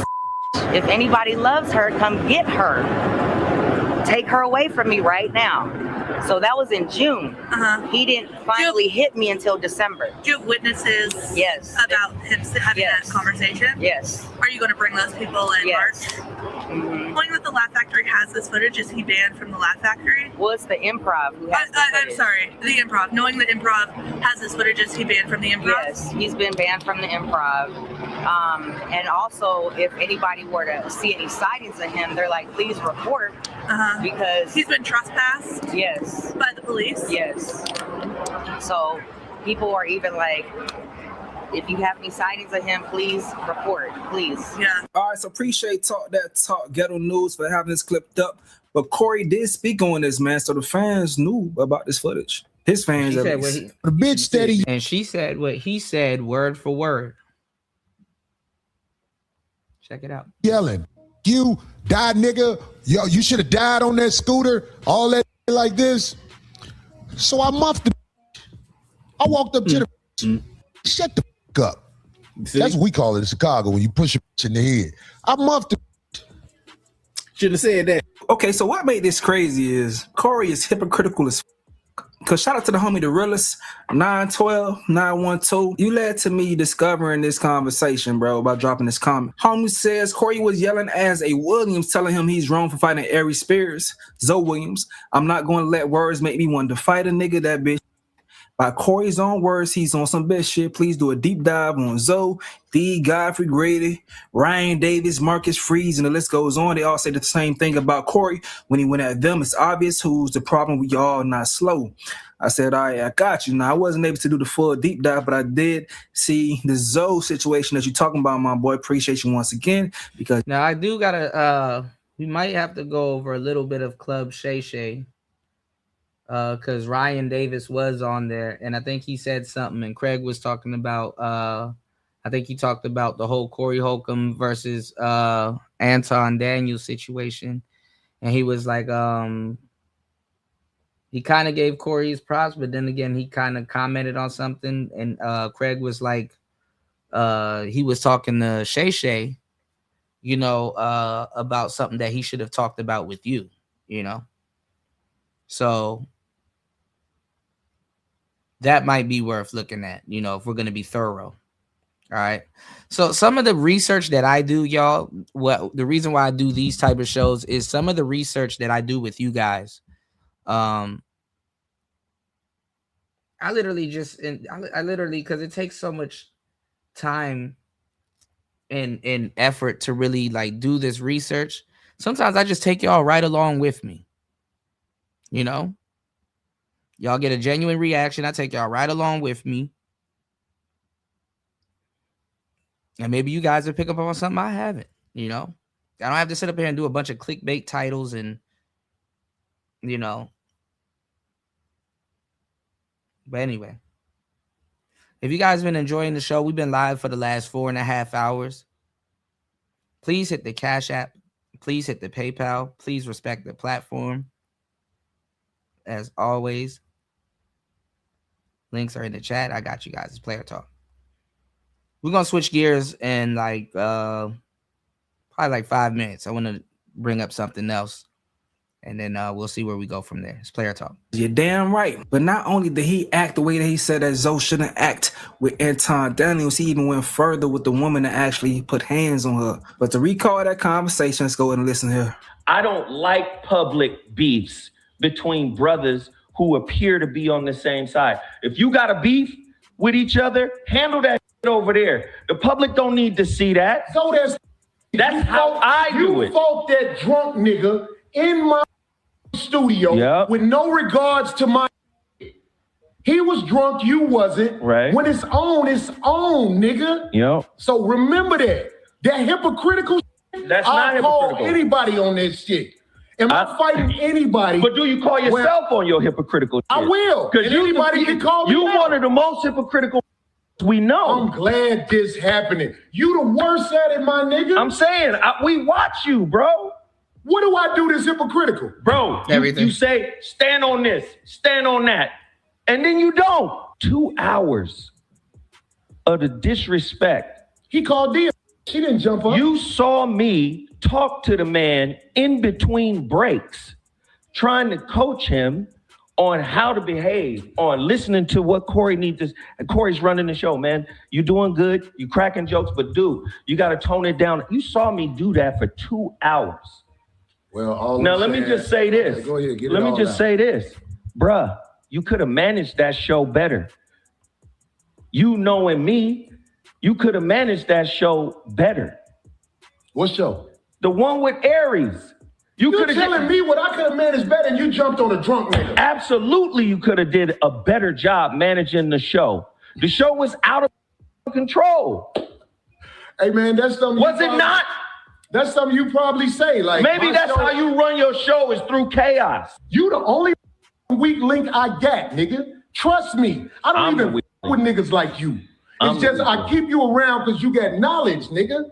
But I don't have no weak niggas around me, no niggas who get mad and be ready to fight everybody because something is said they don't like. That's behavior. Bro, now we gotta look at Zoe. Because they don't like what was said. All right. I'm your weak link. We Show good. the fuck in. We good. Need we say more? Man, I ain't got no damn dogs in this fight, man. I am just watching and reacting and seeing the things are consistent, bro. The hypocrisy is always gonna be called out. I don't call for cancellation. Cancellation does not work. Corey Holcomb's fans have seen all these things. They've heard all this shit already. They still rock with him. They don't care. Reason being, in this content space, you end up finding like-minded individuals, and that's who you watch. That's who you rock with. Corey has found his tribe. That's how they work out. Now, Anton Daniels is using the situation to virtue signal, saying nobody hates black women more than a black man who puts his hand on one while his friends watch. To think there are monsters who actually cheered him on while he attacked my family and underage daughter is sickening. Active fathers, protect your children from the Corey Holcombs of the world. This is what we call performative, bro. Also, dudes immediately jumped on Corey when he mushed chick. But so this girl right here says, so you don't care about anyone else's kids, just yours. Got it. And stop acting like you care about black women. Your entire identity for the last 5 years has been belittling black women. That man should have not said that about your child, but you're no better. F your kids. Men don't care about your kids. No one cares about your kids. Woody, woody, woo. We've been calling out black men for the last several days, condoning what happened to the kids. But I'm not gonna lie, you got black women saying the same shit too. I've seen several sisters say it. So hey. Dude says, take your own advice, Anton. Don't be a part of the victim Olympics. Asante Samuel steps in saying, bro, he impeded your space. You had a perfect chance to stand up for black women and swing on them, but failed. And yeah, man, a lot of people saying what they gotta say. And it all comes back to this clip right here. You see, and everything I told you comes full circle. I told you it wasn't about Anton being anti-black. It's about black women.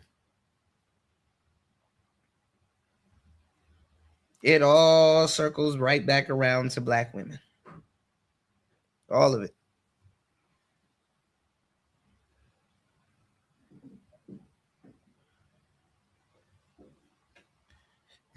Yahtzee.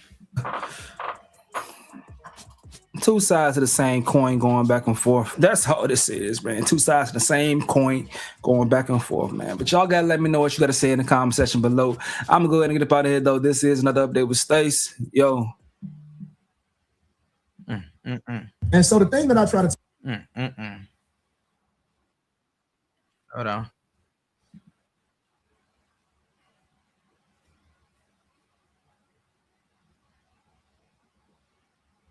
All right. Hold on, y'all.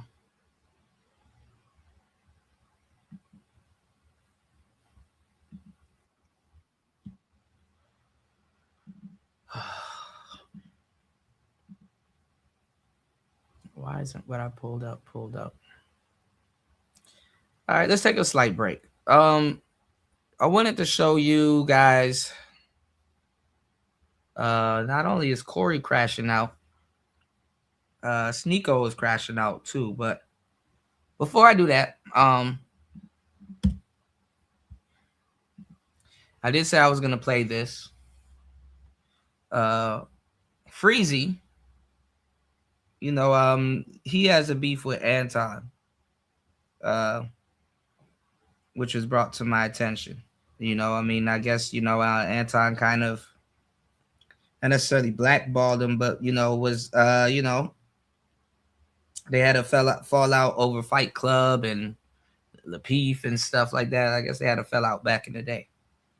So Freezy isn't the biggest fan of Anton, you know, and, you know, anything he got going on, you know, Freezy going, you know. So that Corey Holcomb response that I showed you, with the gorilla cage and stuff like that, it was put on Instagram, I guess, before it popped up on YouTube. And I guess what Freezy was saying was that it was a clip used from his videos. So he's saying that that Corey Holcomb, there's a good chance that Corey Holcomb watches, you know, No Captivity with Freezy, you know, Freezy's show. So this is what Freezy had to say.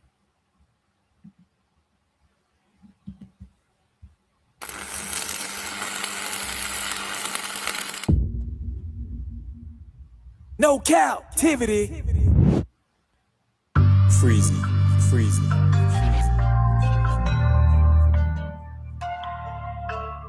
Corey Holcomb found out about my video. Corey Holcomb found out about my video and reacted to it. And this could turn the tide and shift the entire Anton Daniels and Corey Holcomb feud. Especially since Corey's been heavily criticized about showing a photo of Anton's daughter and a video of his wife. But hold on, Anton said he would never go after people's families. No nonsense. For Life Rocky K says, what up, AD?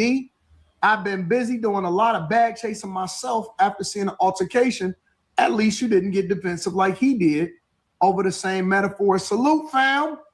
Nah, I don't go after people's families. That's not my play. Just in case you haven't seen my video, let me catch you up to speed.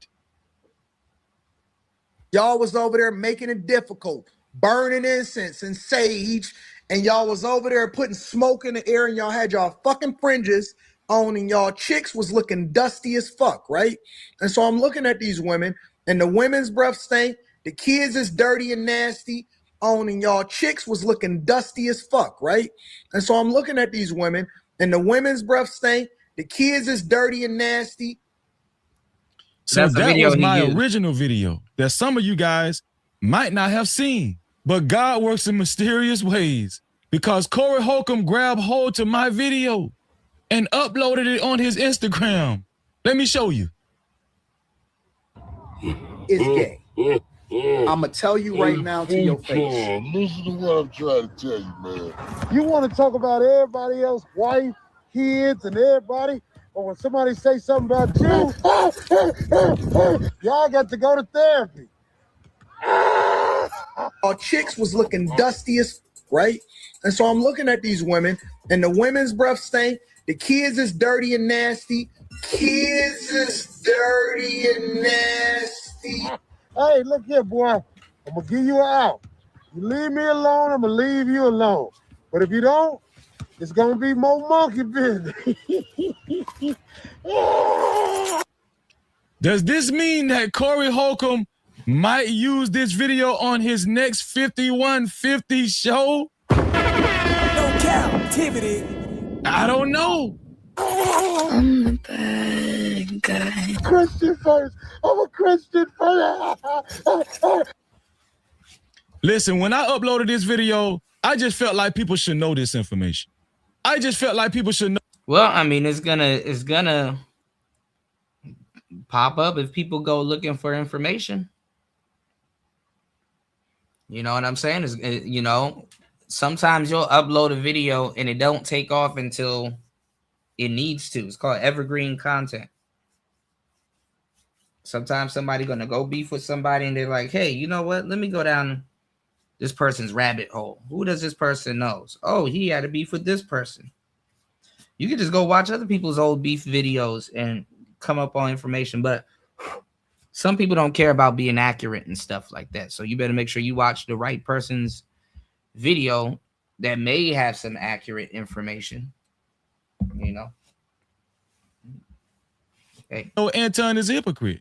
But I never thought in a million years that Corey Holcomb would see my video and grab it. Will he use this video on the next 5150 show? Well, listen, I would like for anyone that watches this video and can't stand a hypocrite to try their best to send this video to Corey and let him know I'm the one that uploaded it. After all, not only did I upload the video, I used to work with Anton personally, so I'm a good judge of his character.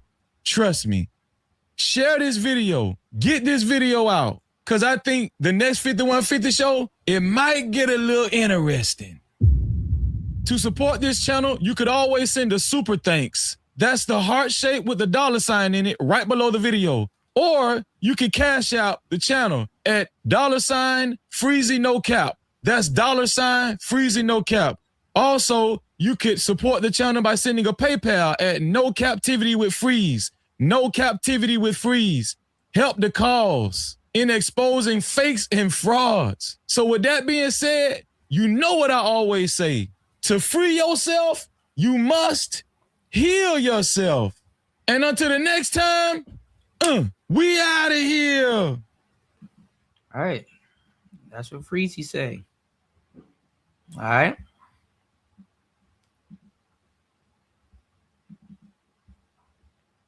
You got Crank Lucas right here.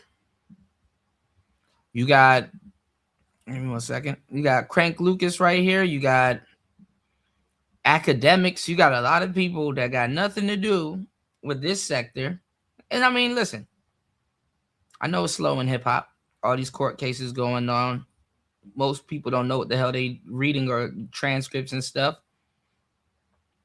You even got O'Shea saying Anton is the new Tommy Sotomayor. You got Pearly Things talking about some Anton, you know, is experiencing black fatigue. Just a lot of shit. Just a lot of shit. All right. Well, before we get out of here, we're going to do a doubleheader. I want to show you guys this. I remember when Rollo Tomasi first got to the red pill space. And he wasn't red pilled at all. You know, the guys that crowned him and I guess championed him into the space, he was calling them losers. And y'all already know the rest. You know, he's calling them losers and all kinds of stuff, you know. But Rollo's been red pill for a while now. And I don't know what Sneeko did, but I guess he's talking about it here a little bit. I heard a little bit of it, and I'm like, all right, let me stop it and throw it on the show or do a show about it. Sneeko's not red pill. Andrew Tate's not red pill. Andrew even denies being red pill. But if you got a group of guys that's going to push your content and you can sell your content to them and whatever, might as well, right? So, hey, let's see what he has to say. So he's giving actually Andrew Tate shit for being red pill in this clip. Red pill is that exactly. Because what transcends the red pill, you got to follow God.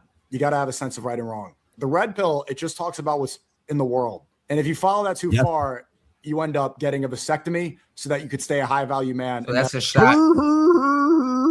So I think that's a shot at Rollo, because Rollo's the only person that I know in the red pill telling guys to get a vasectomy.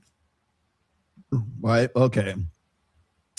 Once again, we're going to use that fucking tweet over and over and over again ad infinitum, because that's the only thing that's going to that's the only thing that plays. That's funny because if you look at the chat, that's right on the side there, it's like, you don't know what the fuck you're talking about. And even Andrew Tate is not red pill. In fact, he's disowned the red pill for quite some time. But he's mouthing off about the red pill like he knows what the fuck he's talking about. He simply doesn't. And again, and then he's going to play the God card on top of that. This dude changes religion like he changes his fucking clothes, dude. And that's the one thing that Fresh has always had a problem with Sneeko is he's a flip-flopper. He just it's one thing to be a clout chaser. Mm-hmm. It's another thing to be really overtly a clout chaser. It's like saying a woman is a gold digger, right? Well, they're all gold diggers to some degree, right? Mm-hmm. But the ones you call gold diggers are the ones who make it fucking obvious, right? This is Sneeko is like a gold digging chick is what he is. It's all he's clout digging is what he's doing. Let me put that back up. Ever impregnate a woman because the world is doomed and you shouldn't have children, and a high value man is not going to be a simp to a girl that's going to baby trap him. Okay, so that's not what I said whatsoever. If you would want me to clarify, I'll be happy to clarify. The thing is when I did that tweet, I was actually responding to Brandon Carter, who was talking about how to be a high value guy, you have to put yourself in a mindset where you have to farm everything out. And I'm pretty sure he has a high opinion of Brandon Carter. I'm pretty sure he has a high opinion of some of these other guys who sort of follow this same Brandon Carter philosophy, which is if I can farm it out, if I can, if I don't need a car, I don't need a wife, I don't need any of the stuff. I just get to hire a maid. Somebody can go get my groceries for me. Anything that I would necessarily have to do that takes me away from what I would do to generate money.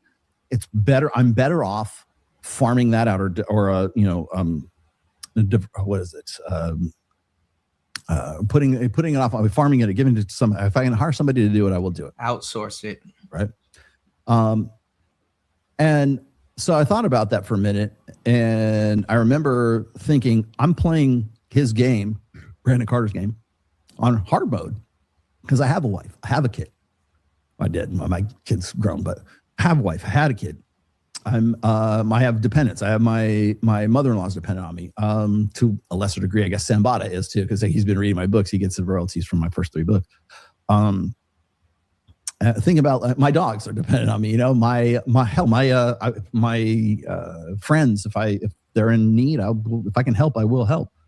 My nephew, trust me, I've helped out financially quite a bit. Right. So I'm thinking about this. And I'm going, if I was an asshole, if I was just a fucking dick, I could just say, you know what? I'm divorcing my wife. Fuck all you got. Fuck you. You're cool. Fuck you. I'm out. Right. I could just simply just pull up stakes and do that. Would you respect me more for doing that? Would you think I was a better dude? Would I be like, would I get some hoes? You know, where does I go? Oh, there. Like, man, bro, I don't get no hoes, man. But if I did, would you have more respect for me? Would you think I'm a cool guy? Oh, Rollo divorced his wife, and he just basically said "fuck you" to all of his responsibilities. Yeah, he's a great dude. Awesome. So that was sort of the germ of the idea, and I thought about it, and I go, if you want to, the fastest way to become a high value man, and this was me responding to Richard Reeves too, by the way, is to like don't get involved, avoid family ties, avoid marriage. Get a vasectomy. That was number 3. Get a vasectomy in your 20s so you can avoid the baby trap that Fresh had to deal with. I remember when he was sitting across from me and all that shit was. All right. I mean, listen. Let me give y'all some red pill game.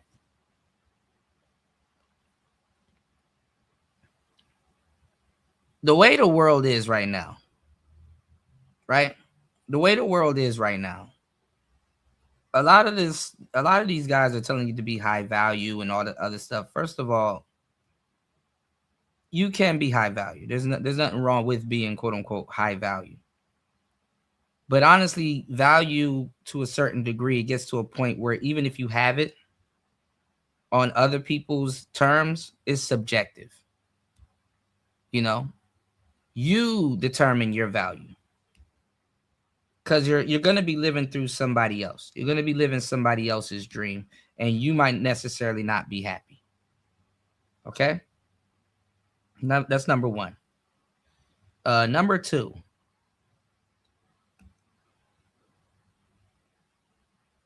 Value is demonstrated.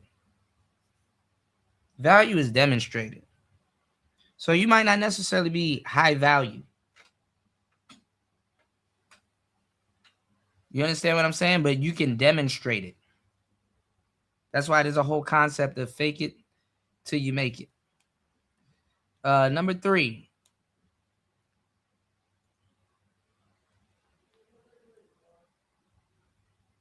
There's so many beta dudes that being a quote unquote alpha male,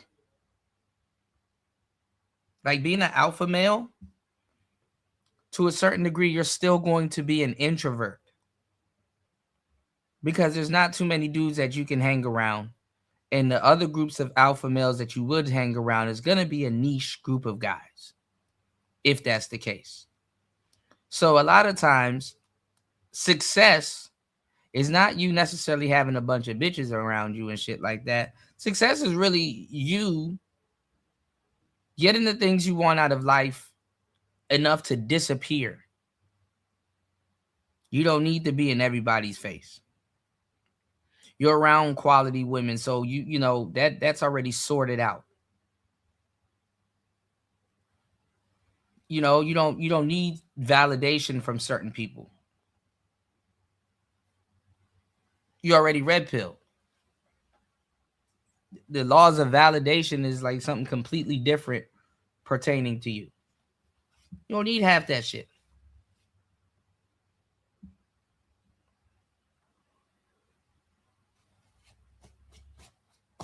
Even sigmas, you don't need that shit. So, like a lot of this stuff is just you know,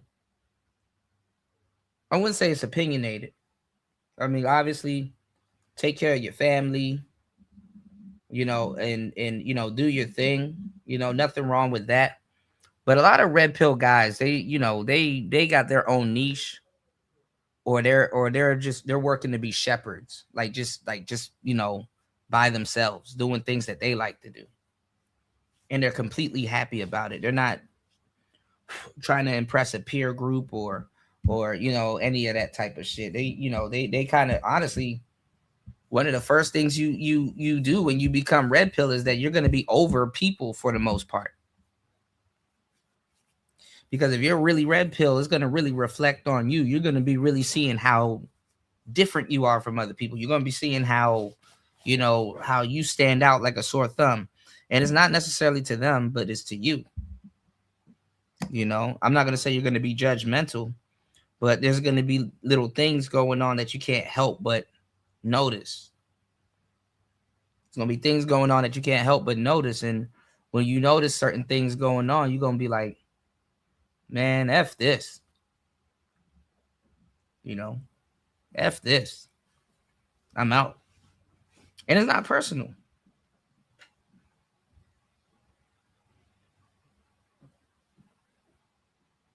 You're not destroying yourself to be around people. Men are completely fine with being alone. That's why they try to tell you, oh, there's a whole male loneliness epidemic and the red pill's at the forefront of it. Hell no. He wants peace. You're gonna want peace. And if it comes at the expense of being alone, whoop-de-doo, so be it.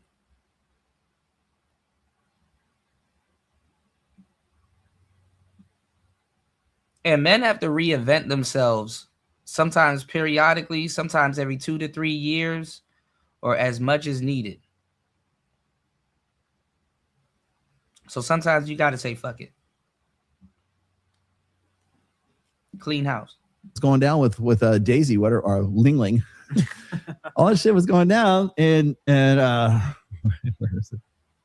God wants you to have a baby. Remember?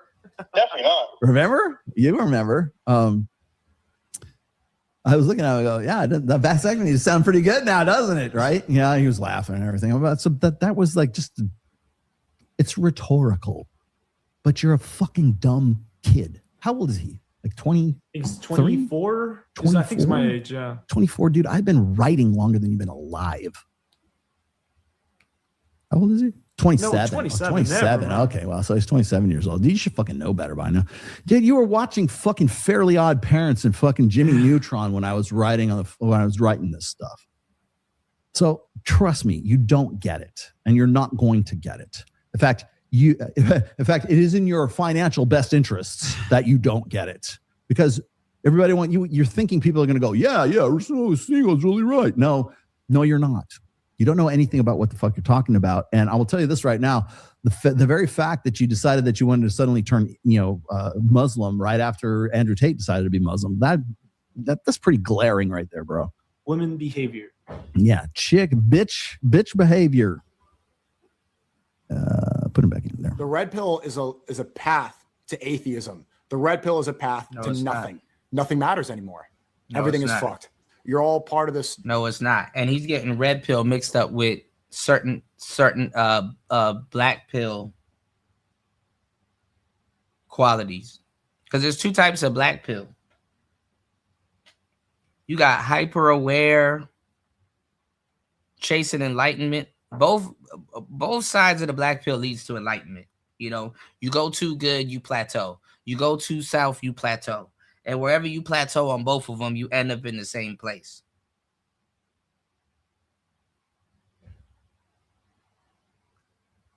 You don't give a fuck. long enough to give a fuck. And then you give a fuck long enough to realize nothing matters. And when you meet, and when those two, when one of the two intersects, you end up in bliss. Either way, it's a release.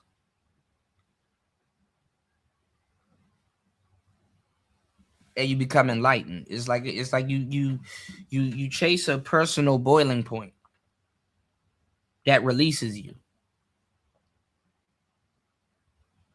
So you don't know what he's talking about.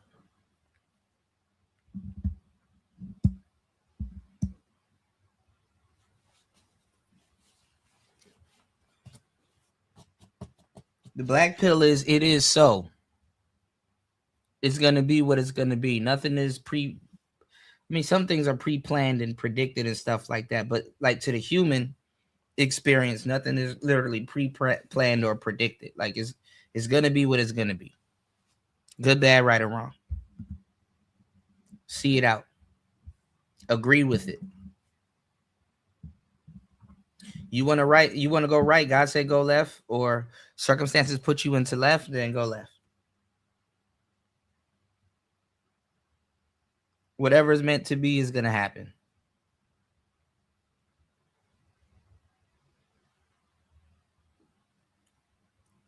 You know, control what you can control, but you're just not going to really resist. You know, system. It's all rigged against you. That's what the red pill will tell you. No, that's what the black pill will tell you, dumb fuck. That's a real black pill will tell you. I don't know if you know this, Nico, but I actually wrote a book on religion and how the confluence of red pill dynamics and intersectional dynamics and praxeology of the red pill being set apart from you're correct in that assumption. The red pill as a praxeology is set apart, is irrespective, unconcerned. It is devoid of any moral understanding, any moral implications. That's what throws everybody off.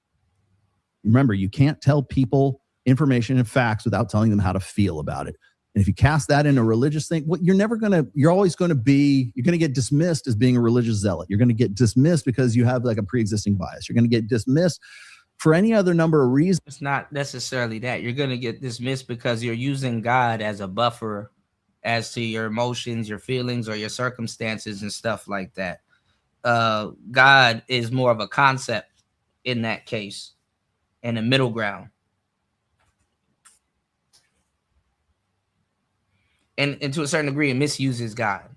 You're misusing whatever your concept of God is. Because you can't get past that part. It has to be good. It has to be bad. No, it doesn't. This is I've had this conversation with Andrew Wilson. I think Andrew's kind of come around, right? Like you have to understand that the red pill in its sort of ideal form is unconcerned with morality. It's unconcerned with was this right or is this wrong? Is this good? No, it's the information you can make those value calls from if you want to. Right. It just is. And in some cases, like people might come to the conclusion that, well, women are evil because they can't love me the way that I want them to love them. Well, you can choose to look at it like that. Or I don't know, maybe you can be in a 30-year fucking marriage with a kid and have a very loving, sex-filled, fun-filled, marriage such as myself. I was going to point this out, man. It's like when I was in the hospital, my wife has been here with me the whole fucking time. Like she doesn't want to leave my bedside. Are you fucking kidding me?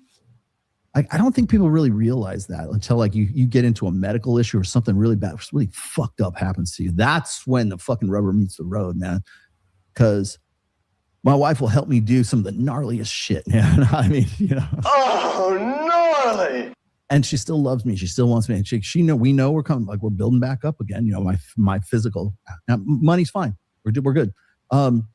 Relationship, fine. We're good. I got zeroed out physically because of this surgery and everything. It was just fucking bad luck. It's through no fault of my own. But my wife is there. She's been there with me the whole time. And she just, if anything, I think she's just sort of like restless because she wants it to get me to get healed faster so we can do fun shit, right? But that's when you're going to find out who is like really on your fucking. So you want to know if you have a ride or die chick, go to fucking surgery and see who's like waiting at your bedside when you're in recovery. None of Tiffany Fox was not there. Tiffany was not fucking there, right? But my wife was. And that's funny. I was joking because Mike had surgery that same week. Yeah. And I stayed so long in the hospital. I was actually thinking about this. Like, maybe we could do a show together. We push our beds together and we could go do it from the hospital room, right? And we're just sitting there. We have like all these bitches hanging around us and everything. Oh, right. So what do you think about throwing, feeding us grapes and shit like that? I think that would be a funny as fuck. Oh man, I'll tell you another thing that's funny. Did Rolo's wife sleep with Glenn Lawrence? No. But I do know who Glenn Lawrence has slept with. And I know that Coco knows now who he has slept with. All right. So yeah, he gets into that. Yeah. So maybe we're gonna cover that on another show. We'll probably cover it on another show. There's just a lot of stuff we got to get around to. Definitely got to cover Pearl. Getting into it with the feminist girl that used to be on the Young Turks. I knew I seen her somewhere before, but I just didn't know. So apparently she was a part of the Young Turks, and they flip-flop all the time too. But yeah, the whole feminist ideology is goofy, stupid. There's really no such thing as being egalitarian. When you got to get a group of men to care about your rights and you got to get a group of guys to care about your rights and what you got going on, and hey, make it easier so we can get in, and when what I'm saying is that as guys, you could just go about your life not giving a fuck to a certain degree, and you wouldn't be wrong, but like now, just like you have to care, you have to, hey, don't nuke that guy over there because there's animals and people. Hey, don't do that. This person has a family. Hey, don't, I'm just saying guys can go about the world not giving a fuck, but the fact that you got to stop and be like, hey, let me make sure she's okay, let me show some compassion, let me, of course you got to give a damn, and then at the end of the day, we're in a patriarchy. You want somebody to give a damn about your children. You want somebody to give a damn about your daughter and your son, and you want people to give a damn. And when it comes time for people to give a damn, you hope they give a damn, wish they give a damn.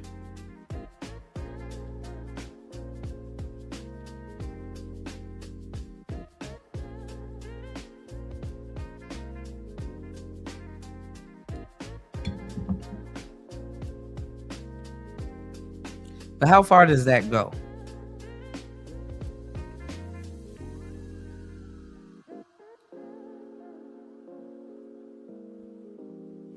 Anyway, that was today's show. I appreciate you guys for hitting the like button. Shout outs to War Master 1000% for sponsoring today's show. We're going to do a double show. We might do a quarter of, fake YouTube with this whole Anton thing. Shout outs to everybody that hit the poll, 20 votes. 25% is needed conversations. 15% is bad, dividing the culture. 50% is neutral, just content. 10% is I'm still watching both. I don't want you guys to be messy or anything, but let me know also. I could probably craft a poll if you lost respect for any content creators that, clickbait, or had to renege and double back 40, 50 times on this same topic before they actually got to the point or put two and two together. You know, a lot of these content creators have a horrible time of doing history, you know?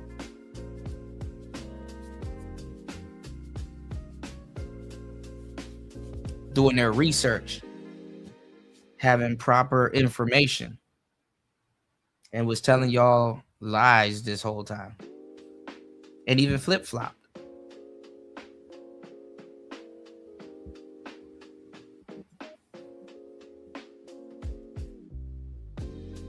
Even the exposed channels.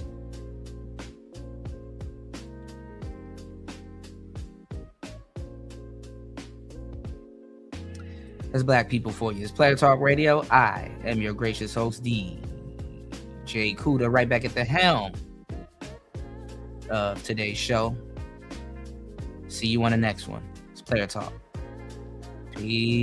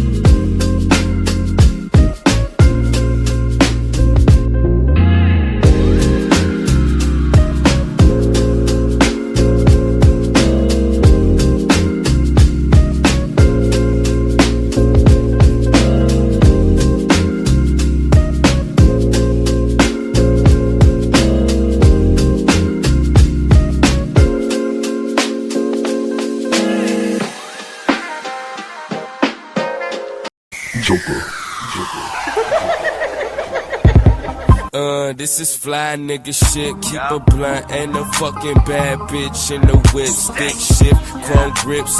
Speeding down 80 toes, shorty don't trip. She think I'm fucking crazy, no baby, I'm the shit. And that's the way I'm made. Born to fucking shine, but we living in the shade. Money on my mind, it's time to get paid. Staying on my grind, saving every dime. California Kush while I'm vibing to Sublime. Chilling with your crush, tequila and some lime. Your girl has just been stolen and it's really such a crime. And yes, I pleaded guilty and I'm about to do the time. Brand new whip, touch screen is in the center.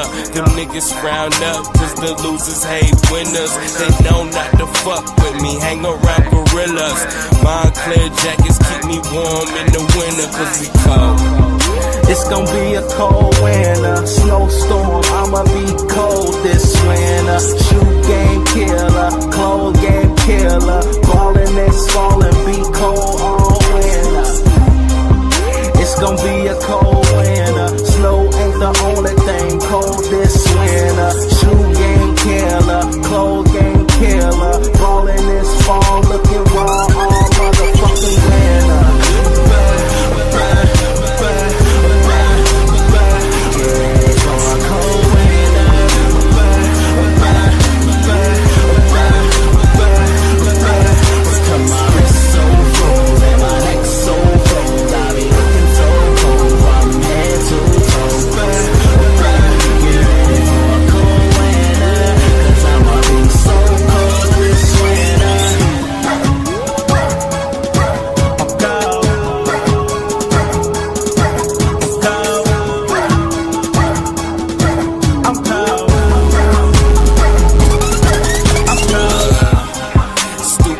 I'm this shit, and I'm not just saying this because I'm probably gon' be rich. I'm probably gon' make you sick, but hating will get you lynched. And I ain't acting like I'm hard, you just acting like a bitch. If it don't sound like money, then to me it don't make sense. All we fucking do is party, we be steady getting bent. The boy is so heaven sent, how much flyer can I get? Met up with the boy movies and I've been ballin' ever since. I'm a boss though on the low. Some people don't even know how hard that this nigga go. They get smaller while I grow. All my niggas throwing bows, and my pockets getting swole. All the girlies wanna roll, cause getting money is the goal. Stupid ass niggas, what you wanna do? If you think that you can beat me, then the joke is on you. The fucking day you cross me is the day that you will rule. I'm loved by many people, only hated by a few. It's gonna be a cold winter, snowstorm, I'ma be cold this winter. Shoe game killer, clothes game killer, ballin' this fallin', be cold all winter. It's gonna be a cold winter, snow ain't the only thing cold this winter. Shoe game killer, clothes game killer, ballin' this fall, looking raw all motherfucking winter.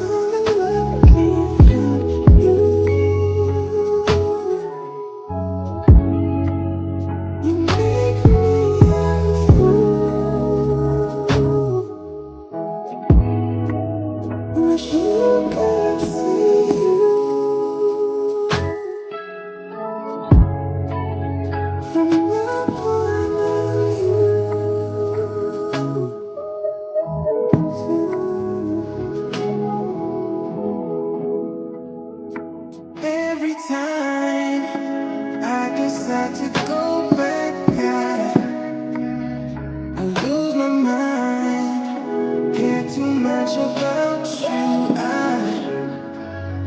I'm careful about what I wanna fight about. Why we going round and round? Focused on the love we found.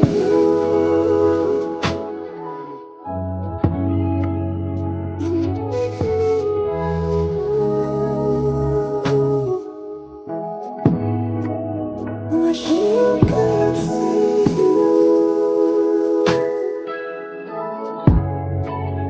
from my point of view.